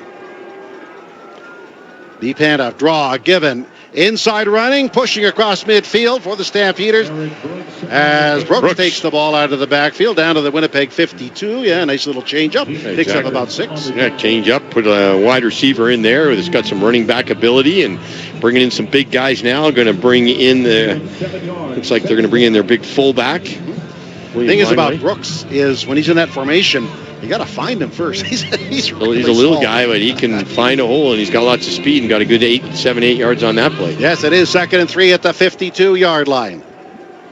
Stampeders bring Longley in to act as a tight end left. Mills one back set. Now Raheem Brown comes in the backfield, but Adams will go to the air. Adams is back, standing, pitching, and dropped. Well, it was just thrown dropped by Tevin Jones. Well, it's thrown right at his knees, but he should just turn his thumbs out, watch the ball right into his hands, and he was kind of running, thinking he could just go down, put his hands down, and make that catch. Makes that catch, and it was a first down. So, yeah, it was a low throw, but it was still a catchable football. Yeah. The scene is on to punt for the Stampeders. Laval is ready to return. Standing at the Winnipeg 10. 8 minutes, 40 seconds remaining. This ball is punted away. A fluttering kick. It's caught just across the 10. Valvel straight ahead. 15 at the 20. Trying to get it outside. Get the edges down the far sidelines. In a foot race. Finally pushed out of bounds by the punter Messine. But there's also a flag back by the line of scrimmage. We'll sort out all of the flags and the returns after this. The score, the Calgary Stampeders 25, Winnipeg 23. You're listening to your Alberta Ford dealers Stampeder football on QR Calgary, 770 CHQR and 107.3 The Edge. It's time to Toyota at the Giant Country Hills Toyota. Your Toyota Giant has brand new RAV4s and Tacomas in stock and ready for immediate delivery. Buy now and save up to $4,000. Plus, free lifetime oil and filter offer, giant trade-in values, and free winter tires with every single vehicle purchased in August. Guaranteed. It's time to Toyota right now at the Giant Country Hills Toyota. Western Financial Group, Canada's insurance broker, a proud partner of the Calgary Stampeders, has been insuring Canadians since 1905. Western's insurance brokers will save you money by bundling your home and car insurance and find you insurance for all your needs, including business. Protect your turf with the right coverage, and you can stay in the game. Visit westernfinancialgroup.ca or call 888-594-3120 to get your free quote. It's the legendary CFL rivalry that Stamps fans love. The Riders are coming to town for the Battle of the Prairies. The Calgary Stampeders take on the Saskatchewan Roughriders on August 23rd at McMahon Stadium. Arrive early to check out the Gridiron Gardens presented by Coors Light ahead of the family-friendly 5 p.m. kickoff. Bring a non-perishable food item in support of Pure Later Tackle Hunger. Wear your red and white and get ready to cheer loud. Tickets at stampeders.com/tickets. Together, we ride.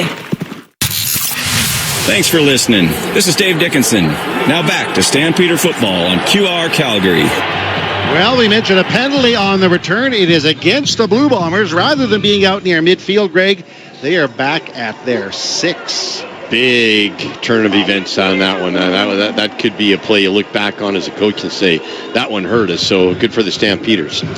Let me just tell you, I looked at the record book during that timeout. Roberts has 10 defensive tackles. The team record is 13, held by Micah Awe. He did that a couple of times in 23, and now with the Lions, of course. But why not? 26 remaining. Yeah, Roberts and Kyle Wilson's back on. Their linebacking core is looking pretty good. So here's the scenario. Stampeders 25, the Bombers 23. 8 minutes and 26 seconds remaining in the fourth quarter, and the Winnipeg Blue Bombers are 1st and 10 at their 6. That's it. Looking over at the sidelines, I'm not... Well, you're still going to be frustrated if you're Craig Dickinson, because you can't let little guy Vavel get outside. You got to keep that contained. And one of our contain guys and our feather contain guys are two guys that are supposed to contain and not let him get outside, and that didn't happen. All right, Winnipeg did challenge. That was the hang up, and they lose the challenge, and now it's Winnipeg ball on the 6. Well, pretty tough to lose a challenge or win a challenge on a hold. There's crowd getting into this game.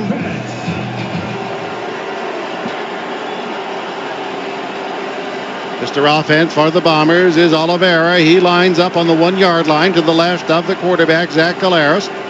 And he will get the call, finds a hole right side, pushes ahead, but there's not a lot of room there. Our man Roberts there for his 11th tackle. And the gain is maybe 4. Yeah, 4 or 5. They're just stacking that box, bringing those slot backs down and leading them up through the hole that they want Brady Oliveira to come up with, and they're just pushing that defensive line of linebackers back, and that time they gave him 6 yards. 2nd and 4 and a 12, the clock in motion. It reads 7:43, 7:42. 2nd down, Winnipeg, 4 yards to go with the 12-yard line. Caleros again calling out signals, now checking off at the line. Dembski motions near side. Snap back again to Caleros. He pitches downfield. That ball is caught at the 15 up to the 20-yard line. Throwing down at Clark, yes, but does have a Winnipeg first down as Wilson, the linebacker, tackling. Good read by Caleros. We had Dietrich Moncrief. He went on a blitz, and he tried to time it and disguise it, but Caleros, as soon as he saw him coming, just knew exactly where to throw the football, right where he had vacated. 1st and 10 at the 22-yard line. The Calgary Stampeders holding a lead. Clock draining to 7:01 remaining in the quarter. The fourth quarter. Winnipeg out of the huddle. Will Stearns has a touchdown. Now him and Dembski motion to the far side of the field. Stampeder defense adjusting. Back to the quarterback, Caleros. He pitches in the open field, and they absolutely, Derek Moncrief, rocked the receiver on the play as Stearns was jolted. He hung on to the ball, and that's kind of a miracle given how hard he was hit. Yeah, but nonetheless, it's a big loss. We're glad he held on to the ball because he lost 5 yards. If you hadn't, it would have been 5 yards further up. A good play by Moncrief. He read that right away, and his guy came out to block him, and he just did a swim move, got around him, and made that hit just as we had the receiver catching the football. Winnipeg is 2nd down, 14 yards to go at the 18-yard line. Huge play for the Stampeders here. 6 minutes, 11 seconds remain. Can the defense chase him off the field? Caleros from the shotgun set. Looks over that 4-man Calgary front. Caleros to the air. Caleros back, looking wide side, dancing in the pocket. He's in trouble. Hit and goes down at the 15-yard line. And that's sack. Jaden Hutchings, his 2nd of the game. And another sack on his totals this year, giving him 6. Wow. 6 sacks, but good job by that D-line. They are quick, Mark. When you have a quarterback that scrambles, Caleros isn't the quickest on his feet, and they've been tracking him down, and they've got 3 sacks so far, but Hutchings, yeah, he's the guy, 6 sacks. Stampeders sending 2 returners deep because Sheahan's been spraying the ball all over. That's exactly what they're doing. Yeah. Sheahan takes the ball and punts it away. Angles it towards the far side. That's where Horton will catch at the 35. Sutterstep runs right, looks for a seam. He's at the 40, at the 45, and is slowed up by the Blue Bombers at about the 48-yard line. Regardless, the Stampeders are out near midfield when they resume play. The offense is coming on the field. It's the Stampeders 25, Winnipeg 23. You're listening to fourth quarter Stampeder football action. This is Stampeder football on QR Calgary and 107.3 The Edge. From the moment the seed is planted, your days until harvest are numbered. One decision builds on the next to produce greater returns for your farming operation. So when it comes to harvest, you rely on the only machine built to deliver the numbers you deserve. The Claus Lexion Combine gives you the quality, efficiency, reliability, and precision that makes every minute count. But when the countdown ends, brighter solutions are ahead.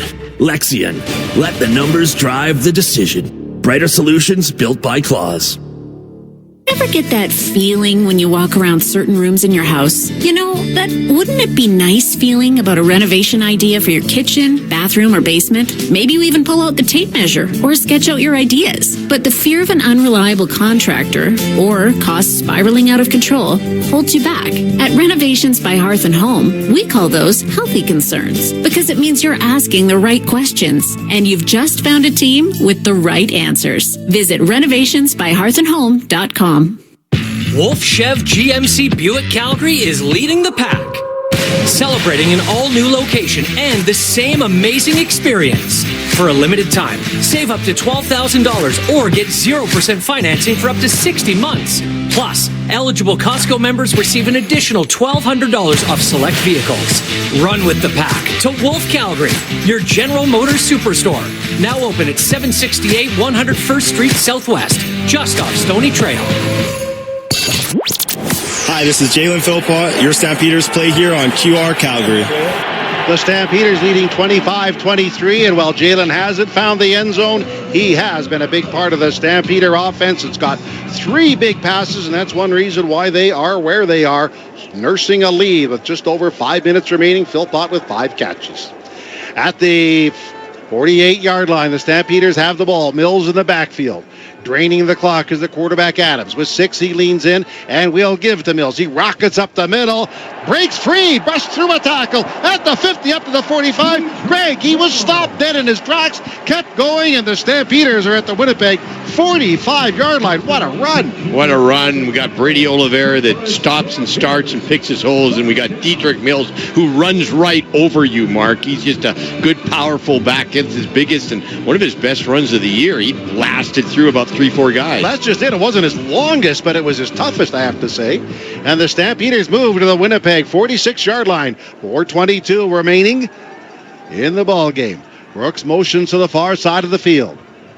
But Adam, deep handoff again for Mills. He cuts off left tackle, turns it upfield, pushes through a hole, gets inside the 40 to the 39-yard line. Griffith, the linebacker, tackling. Another good but run. That's about an 8-yard pickup. I think they're wearing this big D line of the Bombers down a little bit because they're running the ball a lot better. And, right now that D line is tired, and Mills is taking advantage of it because he's spinning. That time, a couple spin moves and keep the legs going. He got a good 7 yards. 3:49 remaining. The clock runs down. Stampeders leading 25-23. They are 2nd and 3 at the 39-yard line. Mills with 98 carries. Next one of any consequence puts him over 100 for the first time this year. Mills in a one-back set, crouches behind the quarterback, and he gets the call. This time he runs into the teeth of that Winnipeg defense, but this time James Vaughters is there to push him back. No gain, so it's 3rd down, and Rennie Paredes, who shook off his slump from the last game, is back on for his 4th field goal try. This is a very important field goal, Mark, because it makes him have to get a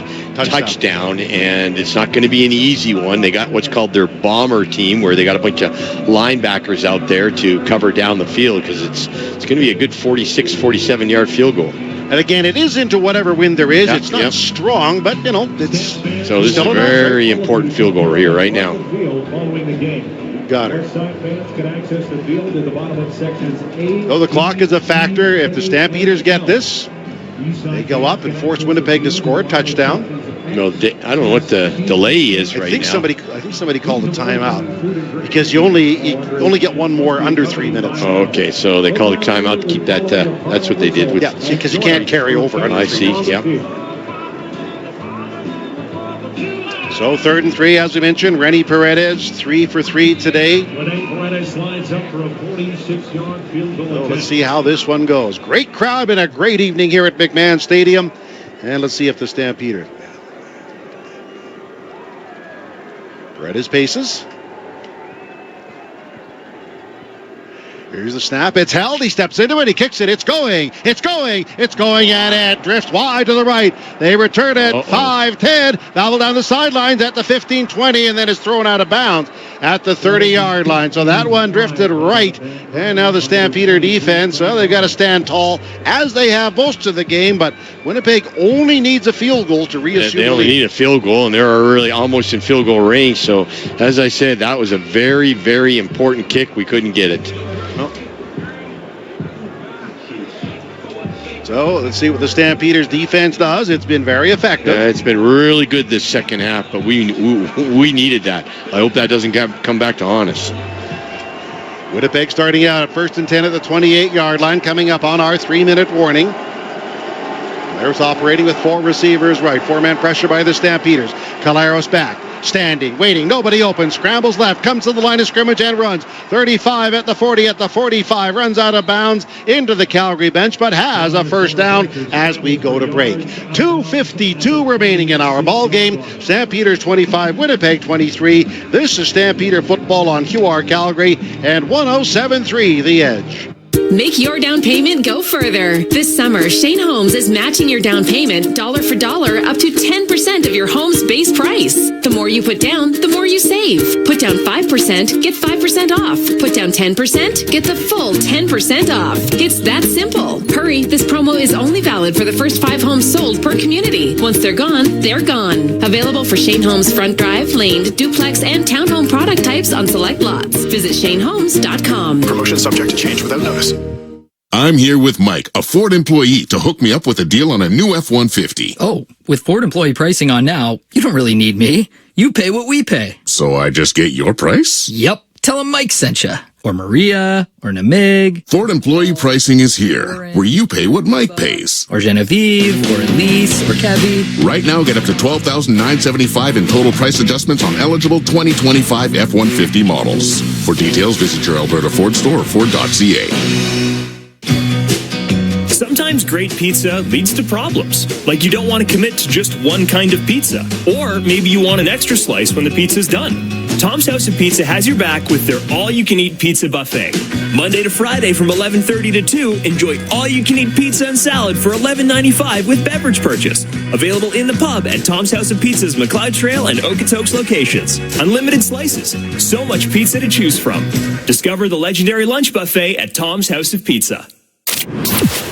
This is Micah Tights, number 42. Now back to Stampeders football on QR Calgary. Well, you can hear that defense trying to get the Stampeders fired up and rattle the Winnipeg offense. The Stamps lead 25-23, but Winnipeg is 1st and 10 at their 46-yard line. 2 minutes, 52 seconds remaining. A field goal puts Winnipeg back in the lead. So if I'm looking right here, and based on what I know of Castillo, I would say, Greg, about 15 yards, maybe not even. Right now, he can launch it, and he gets it. He's already hit a 52, 53-yarder this game. And he has a favoring breeze. Let's not forget that. Yeah. Okay, from the 46, Winnipeg breaking the huddle. The great veteran Caleros, 20 of 25 passing, 206 yards, leading the charge. Oliveira, his mate, is in the backfield to the right. They clock at 11.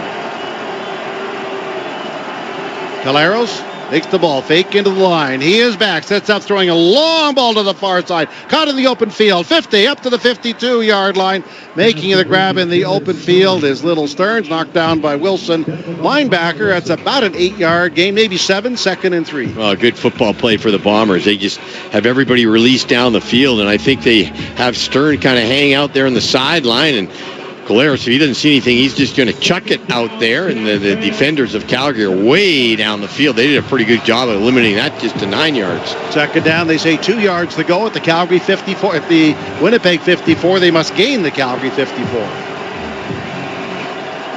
They break the huddle, the Blue Bombers do.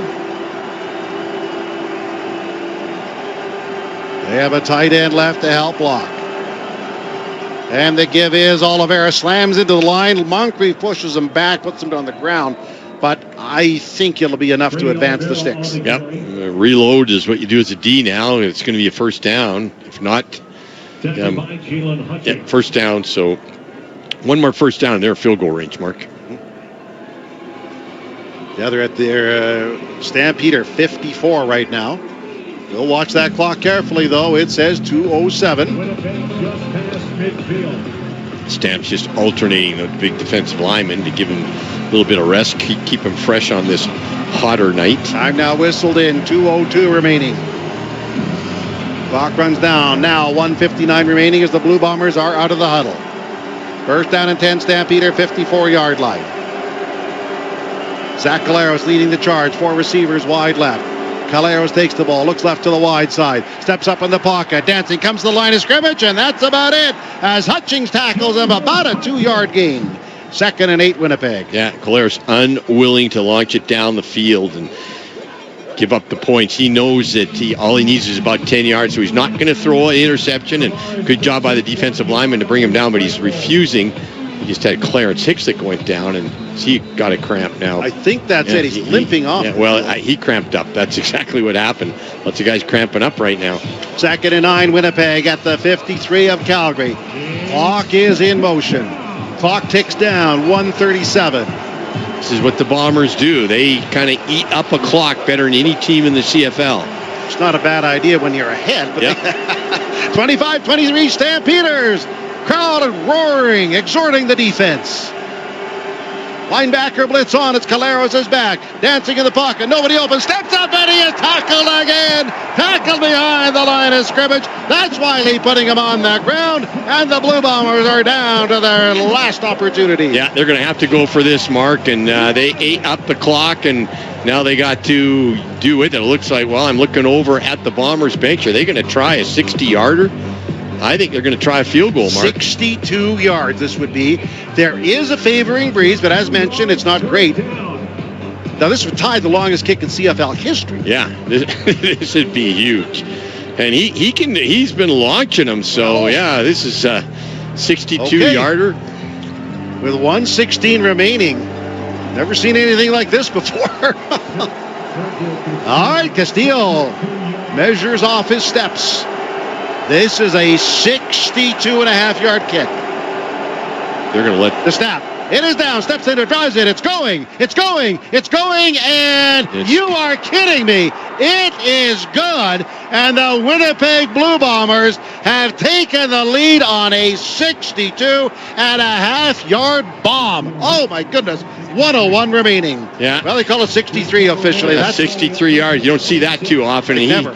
That was just he's just a clutch kicker. And you look back on the one Rennie had from about 40, and that could hurt us. But we got 1:01 there. A field goal by us is by the Stamps. So, you know what? They still got about 3-4 plays to get it into field goal range. Paul McCollum in 2001 kicked a 63-yarder. So this actually ties the longest kick in CFL history. Well, that's what you can do if you just know your kicker. And Caleros refusing to throw the ball down the field and give it up. And, you know, I'll go out. He knew he was going to get sacked or tackled, but he's just not going to give the Stamps the football back and try and just let his kicker do the work. And his kicker came through. 1 minute and 1 second remain as they took a gamble, a bomb field goal to tie, give Winnipeg the lead, 26-25, 1:01 remains. Well, Stamps got to get a good return here and get it up to about the 45-yard line, and probably have about 40 seconds left. Castillo on, see if he has any leg left for a kickoff. And he does. He sends it downfield. Horton will catch, returning. No, he's going to let it sail by. Go into the end zone. They're going to take the field position. It bounces out the end of the end zone. So that's all right. 27-25. The Stamps need a field goal one way or the other. So you need a field goal, but you know what? You always look at that 1 point and you miss something and you got a tie. So, but yeah, the kind of common knowledge right now or strategy is to take the field position, and that's what they did. So they're going to have it up on the 40-yard line. Stampeders will need about 30 yards here with 1 minute and 1 second remaining. It looks like the wind's died down a little bit, Mark, and it's not. I would say if you get it within about 45, 50 yards, you're within Rennie territory. So here come the Stampeders. First down, Vernon Adams at the controls. He's 15 of 22 today. And the official comes up to center. I don't know what they're doing. They're letting the Bombers get their personnel on. They didn't have their personnel on, and Stamps are up over the ball. Yeah, that's what I say. Unless they're resetting a clock. I have no idea what that was about. Why they just stopped the game. Well, Fortan's over the ball. 5 receivers out for the Stampeders. Will stays in the backfield. Adams takes the snap. He is back, throws along out to the near side. Rhymes makes the catch. He's across midfield, then bumped into the Stampeder bench. First down, big play there, just at or across midfield. Wide side out to Dominique Rhymes, and he got out of bounds. That only up about 8 seconds and got him out to midfield. Excellent throw, good route, good play. To the 54.5 of Winnipeg, the Stampeders have the ball. Jones has a pair of touchdowns. He flanks left. Rhymes in the slot that way to the wide side. What do they do with 56 seconds remaining? Blue Bombers showing blitz. Now checking off at the line is Adams. Play clock is at 6. Blitz is coming. Adams is back. Feathers a pass over the middle, looking for Brooks. Off his feet. Pulls it in. Lands at the 40-yard line. What a sensational grab and a sensational throw there at field goal range. Yeah, they checked off, Mark. They saw that the Bombers were... No, we got a penalty now. They saw that the Bombers were going to blitz through a little dump pass. It was a great catch, but we'll have to see what this penalty is. Stampeders are pointing that it's against Winnipeg, but what... and it is. That should march him. Not sure what the infraction is. Nevertheless, Dave Dickens Stampeders is now have the talking to him, but it looks like they're not moving the football, so it's not going to be against the Stampeders. Might be pass interference because they didn't have any safety or middle linebacker help, and they had a defensive back. Pass interference, Winnipeg number 32. Penalties decline. It's first down. They're going to decline it and take the yard. So they're now in field goal territory. So you'd like to get it a little bit closer. This is exactly where Rennie missed it before. Do you put it up again? First down and 10 at the 40-yard line of Winnipeg. 27-25 Winnipeg. Stampeder ball. They have an overload right to set up a tight end. Adams calling out signals. Motions Brooks to the far side. But they'll give it to Mills. He finds a hole right side, gets about 4 yards, and the Blue Bombers stand him up. Nichols is there. Yeah, they're just going to leave it in Rennie hands now. They're going to just run this football and get it right in the middle, so it's going to be about a 45-yard field goal. From 38 right now, that's where the Stampeders are. Baked at that, spot 37. So second down and about 7 to go. 35 seconds remain. Stampeders are down by 2, but they are in field goal range.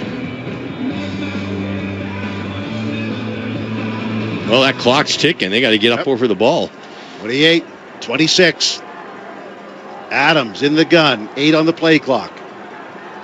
Adams takes the ball. And you do the safe thing, give it to Dedrick Mills. He drives, pushes, carries a tackler down to about the 31, 32-yard line. So he gives the Stampeders a great opportunity with 14 seconds remaining. Should be, don't have to really pound it. That being Rennie, he's just got to make it accurate. And he doesn't have the best average this year. What did you say he was, Mark, so far this year? And he's missed about 4 or 5. But make this one, you're going to make up for it, win the football game. This is from 40. 14 seconds remain.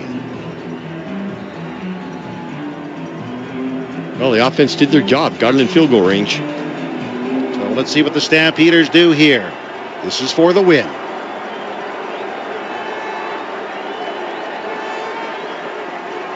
The snap. It's down. Peretta steps into the ball. Drives it towards the upright. It's going. And it is good. And the Calgary Stampeders on a last play field goal, digging themselves out of an early hole, have defeated the Winnipeg Blue Bombers 28-27. They finished the first half of the season at 6-3, and Rennie Paredes comes through with yet another game-winning field goal. Well, to beat a team 3 times in a year in the first half of a year is incredible, Mark. Not only that, a very good football team. So this is a statement by the Stamps. You beat the Bombers 3 times. Good job. They're 6-3 at the midway point. The final score, the Calgary Stampeders 28, Winnipeg 27. Up next, the Valentine Volvo and Volvo Cars Royal Oak postgame show, including the Hearth and Home coaches interview. This is QR Calgary Stampeders football. It's time to Toyota at the Giant Country Hills Toyota. Your Toyota Giant has brand new RAV4s and Tacomas in stock and ready for immediate delivery. Buy now and save up to $4,000. Plus, free lifetime oil and filter offer, giant trade-in values, and free winter tires with every single vehicle purchased in August. Guaranteed. It's time to Toyota right now at the Giant Country Hills Toyota. It's the legendary CFL rivalry that Stamps fans love. The Riders are coming to town for the Battle of the Prairies. The Calgary Stampeders take on the Saskatchewan Roughriders on August 23rd at McMahon Stadium. Arrive early to check out the Gridiron Gardens presented by Coors Light ahead of the family-friendly 5 p.m. kickoff. Bring a non-perishable food item in support of Pure Later Tackle Hunger. Wear your red and white and get ready to cheer loud. Tickets at stampeders.com/tickets. Together, we ride. Your Cooperators Advisor can help your business do what you want it to.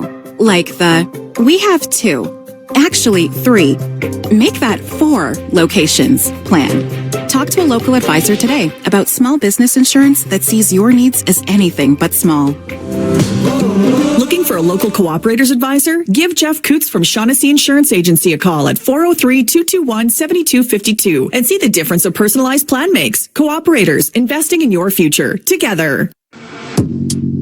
And that's the game. The final whistle has sounded, and now it's time to tackle how it all unfolded. The good, the bad, the ugly. The Valentine Volvo and Volvo Cars Royal Oak postgame show is just around the corner on the proud voice of the red and white. QR Calgary 770 and 107.3 The Edge. Hey, it sounded so good the first time. I think it's time for an instant replay. The snap. It's down. Paredes steps into the ball, drives it towards the upright. It's going, and it is good. And the Calgary Stampeders on a last play field goal, digging themselves out of an early hole, have defeated the Winnipeg Blue Bombers 28-27. They finished the first half of the season at 6-3, and Rennie Paredes comes through with yet another game-winning field goal. Well, a little bit of a redemption for Rene Paredes. Remember, he missed a 46-yarder that could have given the Calgary Stampeders a nice cushion. Then we saw the 63-yard bomb tying a CFL record by Sergio Castillo. The Stampeders had to get into field goal position. Big catches from Dominic Rhymes and Eric Brooks. The Calgary Stampeders did exactly that. They got the game-winning field goal with no time left on the clock. The walk-off by Rene Paredes. What a week in the Canadian Football League. Today was the day of comebacks. The Ottawa Red Blacks come back from a 22-1 deficit over the Toronto Argonauts. They win that game 46-42. The Calgary Stampeders spot the Winnipeg Blue Bombers a 17-0 lead in this game. The Stampeders, they were just downright brutal in the first quarter, but they did turn things around, and the Calgary Stampeders were able to battle all the way back with this 28-27 victory. Welcome to the Valentine Volvo Cars Royal Oak postgame show. Valentine Volvo and Volvo Cars Royal Oak proudly supporting our community and the Calgary Stampeders since 1946. Greg Peterson, a big sigh of relief, I think, from the Calgary Stampeder Football Club. Number one, you didn't want to lose 3 games in a row. Number two, you didn't want to fall below 500 at home. And it didn't look good in the first quarter, but give this football club some credit because they showed some guts in this game. Yeah, they got into a big hole, all because of bad play, mostly in the offense, a lot because of that special teams kick. Next thing you know, you got a big hole before, the second quarter even starts. But they didn't panic. They just kept chipping away at that deep hole until they finally got where you got that momentum and rode with that momentum into the fourth quarter. And you really got to give them a lot of credit. Well, it's interesting because that first quarter, how bad was it? The Calgary Stampeders had 3 bad penalties. They had 2 bad kicks. They were sacked once. They had 0 first downs. They only had 8 yards of offense in that first quarter. Dave Dickinson at the half was not a happy camper. He basically said, we got to play better. They didn't score any touchdowns in the second half, but they did get field goals from Rene Paredes, 14 yards, 31 yards, 34 yards, and 40 yards for the GOAT for the Calgary Stampeders. And yes, the Calgary Stampeders do improve their record to 6-3. Mark Stephen is on his way down to the Calgary Stampeder dressing room. We're going to be hearing from the coach in a few minutes. The coach's interview brought to you by Hearth and Homes.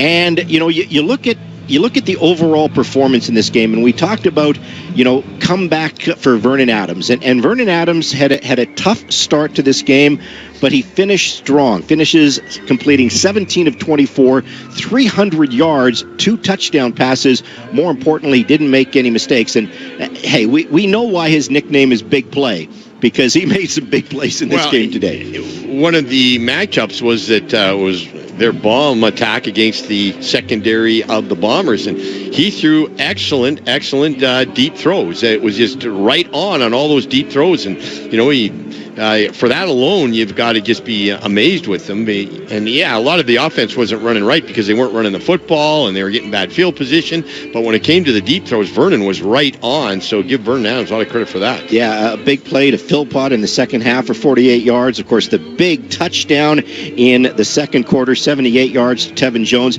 There was another big play that was a pass interference that went for 40 yards. But all of those plays were engineered by the Stampeder quarterback. And hey, we talked about the running game. The Calgary Stampeders had no run against the Ottawa Red Blacks. I know we'll talk about Brady Oliveira in a second, but Dietrich Mills has his first 100-yard game of the season, 18 carries, 105 yards, and he played a very good game. Yeah, he did, and he ran just tough, especially that second half. I mean, he was hit, and he ran over guys, and he just kind of the defensive line of the Bombers wore out a little bit, and the offense took advantage of it. They really had nothing that first quarter, as you said, but they wore out, and you got a power pounding at you like Dietrich Mills, you're going to get something, and he played an excellent football game that second half. Also returning to the lineup in this game, 2 Canadian receivers, Jalen Philpott and Chris Barnes, and guess who were the top receivers for the Calgary Stampeders? Jalen Philpott targeted 5 times, 5 catches, 88 yards. Clark Barnes, 4 catches, 5 targets, 75 yards. Do you think those 2 guys were missed last week? They were missed a lot. It was great to have them. They were making catches, and they were. And you really don't know how much they're missed until they come back out here and they have an explosive performance in the second half like they did today. And yet Tevin Jones was really, really good in the first half. The big 78-yard bomb, and he had 2 touchdowns. He only had 2 catches, but hey, he made both of them count, both in the end zone. Yeah, exactly. So the wide receivers played very well. I can only count 1 drop ball, and that was with Tevin Jones at the very end there, one that was thrown down at his knees, I guess it was. But for that, we didn't have any drop balls, and not only that, we had exceptional 50-50 balls that we came up with them. Zach Collaros was good in this game. He was steady. He was a good game manager. He completes 21 of 26, but only 214 yards. He didn't have the big plays. He had one weapon in this game. One weapon. And the Stampeders shut down Brady Oliveira in the first 2 games. They didn't shut him down in this game. Brady Oliveira carried the ball 12 times for 68 yards, but he also caught the ball 9 times for 100 yards. So, yes, Brady Oliveira was very, very good. But, hey, we got to go down to the Calgary Stampeder dressing room because with the victorious head coach in this game, Dave Dickinson, here is Mark Stephen. Well, Coach, what do you say about a game like that? Had a little of everything, a slow start, you bailed yourself out, then had to rally at the end, and can hear behind us a lot of excitement in the dressing room. Yeah, it was really not a good first half at all. In fact, all 3 phases didn't play well. Good thing is we were resilient. We made a huge throw to Tevin, and great job on him. We got a nice PI call that helped us. When we reloaded in the second half, I thought we really outplayed them, but the score didn't really show that. We just kept leaving things on the field, and ultimately, I was wondering if we can get snake bit on the 62-yarder this time after losing on a 58-yarder. But good decision by Horton on the kick. The single didn't matter, and we did a nice job on offense. Mills coming up big, and Eric Brooks, and Renee came through for us. So many things to look at, but let's start with the ground game that was neutralized a week ago. I thought Dietrich was ripping it up when he absolutely needed to do your first 100-plus game. I mean, it was a battle still. I mean, they threw a lot of odd looks at us with different people the first half. Cambry Williams and Pat did a good job coming up with a little bit of a different plan in the second half, and Millsy came downhill and did a good job. In terms of the defense, I thought you corralled, maybe you didn't neutralize the play of Collaros, but he seemed to be going only to one guy, and you kind of corralled him in as well. I'm talking about Brady Oliveira. Yeah, I mean, I think Brady stirs the drink with Dembski, obviously, and Zach. They've been doing it for so long. Made some really good plays in the first half. The throw down the seam, over the top, great throw and catch. They had some momentum. We kept them basically, I'm going to say, I think they had 250 at half. made some good adjustments, coached slow in the guys, and tackled and really played at a different pace in the second half. And the first half, you didn't have a lot of great plays, but you had big plays. Tevin Jones break 3, the pass interference. So what you did have really turned the game on its head. Yeah, but we were garbage in the first quarter. So many mistakes. It really was wondering. I was shaking my head a little bit, but what we didn't do is lose our poise. We just kept coaching. We kept playing, realizing it's a long game, especially in Canada, and got the win. One more time, you turned over to Rennie Paredes. Yeah. I mean, I felt very good about it. Especially the other thing is he kind of likes it towards the left hash. That's where we tried to get the ball, and it worked out. He made a great kick. Dave, thank you very much. Enjoy the break. Thank you. Dave Dickinson, head coach, in just a moment coming up, guys. We'll have a break here, and yes, we'll get Rennie Paredes coming up in just a moment. I'm not sure where Rennie is. We'll get him and a couple of others, but let's go back upstairs. All right, Mark, thank you very much. I love that quote from the coach. We were garbage in the first quarter, but we kept our composure.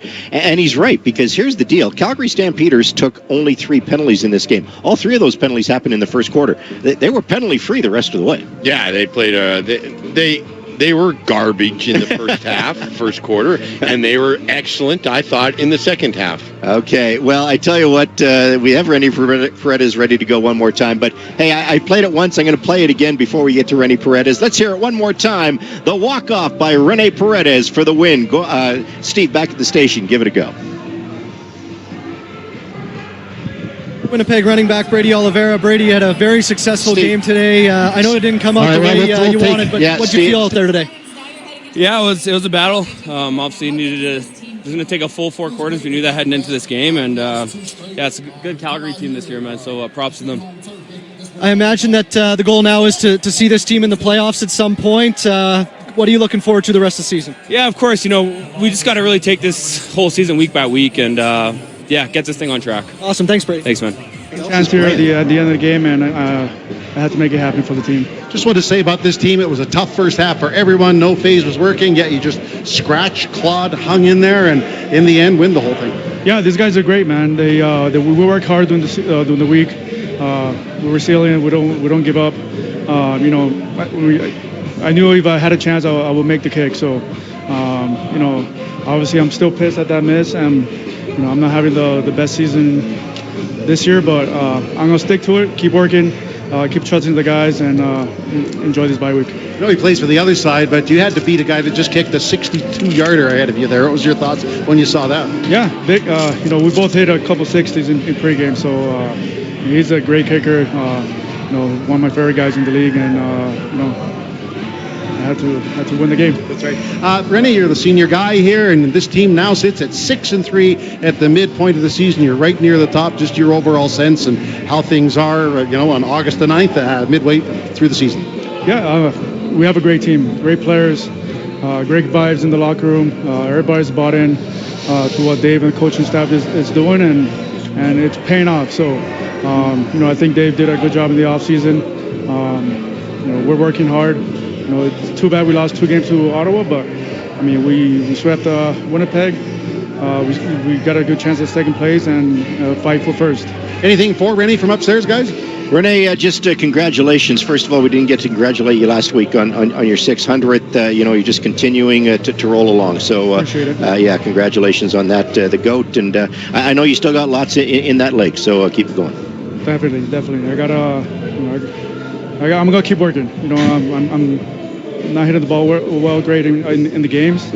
I'll keep working, and we'll see what happens. All right. Rennie, thank you very much. Congratulations, and enjoy the break. Appreciate it. All right. Rennie Paredes joining us. Guys, more guests coming up in a moment. Yeah, much needed break coming up for the Calgary Stampeders. They're back in action Saturday, August the 23rd, when the first place Saskatchewan Roughriders roll into town. That's a 5 o'clock kickoff. Our pregame show is on the air at 3:30. Tell you what we're going to do. We're going to come back with the drive of the game for the Alberta Ford dealers, but we got to take our first break. So much more to come here on the postgame show. You're listening to QR Calgary and 107.3 The Edge. New look, new location. The same luxurious standards.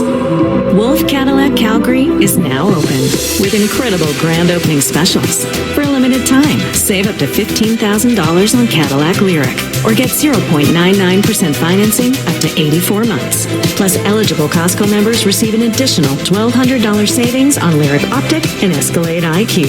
Wolf Cadillac Calgary, 756 101st Street Southwest off Stony Trail. Western Financial Group, Canada's insurance broker, a proud partner of the Calgary Stampeders, has been insuring Canadians since 1905. Western's insurance brokers will save you money by bundling your home and car insurance and find you insurance for all your needs, including business. Protect your turf with the right coverage, and you can stay in the game. Visit westernfinancialgroup.ca or call 888-594-3120 to get your free quote. Make your down payment go further. This summer, Shane Homes is matching your down payment dollar for dollar up to 10% of your home's base price. The more you put down, the more you save. Put down 5%, get 5% off. Put down 10%, get the full 10% off. It's that simple. Hurry, this promo is only valid for the first 5 homes sold per community. Once they're gone, they're gone. Available for Shane Homes front drive, laned, duplex, and townhome product types on select lots. Visit shanehomes.com. Promotion subject to change without notice. Ever get that feeling when you walk around certain rooms in your house? You know, that wouldn't it be nice feeling about a renovation idea for your kitchen, bathroom, or basement? Maybe you even pull out the tape measure or sketch out your ideas. But the fear of an unreliable contractor or costs spiraling out of control holds you back. At Renovations by Hearth and Home, we call those healthy concerns because it means you're asking the right questions and you've just found a team with the right answers. Visit renovationsbyhearthandhome.com. You're listening to 770 CHQR AM and 107.3 CFGQ FM Calgary, Chorus Entertainment Radio Stations. Listen to Stampeders play-by-play and high-definition radio brought to you by your Alberta Ford dealers. 105.1 FM, Channel 2, QR Calgary 770. Very nice to see Clark Barnes back in the lineup for the Calgary Stampeders today. Of course, in the Stampede Bowl, he cut that touchdown pass but went down with an ankle injury. Tonight, he returns against the Winnipeg Blue Bombers, and Clark Barnes did make an impact in this game. 4 catches for 75 yards as the Calgary Stampeders get a walk-off 28-27 over the Winnipeg Blue Bombers. Let's go back down to the Calgary Stampeder dressing room with Clark Barnes. Here's Mark Stephen. Well, Clark, how good is it to be A, back on the field, but B, have such a meaningful contribution to such a dramatic win? It feels great, man. Just knowing that my teammates, BA, has confidence in me, just going out there and competing. That's it, man. How about the offense? It wasn't going well in the first half. Was anything discussed in the dressing room here? Or everybody just look around and everybody says, look, we can all do better. Let's get to it? Yeah, exactly. Just something like that. Everybody can do better, man. Just staying confident, keeping going. Coaches make good adjustments when we came in at half. Definitely, VA seeing what the defense is doing and making those adjustments, man. So it's just me running my routes, catching it when it comes to me. The big plays have been a story of this team all year, and you had a couple to keep you in the game early to Tevin, whether it was a long pass or the pass interferences. That's been a real hallmark of this team, isn't it, to rack up some big yards? Yeah, it's big play VA. It's nothing else that can happen but big plays. That's just him. All we got to do is keep confidence, knowing that he'll see us, and just keep going at it, keep running our routes, like I said, and when that ball comes, just making the play. That's it. Guys, any questions upstairs for Clark? Clark, I don't want to overstate the significance of this win, but it's a big one in my opinion because you don't want to go into a 3-game losing streak. You don't want to fall below 500 at home. I would just think that this was a really, really important game for this team to come back and win this one. Yeah, no, for sure. Great teams don't do that type of stuff. So it was great to get back going. Obviously, it was a tough task of beating a good team 3 times in a row. But like you said, we needed that win bad, and we got it done. So that just shows the great character that this team has. Well, you talk about that character, and of course, you get back into the lineup. Jalen gets back into the lineup.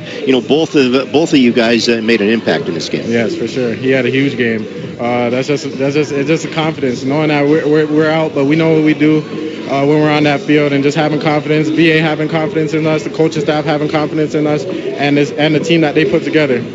Well, listen, Clark, thank you very much. I'm sure you'd like to be playing next week. You've had enough bye weeks as it is, so I guess just take it where it is and away we go. All right, thank you very much. I appreciate it. Clark Barnes joining us, guys. More guests coming up in a moment. All right, Mark, thank you very much. Let's get to the drive of the game. The drive of the game brought to you by the Alberta Ford dealers. You have a couple of options tonight. Where are you going, Greg? I'm going to go after I spoke with you, and you were right. I'm going to go with the last drive of the game. It was 5 plays, 3 passes, and 2 runs to win the game, just because it was so critical. They had to get it into field goal range, and they had a couple of drives that were 2-play drives with big touchdowns, and there's a lot of field goals in this game. But that field goal, that was just a drive, had to happen. I picked that as a drive of the game. Well, it's interesting because the kickoff after Sergio makes the 63-yarder, the kickoff goes into the end zone and, of course, goes for the single point. I'm not sure that's what they wanted at that point. They wanted to see a run back. They gave the Calgary Stampeders good field position with the 40-yard line, and sure enough, maybe that catch by Eric Brooks, that was an unbelievable catch. We'll talk about that in a minute. Yeah, exactly right, because it was beautiful. But you're right. The Stampeders had the pressure on them. They had to get it done. They only had a minute left on the clock, and they got it done. They got it done. And you know what? More than that, they had to. What was really great is they just came up with big plays when they had to come up with big plays, so you really got to credit them. Okay, that is the drive of the game for the Alberta Ford dealers. When we come back, more from the dressing room, and we'll get to our game turning point. The game turning point for Wolf Chevrolet Buick GMC. Keep it locked right here on QR Calgary 107.3 The Edge. Sometimes great pizza leads to problems, like you don't want to commit to just one kind of pizza, or maybe you want an extra slice when the pizza's done. Tom's House of Pizza has your back with their all-you-can-eat pizza buffet.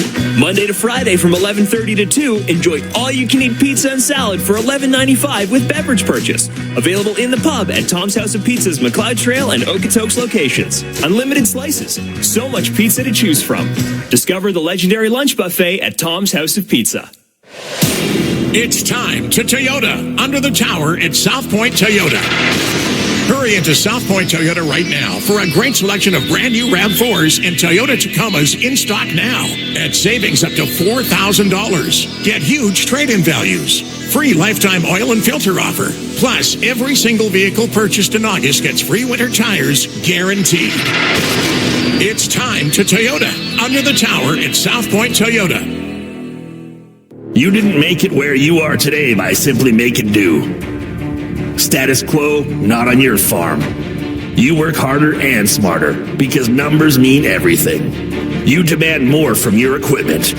Greater throughput, leading efficiency, intuitive intelligence. Because when your bottom line is the top priority, these letters make perfect sense. Brighter solutions built by Claws. It's the legendary CFL rivalry that Stamps fans love.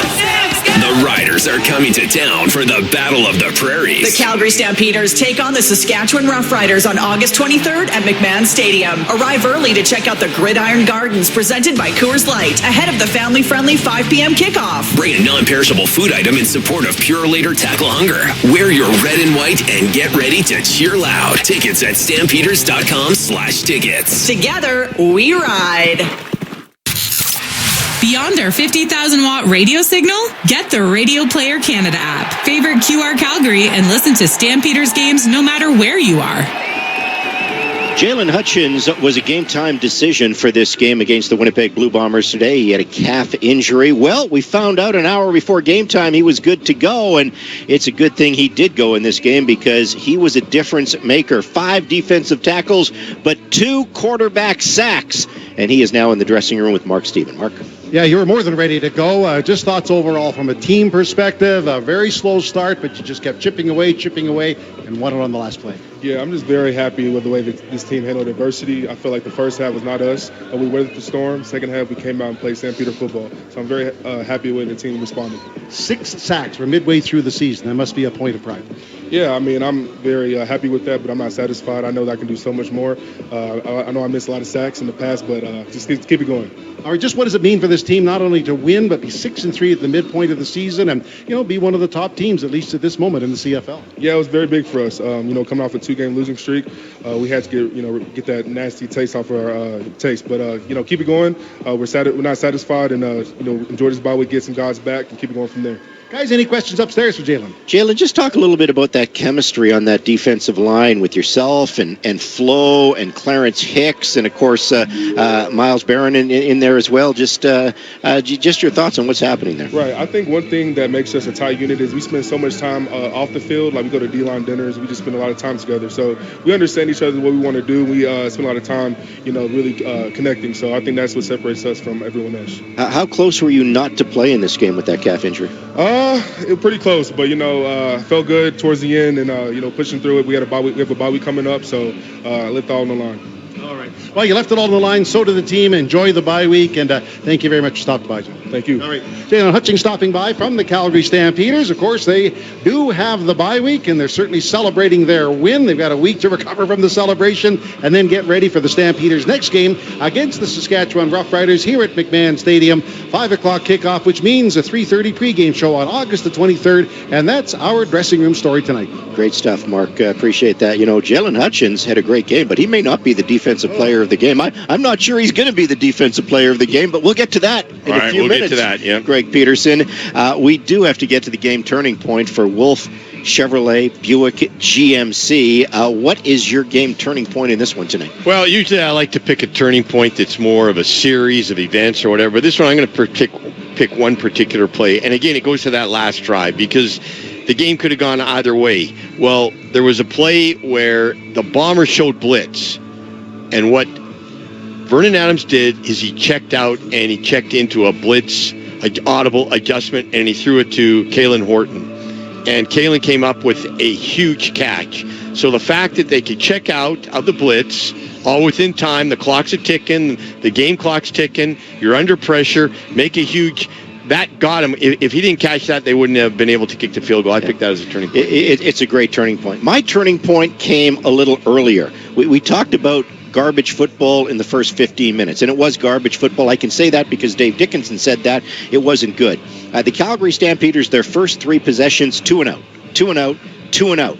And then their fourth possession, 1 pass. They haven't even had a first down yet. And Tevin Jones gets 78. That just seemed to give the Stampeders a little bit of life. Mm-hmm. And all of a sudden, they were in the end zone. And you're thinking, okay, we were down 17-0. We're not back in the game yet, but hey, at least... Well, we're getting out of the hole. Exactly. And you know what? If you're kind of right in the fact that if they would have maybe went 2 and out or whatever, and then the Bombers would have scored, then the hole's so big you feel like you can't even get out of it. So yeah, you're just right. All of a sudden you got a breath hold. But there's always 4 or 5 turning points in the game, but that certainly is one of them. Well, of course, what happened after that? They had the kickoff single, and then Winnipeg went on a really long drive, and then the Calgary Stampeders got a turnover on downs when Strevler was stopped by Jacob Roberts. Mm-hmm. And that could have been another turning point. Yeah, exactly. So it is interesting. And the turning point, yes, if you have a turning point, hey, weigh in for sure. 403-974-8255. The game turning point brought to you by Wolf Chevrolet Buick GMC. Amazing inventory selection.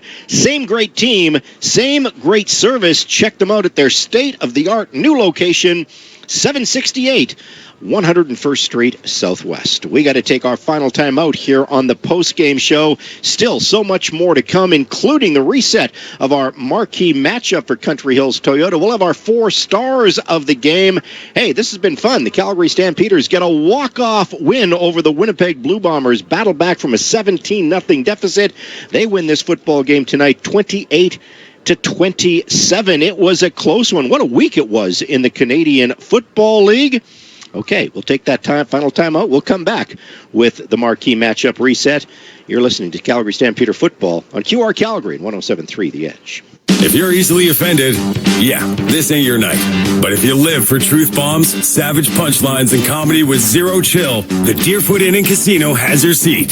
On August 29th, comedian Jimmy Dore hits the stage at the Chrome Showroom for a night of R-rated comedy that hits harder than your ex's texts at 2 a.m. Jimmy Dore, August 29th. General admission and VIP seats plus meet and greet are available. Get your tickets today at deerfootinn.com. We're fun! It's time to Toyota at the Giant Country Hills Toyota. Your Toyota Giant has brand new RAV4s and Tacomas in stock and ready for immediate delivery.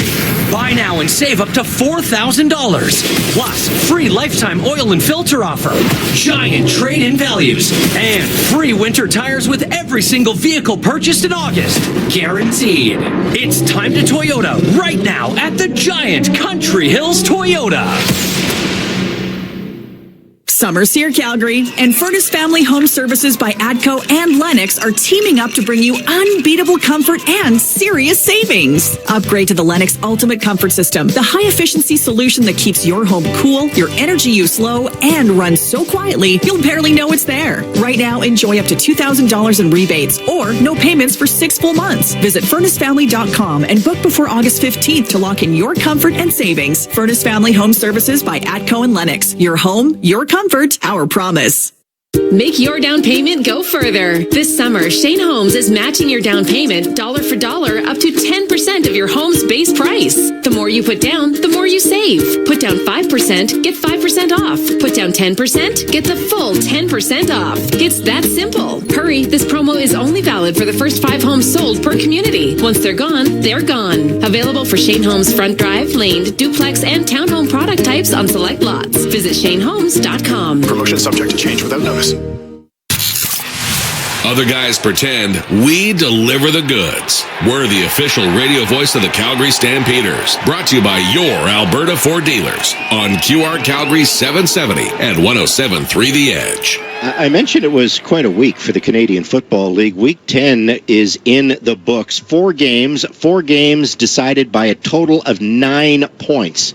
Calgary Stampeders win by a single point, 28-27 over the Winnipeg Blue Bombers. Earlier today, Ottawa comes back from a 22-1 deficit in the first quarter, and they knock off the Toronto Argonauts 46-42. That's a 4-point swing. Last night, Friday Night Football, Edmonton scores the late touchdown. They win by a single point, 23-22 over the Montreal Alouettes. And then, of course, Thursday Night Football, the week started in Hamilton. The Tiger Cats saw their 6-game winning streak come to an end. It goes to overtime.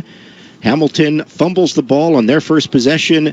BC gets the walk-off field goal, 41-38. Great week. Yeah, that is a pretty good week for the Canadian Football League. And I don't know what's happening with the kickers in the Canadian Football League and the NFL. I was just told by my executive producer, Steve, back at the station, if you're watching NFL preseason tonight, Jacksonville Jaguars kicker, his name is Cam Little. He made a 70-yard field goal in preseason action today. Yes, you heard that right. 7-0, 70 yards. We saw a 63-yarder tonight from Sergio Castillo.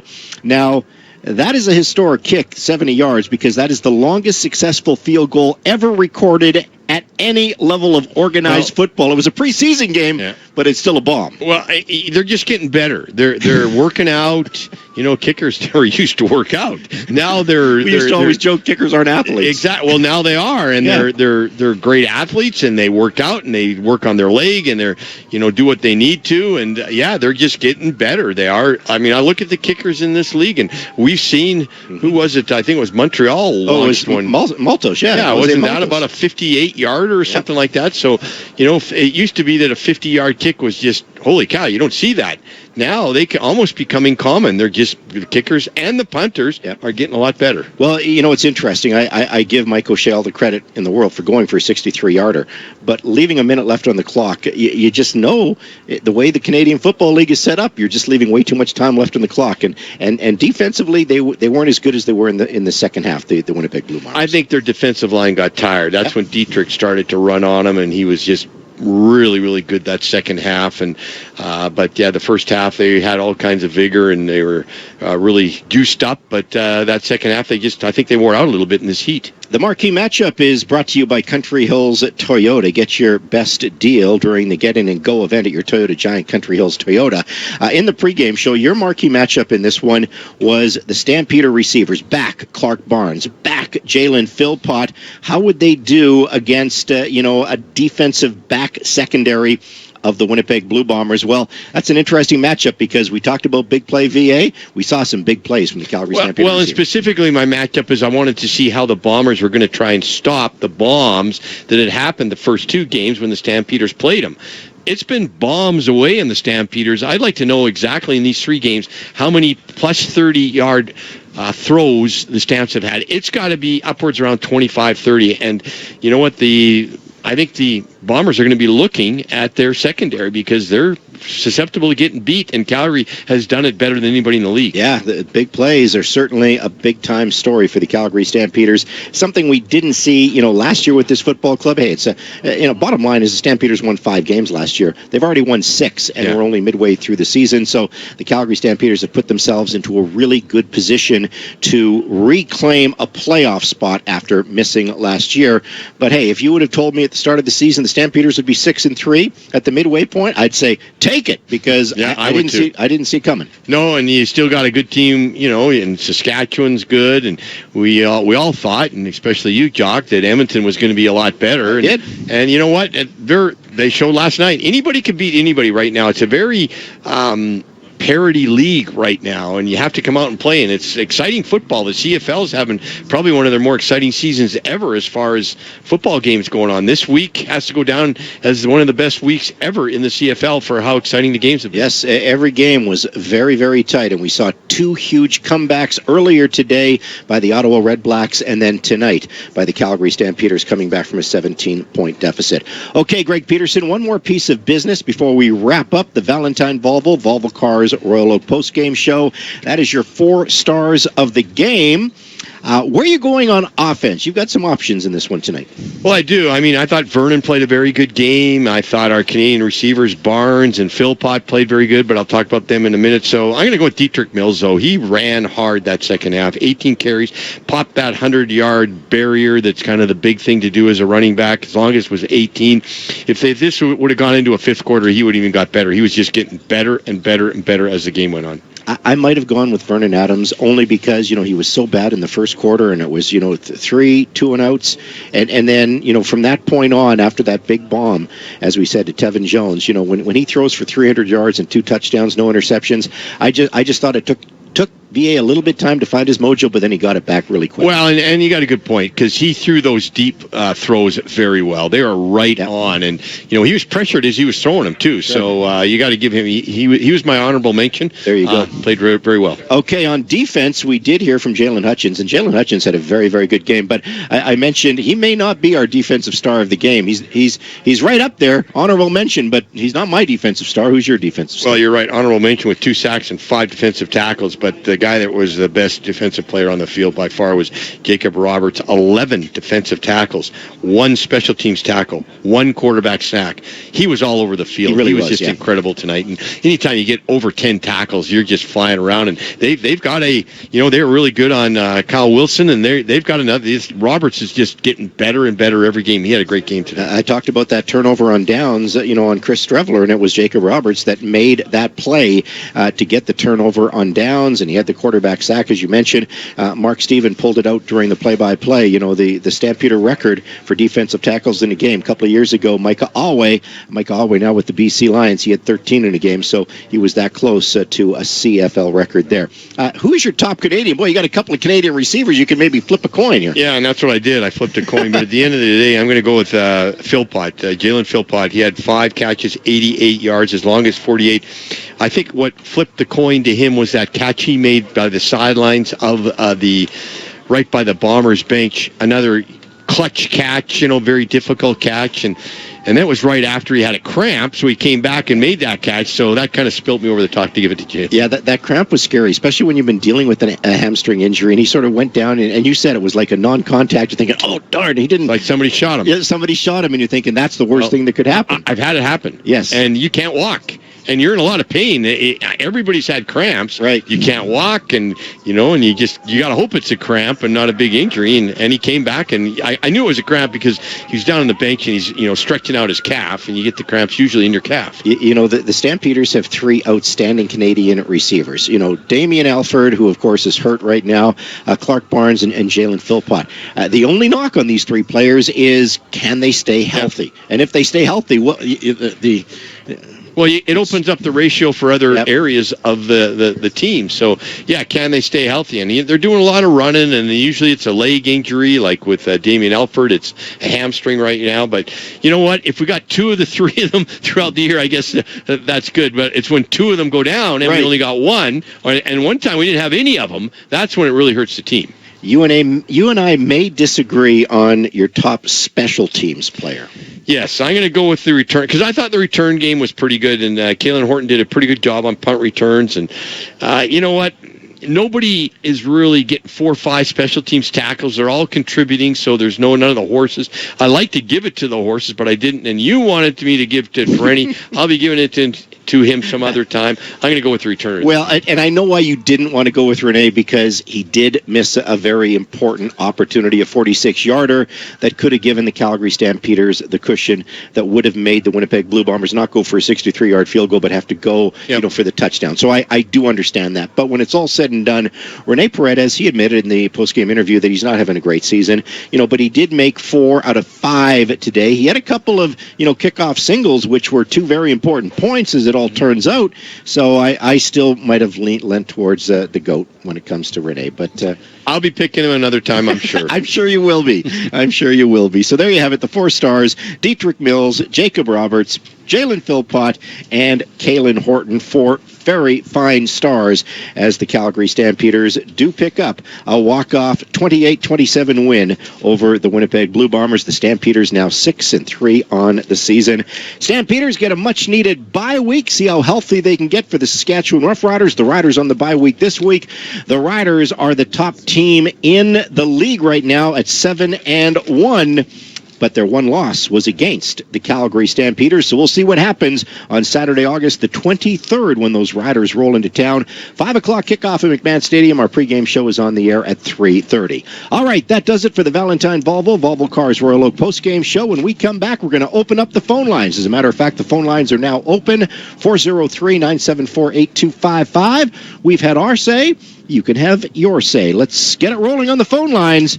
Jock and Greg live from the Billy Powers broadcast booth here at McMahon Stadium. This is QR Calgary and 107.3 The Edge. You've heard from our football gurus in the Valentine Volvo and Volvo Cars Royal Oak postgame show. Now go grab your expert's hat. The 5th quarter call-in show is coming up with Jock Wilson and Greg Peterson. Call or text 403-974-8255 on your voice of the Calgary Stampeders. QR Calgary 770 and 107.3 The Edge. Sometimes great pizza leads to problems, like you don't want to commit to just one kind of pizza, or maybe you want an extra slice when the pizza's done. Tom's House of Pizza has your back with their all-you-can-eat pizza buffet. Monday to Friday from 11:30 to 2, enjoy all-you-can-eat pizza and salad for $11.95 with beverage purchase. Available in the pub at Tom's House of Pizza's McLeod Trail and Okotoks locations. Unlimited slices. So much pizza to choose from. Discover the legendary lunch buffet at Tom's House of Pizza.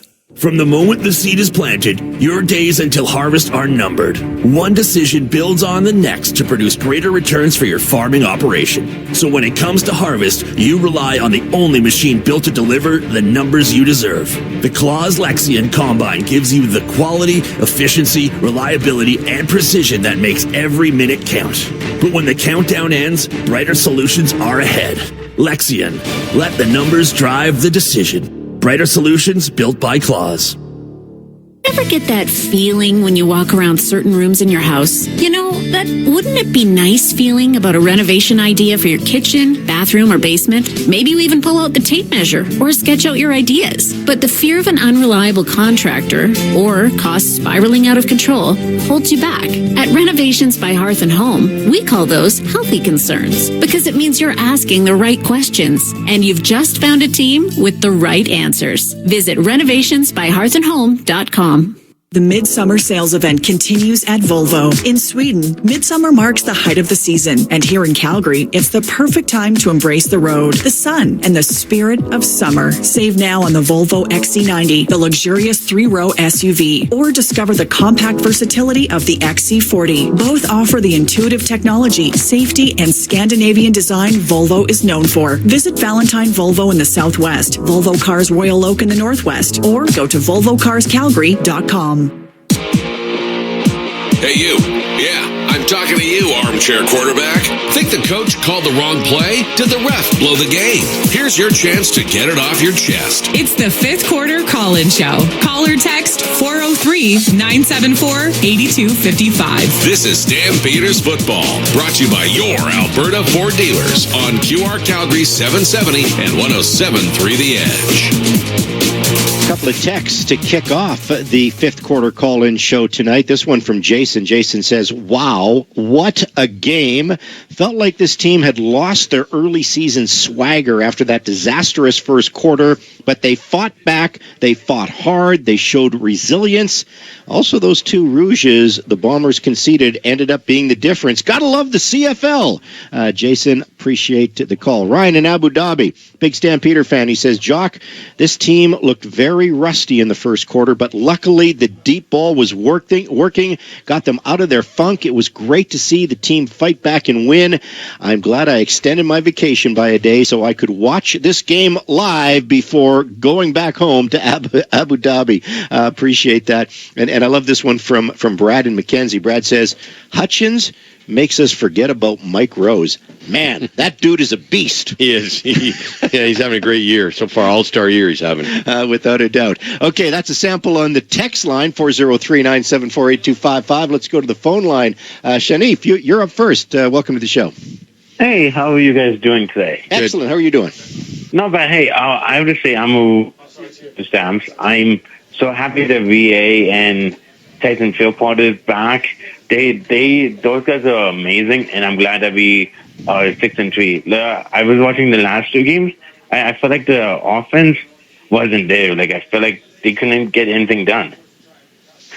You're not wrong. The Stampeders played bad football against Montreal and especially against Ottawa. That just wasn't good football, and Dave Dickinson said that, so I don't mind saying it, and you obviously saw it as a fan, Shanif. Yeah, and also, how does the referees make the calling? Like some calls, like I don't understand. Like the passing the pass interference and muffing the passer. Like those two are the hardest ones that I don't understand.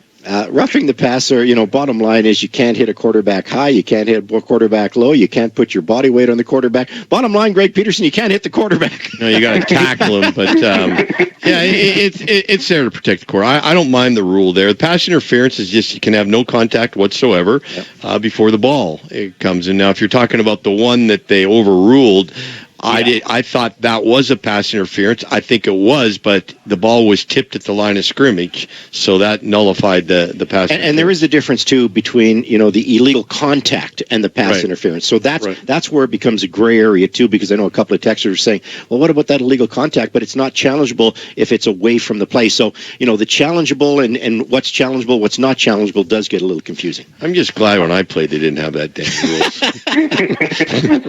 Hey, Shanif, did you enjoy the game? Did you watch it? Were you here tonight? No, I wanted to get tickets for it because my cousin was doing the halftime the pregame show. Right. But I wasn't able to. So I wish I was at a game, but I'd be at a game for Labor Day. I'm really excited for that game. Excellent. It will be my first Labor Day game ever. Perfect. Well, enjoy Labor Day. Hopefully, it's going to be a great game against the Edmonton Elks. Big Ed, we haven't talked. I've seen Big Ed down at the casino, the Deerfoot Inn Casino, but I haven't heard you on the post-game show. Big Ed, you've been avoiding us, man. I think you got me confused. Oh, you're Big Don. I was thinking Big Don. Yes, you're right, Big Ed. I don't know why they put Big Ed beside your name because you're not that big. It's pretty self-explanatory there, buddy. Anyway, Ed, I know you're a big Stampeder fan, and you were frustrated at times during this game, but what do you think tonight? Well, 6-3 is a hell of a lot better than 5-4. I'll say that much. Garbage first quarter, absolutely. My daughter went tonight because we couldn't make it, and she's texting me. She's very much like me. She's like, "What in the actual F is this crap?"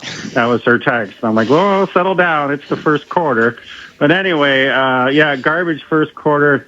I think we really got to thank the heavens that our defense played the way they did tonight, or this game we lose. I mean, we completely shut them down in the second half.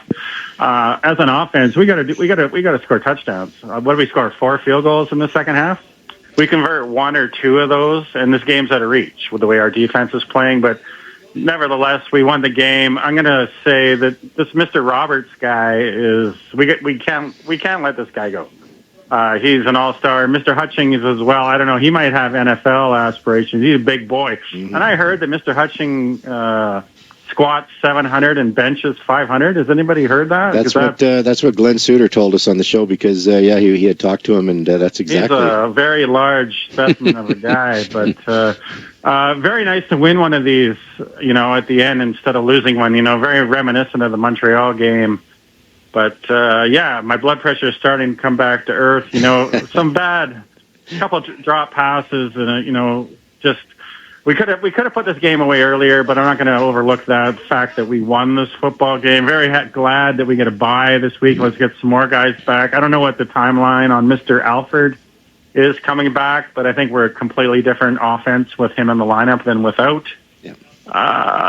Adrian Green too, I think is important. Alfred with the hamstring. I think you got to be careful with the hamstring because he had the hamstring injury in the preseason. Well, we need him. We need to be healthy at the end of the year because I think if this team is healthy at the end of the year, we can beat anybody. Very much looking forward to the Riders coming to town. We get a bye.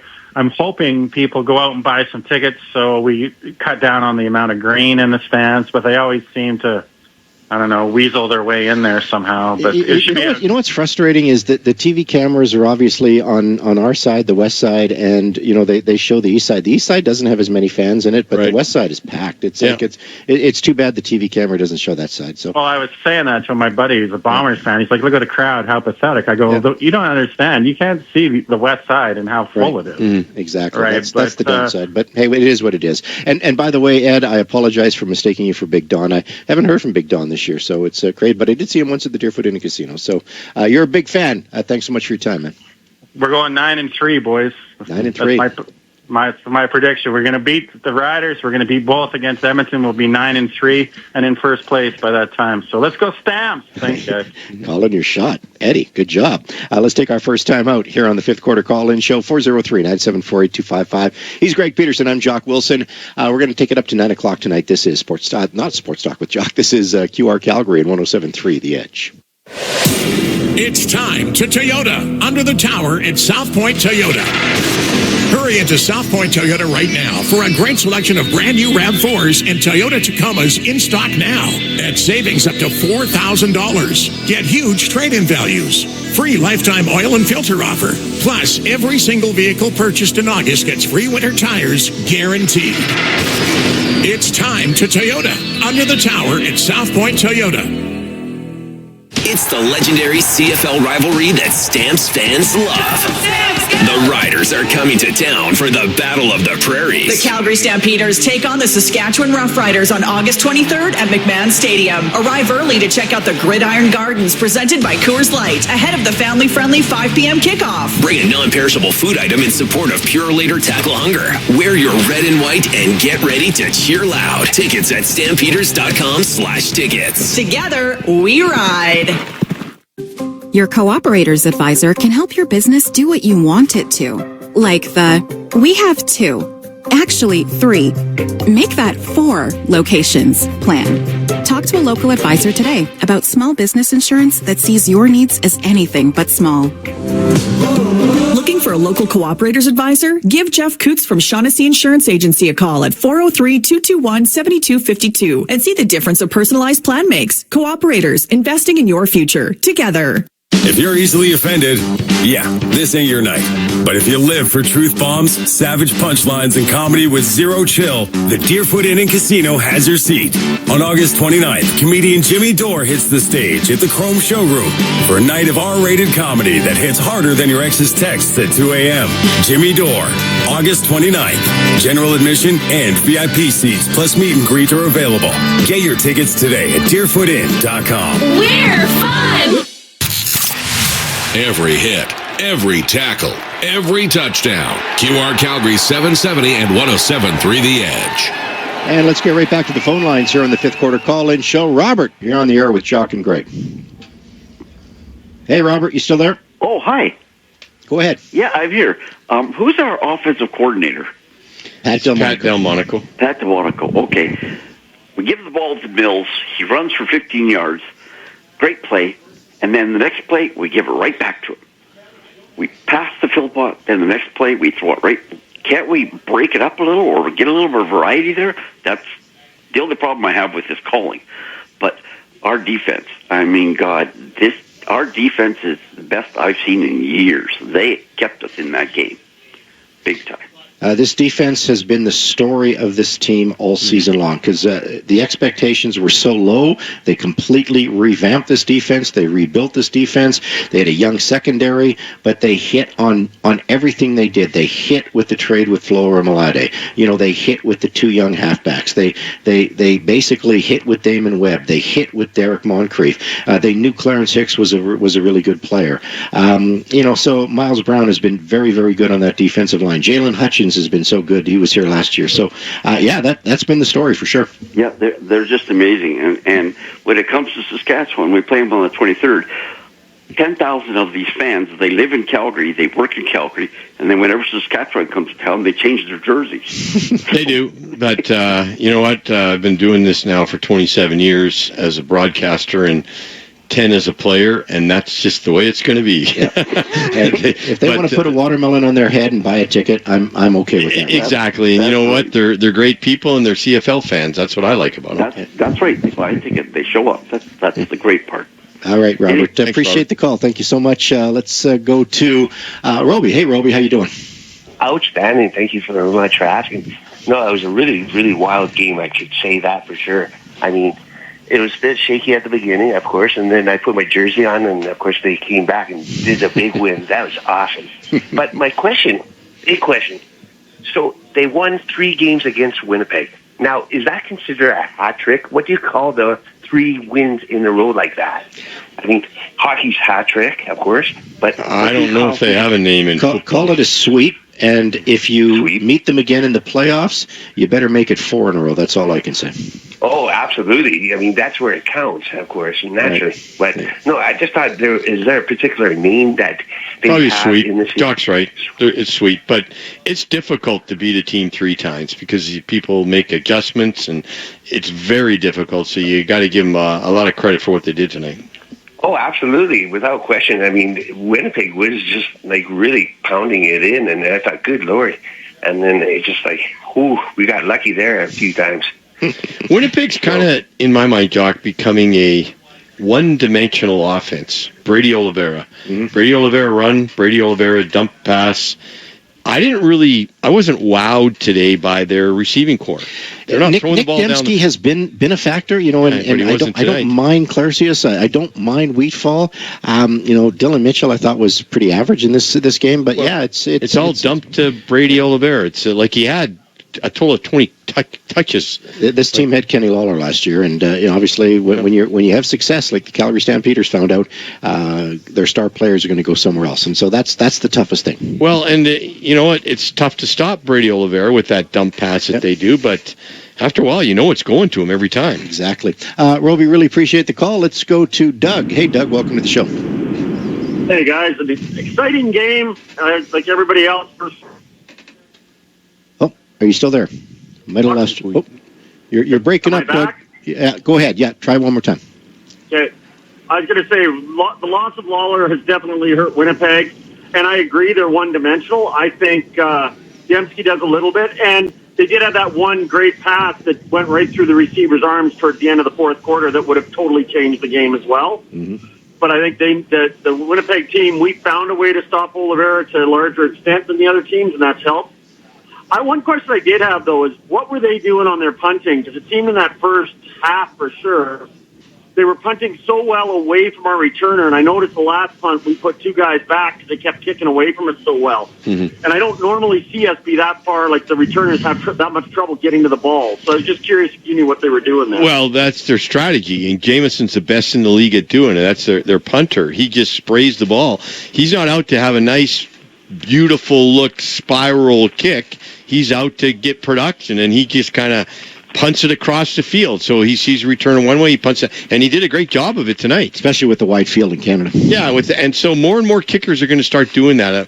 I mean, back 15, 20 years ago, let's see, you go back there and you just pound the ball and you get the hang time, and it's got to be a beautiful spiral, and that's no longer the case. They're end over ends, or they're kicking away, they're spraying it all over the place because the returners are so good. So you got to put two returners back, but if you put 2 returners back, you kind of give up a little bit on the blocking. So I thought that their punter had a great game tonight. He was really kicking. And you know what? They're ugly kicks. They look like he shanked the ball, but they're not shanks at all. They're just very productive kicks. Those kicks were 50 yards net. No, and that's what I'm saying. Like, I'm surprised we aren't seeing that more, because I agree. I remember the days of Brookdale and hitting it 60 yards, but you wouldn't get it in between the numbers, and it was a great kick, but then you get a 30, 40-yard return. Well, exactly. You outkick the coverage. So I think more and more teams are starting to do that. The returners are so good, and the blocking is so good, and you can't give up a big touchdown on a kickoff return or a punt return. More and more teams are going to start doing what they do. The late, great Burke Dales, he did have the leg. He could bomb it. But what kept him out of the league was the fact that he didn't want a directional kick. Well, and directional kick's all it, and it's not now becoming not only directional kick where you have a nice spiral, high kick, outside the numbers. Now it's ugly kicks that go bounce around and then roll out of bounds and don't give the returner any chance whatsoever returning the ball. Hey, Doug, really appreciate the call. Let's take our final time out here on the 5th quarter call-in show. We'll take a few more calls and we come back. 403-974-8255. This is the 5th quarter call-in show. Alberta Ford dealer Stampeder football after the Stampeders get a walk-off from Rene Paredes, 28-27 over the Winnipeg Blue Bombers. The Stamps are 6-3 at the half. This is QR Calgary and 107.3 The Edge. I'm here with Mike, a Ford employee, to hook me up with a deal on a new Super Duty. Oh, with Ford employee pricing on now, you don't really need me. You pay what we pay. So I just get your price? Yep. Tell them Mike sent you. Or Maria, or Namig. Ford employee pricing is here, where you pay what Mike pays. Or Genevieve, or Elise, or Kevy. Right now, get up to $12,835 in employee price adjustments on eligible 2025 Super Duty models. For details, visit your Alberta Ford store or Ford.ca. Sometimes great pizza leads to problems, like you don't want to commit to just one kind of pizza, or maybe you want an extra slice when the pizza's done. Tom's House of Pizza has your back with their all-you-can-eat pizza buffet. Monday to Friday from 11:30 to 2, enjoy all-you-can-eat pizza and salad for $11.95 with beverage purchase. Available in the pub at Tom's House of Pizza's McLeod Trail and Okotoks locations. Unlimited slices, so much pizza to choose from. Discover the legendary lunch buffet at Tom's House of Pizza. Western Financial Group, Canada's insurance broker, a proud partner of the Calgary Stampeders, has been insuring Canadians since 1905. Western's insurance brokers will save you money by bundling your home and car insurance and find you insurance for all your needs, including business. Protect your turf with the right coverage, and you can stay in the game. Visit westernfinancialgroup.ca or call 888-594-3120 to get your free quote. Make your down payment go further. This summer, Shane Holmes is matching your down payment dollar for dollar up to 10% of your home's base price. The more you put down, the more you save. Put down 5%, get 5% off. Put down 10%, get the full 10% off. It's that simple. Hurry, this promo is only valid for the first 5 homes sold per community. Once they're gone, they're gone. Available for Shane Holmes front drive, laned, duplex, and townhome product types on select lots. Visit ShaneHolmes.com. Promotion subject to change without notice. You didn't make it where you are today by simply making do. Status quo, not on your farm. You work harder and smarter because numbers mean everything. You demand more from your equipment. Greater throughput, leading efficiency, intuitive intelligence.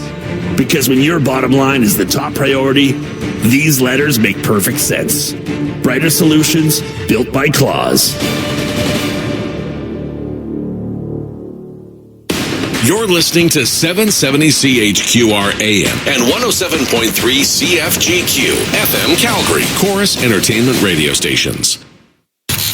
QR Calgary is the proud radio home of your Calgary Stampeders. And has been for over 3 decades. Stampeders football brought to you by your Alberta Ford dealers on QR Calgary 770 and 107.3 The Edge. Once again this season, Shane Holmes is partnering with Kids Up Front in our Yards for Kids program. Every offensive yard during the regular season, Shane Holmes donates $1 to Kids Up Front.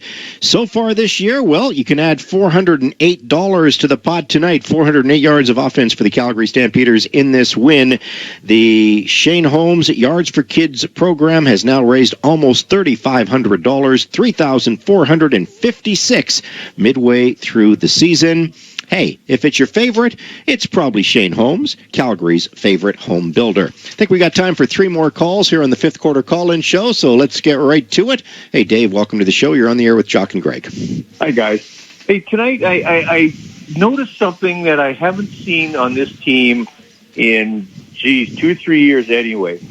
They lose 4 or 5 key personnel, lose 2 games in a row, start off this game with a 17-0 deficit, and come back and win. Only good teams do that. Teams that believe in themselves, teams that don't crumple under the pressure. And I haven't seen this from the Stampeder team in quite a while. And it bodes well for the future, I think. I agree with you. Totally agree with you. And a lot of that is leadership. A lot of that is just, camaraderie on the team. A lot of that is coaching. So, yeah, you're right. We haven't had that, I would say, the last 3 years. But this year, this team so far seemed to have that. Yeah, and just before I let you go, again, this defense is they should be considered the best in the league right now because I think they are like a championship team. They're tops 1 or 2 in almost all the defensive categories, and the main key ones like points against per game and average per rush against and average pass. They're winning all those categories. So right now, I think they are the best defense in the league. I think you're right. Good comment. Yeah. All right, guys, you have a good one. Thank you very much, Dave. Yeah, you're right, because, they gave up a couple of offensive touchdowns in this game, but one wasn't on the defense. That was on the bad punt by Mazin. As Fraser Mazin, it was a 32-yard, it was actually like about a 10-yard net from that standpoint because there's the big return on it. And hey, they started on the 13-yard line, and pango, they were in the end zone. So you couldn't really put that one on the Stampeder defense. Stampeder defense basically pitched a shutout in the second half. Yes, they gave up a late field goal, but they only give up 4 points in the second half. This is a young defense, too. You keep these guys around. They're just going to get better as the season goes on. We talk about the secondary all the time. Those are a bunch of young guys, and you just get better and better as time goes on because you see more plays. So, yeah, as you said many times, Jock, the defense and particularly the secondary have really been a surprise this year. Without a doubt. Okay, let's go back to the phone line as we have Bill on the show. Hey, Bill, welcome to the show. Hey, guys. That was a really exciting game tonight. It was like a tale of two halves. First half, kind of garbage. Kind of mundane. And second half became a real CFL classic finish. A few other specific sort of questions, if I can, or comments. One is our linebackers. When we lost Alway and we lost Cam Judge, I was really worried about our linebackers. But I got to tell you, Micah Tights, who's a Calgary young man, play with the Dinos. He's having a solid season. And this guy, Roberts, he is just a tackling machine. Mm-hmm. He had a fantastic game tonight. So I was a little bit worried about our linebackers. I thought, oh, boy, we're going to have to look for, NFL cuts or something. But no, these guys are really doing it. The one thing I'll say on that, Bill, is they did have Markel Lee, who was here at the end of the season. And even though Markel took a couple of bad penalties at the end of that season, I think they knew that they had something in the player. And sure enough, he played very well early. Then he got injured. So that put the team into a little bit of a bind. Then what did they have to do? They had to go out on the free agent market. They signed Adam Bighill. We'll see if Adam Bighill, after the bye week, makes a Stampeder debut. They also picked up Kyle Wilson. So they have solidified that position because we're just not sure when Markel Lee is going to come back. But I will say the team wasn't quite as worried about losing Micah Alway because they knew they had something in Markel Lee. Oh, that's great. Speaking of defensive guys on the rise, as we are discussing, I have always been impressed by a special teams player. He's a Canadian, Keelan Thomas. I think he's 77. Yeah, he's a great special teams player. This guy is a stud. He is 6'5", I think, 250, 60 pounds. And I look at him, and I think he's listed also as a defensive lineman. I would like to see him. Maybe he does this, and I just don't notice. But I would love to see him spell off some of our guys. And I'd love to see him in action on the defensive line. And I don't want to mess with the defensive line too much because our guys on the defensive line are playing very well. But I'd love to see this guy Keelan Thomas, this Canadian, get some time on the line, even if he just did like a platooning thing with somebody. Maybe they already do that, and I just never noticed it. He gets a bit of defensive plays, but yeah, and hey, I'll say this, Bill, and I'm gonna hang up on you here. He's been your special team star of the game a number of times. Yeah, he's got the big long arms. When he came in from junior football in BC, and I remember Mark Killen talking about him, just saying he really doesn't know anything about football, doesn't have any technique, but he's such a great athlete. And he's just getting better and better. He's there to be a special teams player. He's really not there to be on the defensive line. But in a, I don't want to say emergency, but he can get in. But he's there to dominate in special teams. That's where they use him right now. Okay, last call of the night goes to Alex. Alex, welcome to the show. Hey guys, how are you? Good. Good. Listen, a couple quick things. I was at the game tonight, and then I'll get out of your hair. I couldn't agree more. I wish they showed that West Side on TV because I get the texts all the time. I sit in the West Side.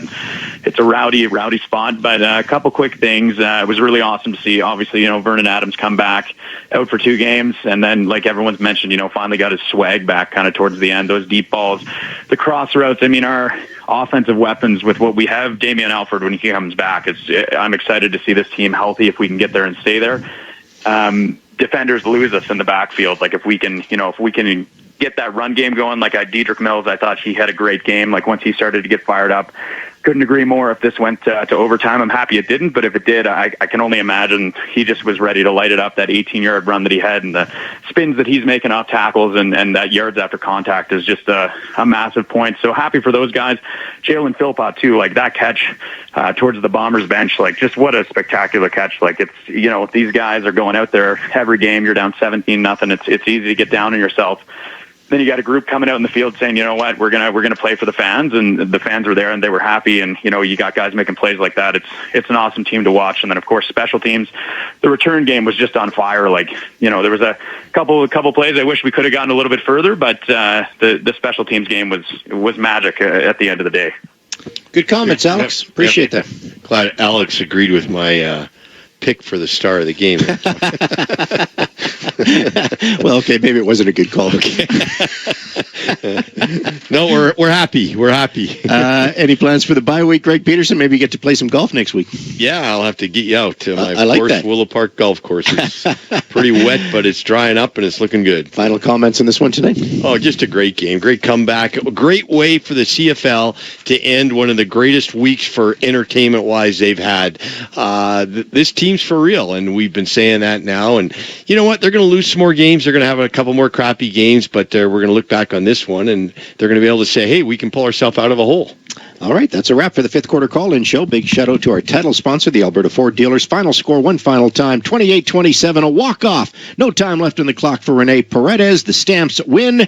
They improve their record to 6-3 at the half. The Stamps now get to enjoy this much-needed bye week. They're back in action Saturday, August the 23rd. That's when the first-place Saskatchewan Roughriders roll into town. Their only loss this season against the Calgary Stampeders. 5 o'clock kickoff. Our pregame show is on the air at 3:30. Monday night on Sports Talk with Jock. Join us here on QR Calgary. It's the Coaches Show, as I will be joined by Stamps head coach and GM Dave Dickinson. We'll do that for Tom's House of Pizza on behalf of our entire broadcast team. Everybody behind the scenes as well. Thank you so much for listening.